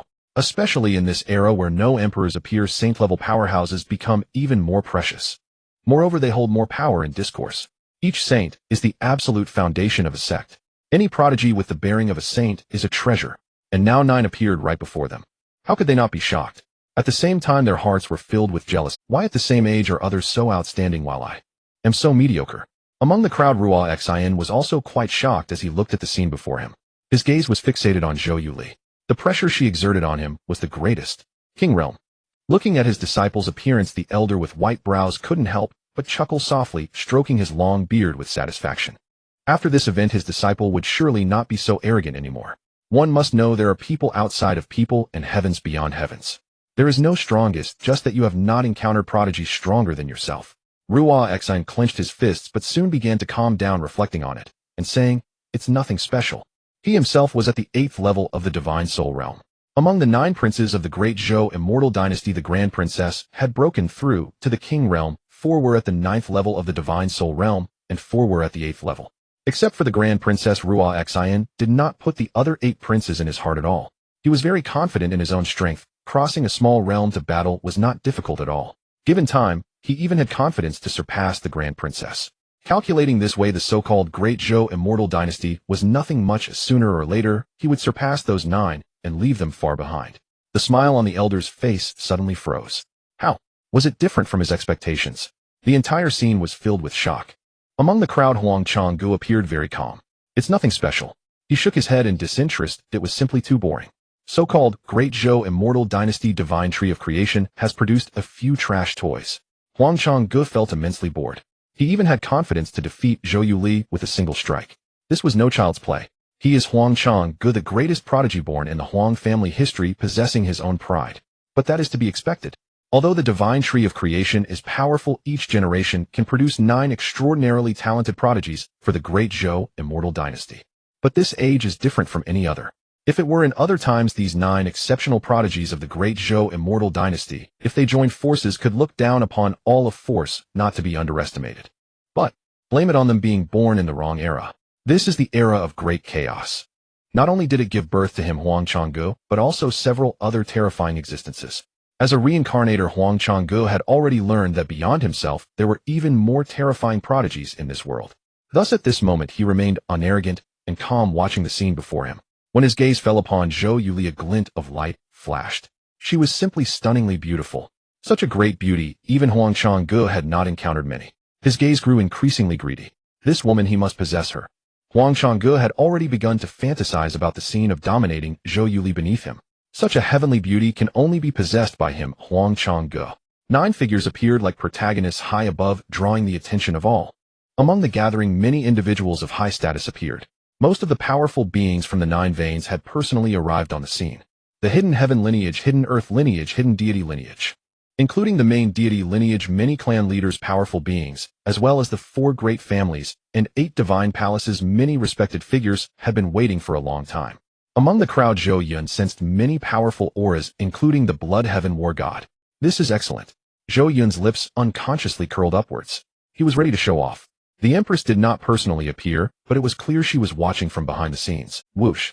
A dazzling light suddenly shot up into the sky. Carrying a terrifying aura, it spread out in all directions, stirring up a whirlwind. What a terrifying aura! Someone in the crowd exclaimed. Under everyone's gaze, the first among the current generation of the Great Zhou Immortal Dynasty, Duke of Divine Nation, Zhou Qin, floated into the air, gazing down upon all living beings like a war god. A rolling imperial might enveloped the entire scene. He was undoubtedly a supreme powerhouse of the Emperor realm. In the next moment, a vast voice like a thunderous warhammer rang out. First, I thank you all for coming to support. Your Excellency, we salute you. Your Excellency, we salute you. Several leaders of forces immediately began to flatter. Zhou Qin maintained his supreme demeanor as if he did not see them and nodded to himself, his stern gaze sweeping across the crowd. We are all old acquaintances here. Here I shall not waste your time. Let us get straight to the point. Today is the comingafage ceremony of our Great Zhou Immortal Dynasty. As per the usual rules among the 9 competitors, whoever can defeat the other 8 will be the divine child of our Great Zhou Immortal Dynasty, the next divine ruler. As he spoke, Zhou Qin suddenly waved his hand. A blood-red light curtain instantly covered the entire. Then under the astonished gazes of the crowd, the space where the blood-red light curtain was located began to expand at an astonishing speed, forming a new realm in the blink of an eye. Comparable to a continent. Zhou Yun, why don't you hurry in and die? The second prince's figure flashed, engulfed in flames, appearing in an instant on a giant rock within that realm. With his arrival, the giant rock beneath him instantly transformed into a massive rock emanating waves of scorching heat. The terrifying high temperature swept outwards. The entire space of the continent was instantly engulfed in flames. The vast flames surged and roiled like a tidal wave. Shi Yin stood like a master of flames, donned in fiery armor, his eyes fixated on Zhou Yun beyond the world of the continent. He had long harbored grievances against Zhou Yun. Now was the perfect opportunity for revenge. How could he miss such a great chance? Previously he had endured not because he feared Zhou Yun. It was because at a critical moment the Empress would definitely step in to save Zhou Yun. Therefore it would have no meaning at all. And now, with so many people watching, no one would intervene in their battle. He wanted Zhou Yun to die. Zhou Yun, come in and die. In the blood-drenched battlefield, the second prince, Qi Yan's cold gaze was fixed on Zhou Yun. A vast voice carrying an endless killing intent exploded in everyone's ears. Is it already this intense at the beginning? Many powerful figures present immediately became interested. It's obvious there must be significant grudges between the two. The second prince, Qi Yan, must detest Zhou Yun to such an extent, otherwise he wouldn't harbor such overwhelming rage. Zhou Yun. Upon hearing this familiar name, many powerful figures turned their gazes to a certain point in the sky where a young man radiating an icy aura stood, exuding an extraordinary presence. He is Zhou Yun, the 6th prince. This prince left a particularly unique impression on them. Especially his pair of light blue emotionless eyes, which remained entirely indifferent, devoid of any feelings throughout. Unlike the other princes who displayed their sharp edges and were eager to act, he appeared utterly calm, as if today's adult ceremony had nothing to do with him. Such an ethereal aura cannot be feigned. The many prodigies and powerful figures from across the realms were astonished by Zhou Yun's presence, as it was their first encounter with the so-called sixth prince of the Jiao celestial dynasty. The old experts furrowed their brows. Wasn't it said that the sixth prince had the weakest talent among the many princes? Yet from their perspective that was clearly not the case. The rumors must surely be false. They could clearly sense that the aura emanating from the sixth prince, Zhou Yun, was in fact at the 9th level of the divine soul realm. Such cultivation, aside from the Grand Princess, is already considered top tier among the other 8 princes, who exactly proclaimed him to have the weakest talent. Compared to the disbelief of outsiders, the prodigies within the Jiao celestial dynasty were in heated discussion, some displaying confusion, unable to help but ask. I have never heard of any conflicts between the second prince and the sixth prince over the years. Why does the second prince harbor such anger towards the sixth prince now? You really don't know. Another person looked at him with an expression of disdain. The struggle for divine position has always been brutal. For the sake of competing for the divine throne, the various princes have engaged in countless open and covert battles for years. None of them are as glamorous as they seem on the surface. Thus, even if there is no hatred between the two, they will never become friends. The facts are laid bare. Confrontation is inevitable. It's either you die or I perish. Sigh. The relationships among the princes are hard to fathom. Let's not discuss this any further. Let's guess who is stronger between the two. Regardless of who wins, in the end, the ultimate victor will undoubtedly be the Grand Princess. The speaker cast a look of disdain towards the peer who had asked the question. Is this person an idiot? What's the point of asking such a question? The Grand Princess is a realm-level powerhouse, and the position of the divine child belongs solely to her. Throughout history, the majority of the divine positions in the Jiao celestial dynasty have been inherited by the Grand Princess, and this time will be no exception. Because the other 8 princes only possess the cultivation of the divine soul realm, they stand no chance at all. In an instant, Zhou Yun seemed to become the target of everyone's curiosity, as they all scrutinized him, eager to see through this young man. Unfortunately, Zhou Yun maintained a calm demeanor enveloped in an aura of mystery. His deep light blue eyes pierced through the void, landing on the second Prince Qi Yin in the blood-drenched battlefield. It was as if he were looking down on an ant below, a hint of disdain flashing in his expression. Since the other party sought death, how could Zhou Yun not oblige? Whooshed. In the next moment, his figure flickered and instantly vanished from his original spot. Boom. When he reappeared, an icy shadow stood proudly in the blood-drenched battlefield amidst the realm of the opposing side. The clash of ice and fire. The auras of both individuals collided like 2 ferocious beasts. In just an instant, the terrifying icy energy overwhelmed the previously dominant sea of flames, freezing a large area in an instant. Moreover, the terrifying icy energy continued to press down towards the realm where the second prince was situated. Crack, crack. The heavens and earth echoed with the sound of ice blocks crushing the very fabric of reality. In the blink of an eye, the sky full of flames was swallowed by the endless icy domain. Qi Yin staggered back several steps, staring in shock at Zhou Yun in the distant realm. In their first confrontation, he was defeated. Outside, gazing at the remarkably different Zhou Yun, who exuded an air of superiority, Su Qingcheng's expression was filled with shock. She had previously held a glimmer of hope. If you remained as ordinary as before, she wouldn't have regarded you highly. On the contrary, she would continue her association with Yichun. These were all events that were destined to occur in the storyline, as ordained by fate. Su Qingcheng would inevitably become Yichun's woman. That was not what Su Qingcheng was thinking at this moment. Zhou Yun, I didn't expect that he has been hiding himself all these years. He is truly an unparalleled prodigy, nurtured secretly by the Jiao celestial dynasty, even stronger than the Grand Princess. Su Qingcheng let out a beast-like roar in her heart, as if stimulated by something. For the first time, she felt that her fiancé was so unfamiliar. Women are attracted to strength, especially in this world where strength reigns supreme. If you had revealed such terrifying talent earlier, the relationship between you and Su Qingcheng would likely not be so dire. In fact, they might have already been together, even having had several children. Su Qingcheng's body trembled slightly. Logically speaking, her fiancé should make her feel happy with such immense talent. Yet at this moment, Su Qingcheng was unable to feel any joy. Recalling what Zhou Yun had said to the Empress 10 days ago, Su Qingcheng felt that you were deliberately targeting him. Those words were said to him in front of so many people on purpose. Clearly, you were already very dissatisfied with her. Now, upon witnessing your terrifying talent, Su Qingcheng was entirely flustered. She wanted to remedy something. In short, she didn't want to experience such torment. In Su Qingcheng's mind, you resembled a hideous demon. Yichun, it's all that Yichun's fault. Su Qingcheng couldn't help but blame in her heart. If it weren't for Yi Chun, she wouldn't have found herself in such a predicament, nor would she have been targeted by you, this great demon. The more Su Qingxing thought, the more anxious she became, her heart in disarray.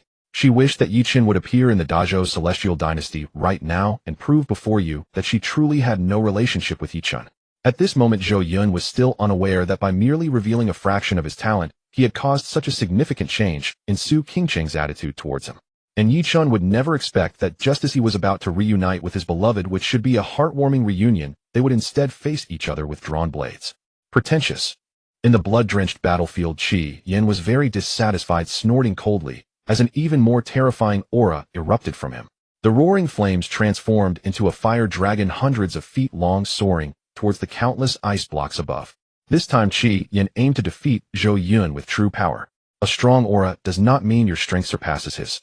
Therefore, rather than feeling disheartened by the recent defeat, Qi Yin's fighting spirit was ignited. Seeing Qi Yin unleash a more terrifying power, exuding an unparalleled might. The intensity of the aura from that fire dragon was already comparable to some realm-level powerhouses. Outside, many powerful figures were fixated on the battlefield. As expected of the second prince, with just a casual strike, he can easily unleash a move far beyond the 9th level of the Divine Soul realm. He is serious now. As the crowd exchanged words, the fire dragon roared upwards, about to collide with the endless ice blocks descending. Everyone initially thought the endless ice blocks would be punctured instantly by the fire dragon. Even Qi Yin himself believed so. He wanted to defeat you, the 6th prince, with an invincible demeanor and overwhelming force to highlight his own strength. Therefore, he nearly used 80% of his power for this move. However, the scene did not unfold as they had imagined. The originally overwhelming and terrifying fire dragon, just as it was about to touch the endless ice blocks, instantly wilted. It didn't explode at all. Instead, it seemed to evaporate into thin air, directly merging into the ice blocks. This. In the outside world, countless people looked at this scene with incredulity. To reach such a level, there must be a significant disparity in strength between the two. However, both individuals were at the 9th level of the Divine Soul realm. How could there be such a vast difference? Boom. A single strike failed, and the endless ancient ice mountain, radiating immense divine might, suddenly descended. Qi Yin never expected that his proud attack would not only fail to defeat Zhou Yun, but instead place him in great. The endless ancient ice mountain nearly enveloped the entire continent. Even if he wanted to dodge, there was nowhere to escape. The fiery energy radiating from his body had no effect on melting the ice mountain. The strength of the two was not on the same level at all. Boom. The ancient ice mountain crashed down heavily, directly burying the second prince Qi Yin, leaving his fate unknown. Such a massive ice mountain crashing down. How could mortal strength withstand it? He must have been reduced to fragments by now. The whole place was silent as a grave. This. Each strong figure stared blankly at this scene. It shouldn't be like this. This was not how it should end. Clearly both were powerful beings of the same realm. Shouldn't there be a life and death battle? How could it end just when they thought it was all over? Boom. A sudden twist in the blood-soaked battlefield.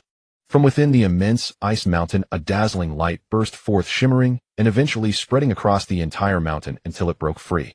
The entire world was instantly enveloped by a sacred might. Qi Yin appeared in front of everyone in a disheveled state, holding a dragon-slaying blade. The terrifying sacred might emanated from this dragon-slaying blade. It was indeed a sacred weapon. Qi Yin had completely lost the composure he once had, radiating an aura of coldness, with even the flames burning on him extinguished. He was utterly disheveled. How is this possible? How can this be? He murmured to himself, his heart screaming in madness. The gap. How could it be so vast? He simply could not accept that someone could be so much stronger than him. At first his aura was shattered by Zhou Yun. Initially Qi Yin had not taken it to heart. He believed that Zhou Yun must have spent a great deal of time cultivating some technique to enhance his aura. Thus he was able to overshadow him. His own strength could not possibly be that formidable. Yet just now he was thoroughly slapped in the face. With just a casual strike, he nearly met his end. If he hadn't brought out the sacred weapon at a critical moment, he would probably be crippled by now. Impossible. How could you, a useless person, possess such immense power? Qi Yin screamed in madness at Zhou Yun, filled with unwillingness. If such power appeared in another prince, but he could not accept it appearing in Zhou Yun. Because the second prince Qi Yin could not tolerate Zhou Yun. He could not accept that he, a dignified prince of the Great Zhou Celestial Dynasty, was inferior to someone he despised. Especially since he had previously looked down on Zhou Yun. Kill. I will kill you. Qi Yan's eyes turned crimson, completely blinded by jealousy, gripping his dragon-slaying-like weapon tightly as he charged toward Zhou Yun. Zhou Yun calmly dodged. With Qi Yan's cultivation, he could not unleash the true power of the sacred weapon. Even with the enhancement of the sacred weapon, he could barely contend with mid-level King Realm practitioners. Kill. Die for me. Qi Yin swung the sacred weapon in his hand, slashing at Zhou Yun's vital points. The other truly wanted his life. Zhou Yun initially just wanted to teach him a lesson, but now it seemed he could not let him off easily. His deep eyes sparkled with murderous intent. Are you done making a scene? Don't think you are the only one with a sacred weapon. Zhou Yun sneered. At first glance it looked like an ordinary small wooden hammer, completely harmless. But the aura couldn't deceive anyone. As the sixth prince, Zhou Yun, backed by the Hidden God clan, naturally possessed his own sacred weapon. The sacred weapon in his hand was named Battle God Hammer. Its domineering name contrasted greatly with its ordinary appearance. A small hammer that looks so plain is actually a sacred weapon. In the outside world, everyone widened their eyes. It was not that they did not believe, but that the small hammer in Zhou Yun's hand was simply too ordinary. If it weren't for that unique sacred aura, they would have thought it was just a small broken hammer. Zhou Yun swung the hammer in the air. Boom. An invisible pressure immediately enveloped Qi Yin. Qi Yin felt a great burden and slashed out. Boom. Several terrifying sword lights collided with an invisible force, producing a deafening. However, it was utterly useless. Qi Yin was already no match for Zhou Yun. Using the sacred weapon only made their disparity more evident. Boom. Qi Yin was directly slammed into the ground, merging with the earth. Cough, cough. A cloud of dust arose and a cough shattered the tranquil atmosphere. Everyone stared intently at the place where Qi Yin fell.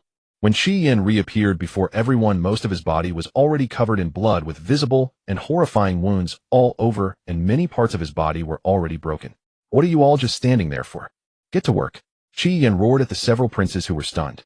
For a moment the princes did not react. They stood there dazed. They had not expected his strength to be so formidable. Among them, the most powerful Qi Yin had almost no ability to resist against you. Even Zhou Yuli beside him looked quite shocked. Wasn't your cultivation achieved by forcibly enhancing it with some special pills? How could you unleash such terrifying power? In the crowd, Huangchanga was also taken aback by this scene. Indeed, with my rebirth, everything has changed. The originally mediocre Zhou Yun has become even more powerful in my second life than those terrifying beings. Upon thinking of this, Huangchanga did not dare to contemplate further. He could only pray that those outstanding individuals would not become even stronger. This time, coming to the Great Zhou Celestial Dynasty, Huangchanga had two purposes. First, to enhance his sister's hatred. Second, Yichun. Having lived once more, the plot has changed. Do I wonder if Yichun will appear in the Great Zhou Celestial Dynasty today? Meanwhile, on the other side, Han Li and Ziyueji were closely observing the battle between Zhou Yun and Qi Yin. Han Li was watching intently, fearing that he might miss every detail. Ziyueji, however, was filled with the same worry as Huangchanga. Would Yichun still come? The other princes were already displeased with Zhou Yun. Even if the second prince did not take action, they would still teach Zhou Yun a good lesson. Now Zhou Yun unleashed such terrifying power that they were taken aback. Even Qi Yin was not a match for him. The few of them exchanged glances, then flashed into action, charging into the bloody battlefield. Kill. The situation turned into a 1-against-7 in an instant. In this fight, there were no rules. Among the 9 people, whoever could become the final victor would be the heir. They would be the son of God. On one hand, it was a test of strength. On the other, cunning was indispensable. Establishing good relations with colleagues was also very important.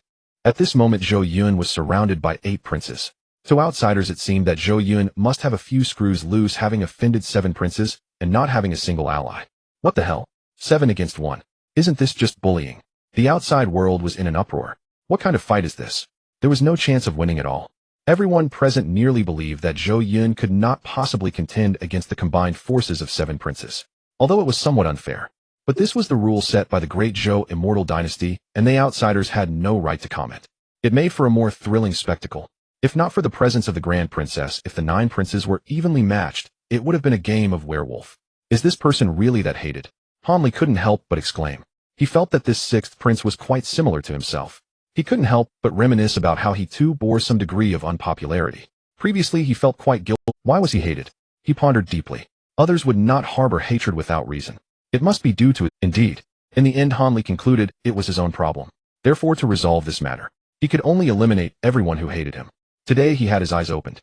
Han Li never expected that there were people in this world who were even more hated than himself. The feeling of melancholy that had shrouded his heart instantly vanished. He felt much better inside.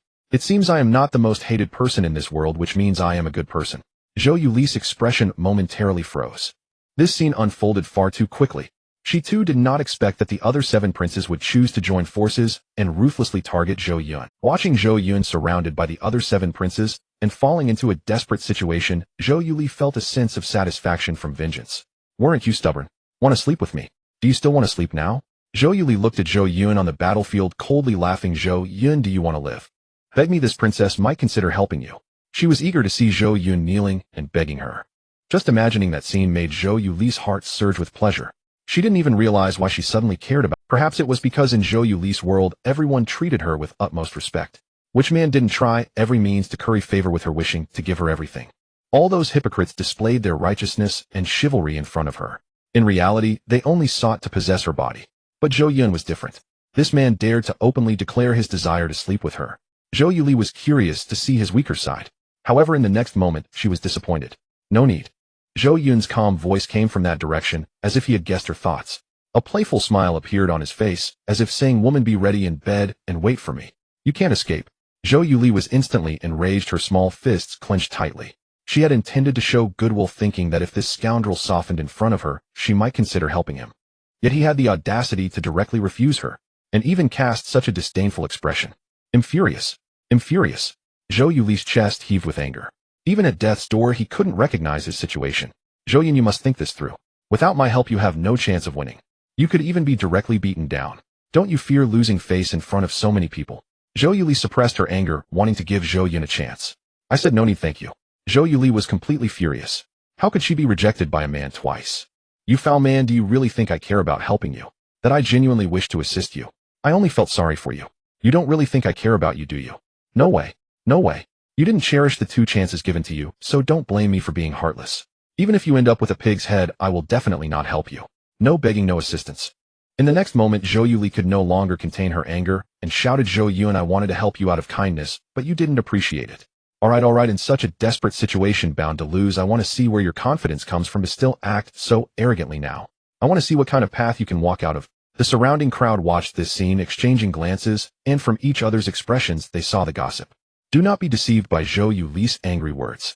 But among the countless strong ones present, even ancient monsters who had lived for millions of years could see at a glance that Zhou Yuli had a problem. Though she pretended not to care, she probably cared deeply. It was all based on the experience of the older generation. These two must have something going on. The crowd instantly began to gossip.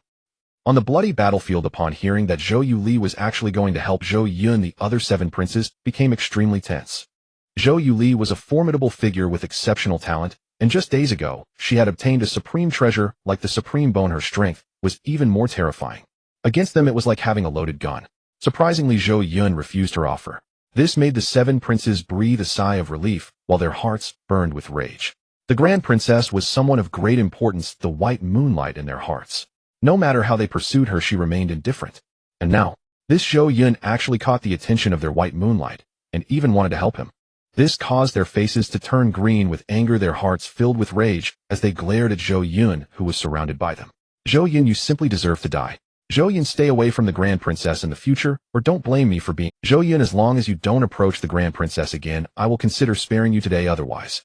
So much talk, are we going to fight or not? Zhou Yun, you don't know what's good for you. In that case, don't blame us for being rude. The princes were nearly furious. With blood-red eyes, they all stared fixedly at Zhou Yun, as if they wanted to vent all their anger on him. The feud over love could never be forgiven. Kill. Dare to seduce my white moonlight, Zhou Yun, I will make you die without a burial place. The 2nd prince, 3rd prince, 4th prince, 5th prince. A total of 7 figures carrying terrifying auras and overwhelming rage charged towards Zhou Yun at the center. Zhou Yun, this princess had good intentions to help you, yet you have rejected me twice in a row. Do you really think this princess desires to help you? Wait until you are beaten into a pig's head, then even if you beg me, this princess will not help you. In the blood-soaked battlefield, faced with 7 princes, each empowered by sacred artifacts, they could unleash the strength of the Mid-Stage King realm. Yet Zhou Yun felt no fear within. Instead, a smile involuntarily crept across his lips. Are you ready?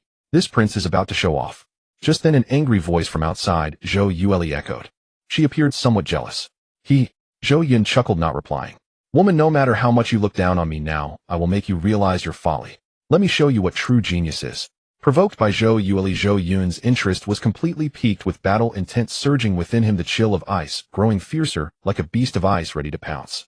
Originally thinking this would be a battle devoid of interest and meaning, Zhou Yun now yearned to see Zhou Yuli's face when she was mercilessly humiliated. Just imagining that scene made Zhou Yun unable to contain his laughter. He's still laughing. How can he still smile while facing the siege of 7 princes? Could it be he has a hidden card? Impossible. Even if he has one, he definitely can't contend with 7 princes. Everyone was astonished. They never expected Zhou Yun could still smile. Could it be that he hasn't discerned the current situation? Or perhaps he was too arrogant thinking he could take on 7 by himself? If Zhou Yun's cultivation had already broken through to the king realm, relying on his terrifying talent might not be difficult, but his cultivation was still only at the 9th level of the divine soul realm. Where did the opponent's background come from? Soon they would find out. Boom, boom, rumble. In the blood-soaked battlefield, earth-shattering explosions echoed one after another. The heavens trembled and various terrifying powers spread. A blaze of fire. The 2nd prince, 3rd prince, 5th prince. 7 figures, each wielding sacred artifacts, launched wave after wave of fierce attacks at Zhou Yun. Yet it was utterly useless. No matter how terrifying their attacks were, Zhou Yun easily neutralized them. After a chaotic battle, Zhou Yun seemed unaffected, with even the hem of his clothes showing no signs of damage. In contrast, the other 7 princes were left in disarray, gasping for breath, their clothes showing numerous rips, and their spiritual energy depleted by more than half. Weak too weak. Zhou Yun struck down a young prince, feeling no pressure at all. Within him, he barely unleashed 1% of the power of the ancient ice spirit body. Could they not withstand it? Zhou Yun realized he had previously overestimated the several princes. No. How is this possible? The 7 princes were pale, each gazing in astonishment at the young man clad in white, enveloped by ice, soaring in the air. How could this be? How could this be? They couldn't understand. The 7 of them working together should have easily subdued him. This was not just their belief, but also that of many powerful individuals present. Yet the reality was precisely the opposite. Zhou Yun's body seemed to harbor inexhaustible spiritual energy. After such a long battle, their strength had gradually weakened, while Zhou Yun instead grew even stronger. What kind of physique has the opponent awakened? Damn it, how can this guy be so powerful? As the battle continued, the 7 princes found their spiritual energy dwindling, quickly falling into a disadvantage. Zhou Yun resembled a war god facing 7 opponents of the 8th and 9th levels of the divine soul realm, equivalent to powerful foes of the same realm, yet he showed no signs of falling behind, instead forcing them to retreat. If this continued, the situation would only grow worse. The 7 princes seemed to foresee their impending doom, their faces growing increasingly pale. Defeat. Failure is not the worst, but the horror lies in so many people watching. How embarrassing would it be? 7 of them unable to defeat a single Zhou Yun. After this, how could they show their faces in the Great Zhou Immortal Dynasty? How could they face their clan leaders behind them? Everyone present never expected to witness such a ridiculous scene.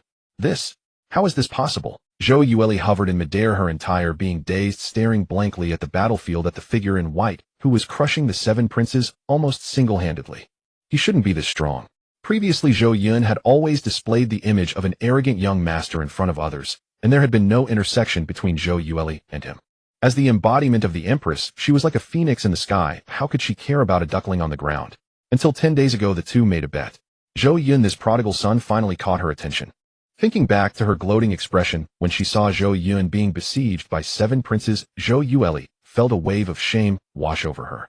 She had originally planned to make him plead for her help, then generously grant him supreme favors, reluctantly assisting him. Yet now he needed no help at all, as Zhou Yun could resolve everything by himself. Wasn't this a slap in her face? Zhou Yun felt a burning pain on her face. She never imagined she would one day become the clown. She had lived for so long, and it was her first time suffering losses at the hands of a man. Zhou Yun, just how much are you? Clearly possessing such formidable strength, why have you always hidden it before?